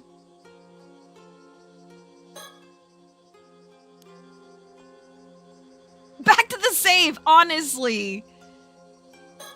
It's okay, I'll go back there at some point, it's fine. One we spoke to said the sketch was really accurate. No doubt in her mind it was Ikoma. Well, that accurate. Then I'm sure we've got the right person. Still, how did you even make that sketch? There was nothing left of the victim but bones. Well, let's just say it's classified for now. Right, guess that means I shouldn't pry any further. Oh yeah, looked into that lady you were asking about, Somikawa. Oh yes, did you find anything? Well, it seems she hasn't registered as a resident even though she moved here 5 years ago. Nothing came up for Somikawa in the civil registry either. So I'm afraid I don't have anything on who she is or where she came from. Sorry to disappoint. I see. Is that quite common? Happens. Not unheard of for folks from the countryside to come here for work and just drift on, with no one really knowing who they are. Apparently it was really common during the post-war growth period. Seems we have quite the mystery woman on our hands. Yep, though there is something I've been wondering about. Oh, let's hear it. You have some idea who she might be? Well, have you heard the Kamishima Southern Sea disaster? It was a big maritime disaster that struck 5 years back. I have, yes. One of the victims of that disaster was an ama diver and housewife from Kamishima by the name of Mare Minakuchi. But it seems her maiden name was Somikawa. So our mystery woman shares a surname with a maritime disaster victim. I'm impressed you managed to dig that up. I was already looking into the Kamishima disaster because of the skeletal remains, so it was a happy coincidence if anything. Oh, so you thought it might be related too. I'm glad it wasn't just me. Anyway, seems like the bodies of those disaster victims were never found in the end, which got me thinking. Wait, are you saying? Yep. I was thinking Mare Minakuchi could have survived the disaster 5 years ago. And you think she then moved to Ichika and started going by her old name as Somikawa again? That's right. What do you think? Seems like a long shot, but maybe. But if that's the case, why would she have stayed in Ichika for 5 whole years without thinking to contact her family? Maybe she lost her memories in the disaster. Hey, Grim called it already. Amnesia! Right, if she only had her old memories to rely on, it wouldn't be that odd if she went back to using her old name. Surely her appearance would still be the same, though. It's difficult to imagine no one recognizing her for 5 whole years. It's possible she just never ran into anyone she knew. That kind of thing's more likely than you'd think. Speaking of appearances, found a picture of Mari Minakuchi from a report on the disaster. Haven't met this Somikawa myself, so could you take a look for me and let me know what you think? Let's see. Oh, this is interesting. What do you think, Soto? If she'd aged 5 years and grown badly gaunt, I could certainly see how this woman might come to resemble Miss Somikawa. My thoughts exactly. So you agree it's a pretty solid theory? It's certainly worth looking into, yes. But if she really is Mari Minakuchi, there's something else that concerns me. Something else? This is just what I've heard. But it seems like the islanders over on Kamishima think that this Mari Minakuchi was the cause of the disaster 5 years ago. What? Why would they think that? No idea, but it seems it's pretty much taken for granted by most of the folks over there. Even just mentioning her name is sort of taboo. So I was thinking it wouldn't be that odd if she felt she couldn't go back home because of that. Surely not. Seems as good a reason as any why she wouldn't want to come forward anyway. Is she really related to that storm 5 years ago? If she really is related to the storm 5 years ago, she's a point of interest regardless of her connection to the skeletal remains. Perhaps it's worth looking into that first. Can I leave talking to Miss Somikawa to you two then? We'll handle that, yes.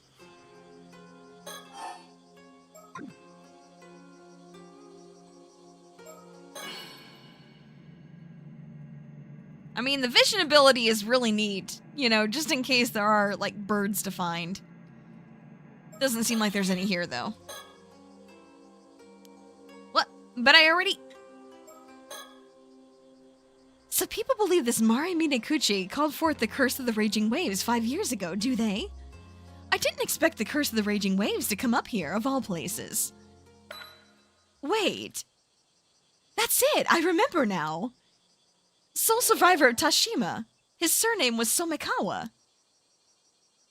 There was something else about Somikawa. A wooden box? Surely that'd be that's too much of a coincidence. Well, that's about all I had to report. Thank you, Detective. That was very informative. As for our next move, could we ask you to keep looking into this Kipe Ikoma for us? Roger that. We'll see if we can find Somikawa again and hear what she has to say. Unfortunately, it looks like our trip to Kamishima will have to wait till tomorrow. So it seems. Oh? You had business in Kamishima too? That was actually our original reason for coming here, yes. But now we've gotten caught up in all this troublesome business. Her face expressions worry you? Do they? Why? Why is that? So it looks like dealing with that will have to come first. And here I was hoping to get this over with as soon as possible so I could get back home to my husband.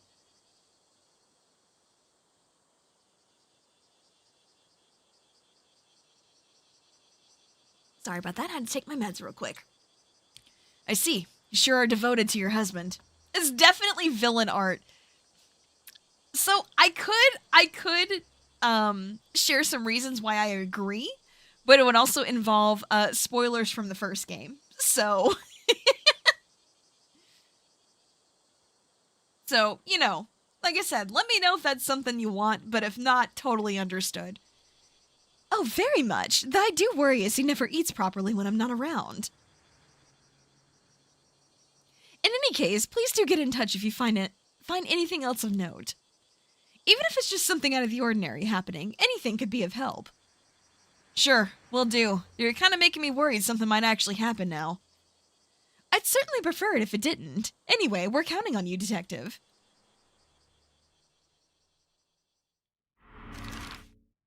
Alright, back to the coast, let's go! Actually, wait, this is a different coast. Wait, no, we're back in Ijika Town. Bad news, ma'am. Seems we were a step too late. What do you mean? Seems someone came and took that Somikawa woman out to sea just a few minutes ago. What? According to the witness, a foreign man came to the port with Miss Somikawa in tow. They then boarded a motorboat that was moored there and headed out into the bay. Didn't appear to be by force, so we can probably assume they knew each other. A foreign man? Not sure what's going on, but we should probably get a boat and follow just in case. Yes, let's see if... Ugh. Soto, what's wrong? The spiritual force is overwhelming. Ugh. My body won't move. What's going on? Ugh. That girl over there, is she doing this? You can withstand this curse. You really are quite strong, mister. Sorry, but I can't let you go any further. I'll have to ask you to leave. Oh my god. Oh. Voithithikos Numa, Guardian Spirit, grant me the wisdom of the numinous. Oh, high guiding spirit, light my path ahead. Seems likely they've saved us the effort of searching for them. So it seems. Let's see if this girl can tell us what we want to know. Oh shit, are we about to fight? Are we about to freaking fight? Who are you? I could ask the same of you. What do you want with Miss Somikawa? So you know who Miss Somikawa is, do you? Maybe. What's it to you? Ma'am, this girl's spiritual sense is extremely potent, but she lacks experience. She seems hesitant to employ curses against people. If I have an opening, I can use my curse of binding to restrain her. Usually it's too risky to use on ordinary people, but that shouldn't apply here. Alright, I certainly wouldn't mind getting some information out of her, so this is as good an opportunity as any. I'll see if I can get her to lower her guard. When she wavers, I'll signal for you to use the curse of binding. Sound like a plan? Sounds like a plan. On your signal. Oh, shit. The use curse button to get him to use it. Interesting. Hold on. I need to see what my controls are for this. Is it Q for usability? I think it has to be. Yeah, I think it has to be. Yeah, Mage Arena, let's go. True. Okay, so I think it's Q. Let's go ahead and make another save here just in case. Yeah, I was one step ahead of you there. Okay. Q for Kability, true. Can we assume the foreign man who took Miss Somikawa is a friend of yours, then? So what if he is? Why are you trying to follow him? Now, there's no need to be so uptight. How about we stop all this and just talk a bit? Not happening. You're just gonna use a curse the moment I drop my focus. I mean, threatening's not gonna work either. If you resist anymore, we'll have you taken in for obstruction of public duties. Wait, you're with the police? Is this the time to use it? Too wary of us, okay. Seems I'll have to press her further before she'll give us an opening. Yeah, where's the flirt button? True. You certainly have remarkable strength for your age. Why, it might even be too much for us. What's with the sudden praise? You're creeping me out. All right. We'll back off and leave you be. How does that sound? You're just trying to get me to drop my guard, aren't you? Not happening. Okay, but like, what if we do that? Nope, didn't work either. Man, okay. Let's see.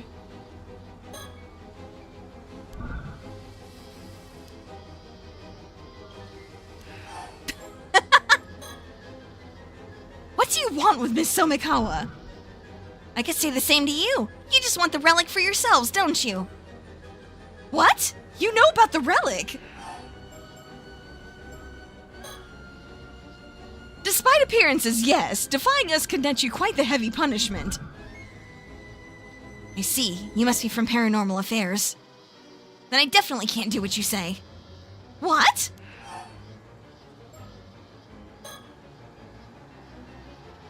Even knowing we're from Paranormal Affairs, you kept a straight face and hid your ties. I can tell you're both bold and smart. Thanks, I guess. Will you give up now?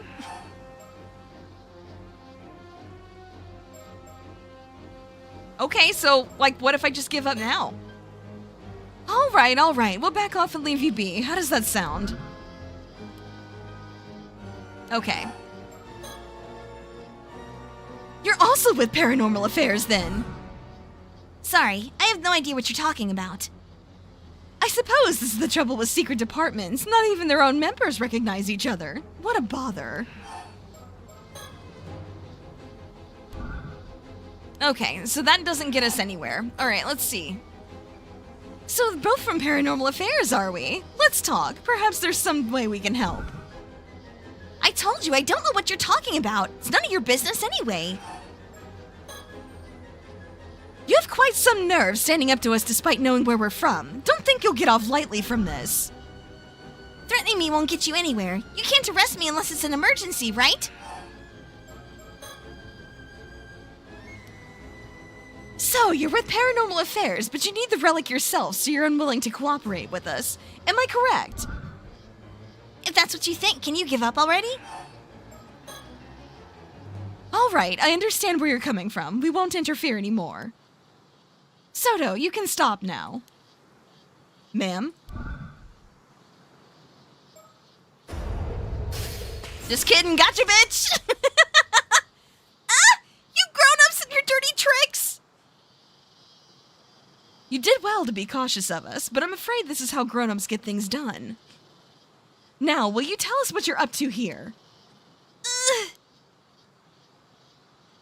Well, I suppose I've slowed you down enough. You'll never catch up to the boat now. Black Assisteri! Guide my path, and with thy merciful hand uphold me. What? She broke the binding? Bye-bye. Ah! Ugh, confound it. Stop right there. Looks like she's given us the slip. I doubt we'll be able to catch her now. Still, I'm gonna have to have a word with Paranormal Affairs about that girl. Yeah, she's like, I'm out. I put in a call to Paranormal Affairs about our errant young lady just now. I see. I assume she's indeed affiliated with them. Yes, it seems her name is Circe Lunarlight. Oh, that's a fake name for sure. She's an exorcist from England who's come here on exchange. Oh, sure, okay. So I should have given her a bottle of water accent. Got it. Understood. I'll remember that for next time. I definitely won't remember for next time. Part of her spiritual training, as I understand. The Lunarlight family, I see. Oh, are they well known? I've heard of them, yes. They're a distinguished family of exorcists. Quite an old one, too. Of course she's British and tried to steal artifacts. True. Historically accurate. Would certainly explain the strength of her spirit sense. Right. In any case, it seems she's in the care of Paranormal Affairs while she's in Japan. Honestly, I do wish they'd just tell us these things in advance. What is she doing here in Mie Prefecture? Well, it seems even Paranormal Affairs isn't sure what she's up to. They've been looking for her. From the sound of things, she's been skipping her training assignments to travel around Japan with all sorts of spiritual spots instead. Doesn't seem like they're keeping an eye on her at all. Unfortunately not. They asked me to tell her to return to Tokyo at once when we next see her. I see. More work for us then. Yes, the things we find ourselves caught up in. She seemed to know about Somikawa, too. I've got a bad feeling about all this. Shall we try looking for her? I imagine she's still in the area. No, not now. If all that is true, I doubt she'll be looking to cause too much trouble. Besides, I'm sure we'll run into each other again eventually. Well, I think that's enough trouble for one day. Let's call it a day. We'll head for Kamishima first thing tomorrow. Understood. Yep, having a curse battle with a child. And fighting said child. Perfect. Love that. Okay. Well, as for me, I would love to continue, but I do need to at least save some voice for tomorrow. So I think I'm actually gonna call it here. I think I got a little bit less than halfway through. Yeah, a little bit less than halfway through. I guess what we would consider to be the main story. So we'll see. We'll see. I should be able to at least finish main story next session. It's gonna be the week after next though, so it's gonna be a minute. Still, very cool. It's pretty much, you know, the kind of stuff I was expecting from the, you know, from the first game. Although, I will say, like, the first game was definitely a bit scarier. I wonder if we, you know, get into, I guess, like, scarier stuff as the story ramps up. I'm sure that we do. Either way, yeah, having a good time so far. Just like I said, I need to at least be able to rest my voice a little bit. But anyway, let me go ahead and check real quick. Is there anybody I would like to raid out to today? Let's see. There's someone in particular I was looking for, seeing if they were live right now, but they are not, so that's unfortunate. Okay then. Well, then I guess I'm actually not going to today after all. Oopsie, sorry about that. But yeah, thank you guys for joining me today. I hope you guys had a good time. I know I certainly did. And yeah, I will see you guys tomorrow at noon EST. I am doing a Legend of Zelda anniversary, basically a merch hand cam. And got some cool stuff to show off, and, you know, maybe got a few things to put together. So, it should be a lot of fun. But yeah, stop by and talk about your favorite Zelda games, yeah? I will see you then, and for everybody else, I will see you again very soon. Hope you have a great weekend. Take care. Bye-bye!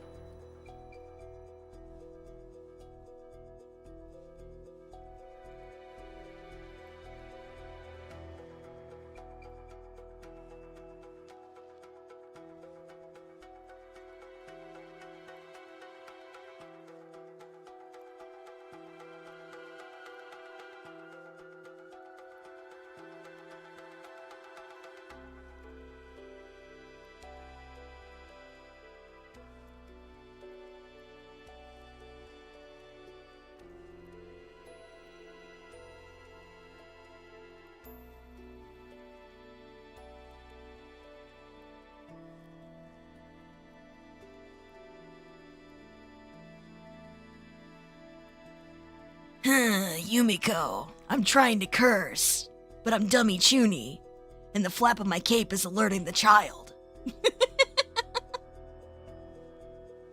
Good night. See you tomorrow.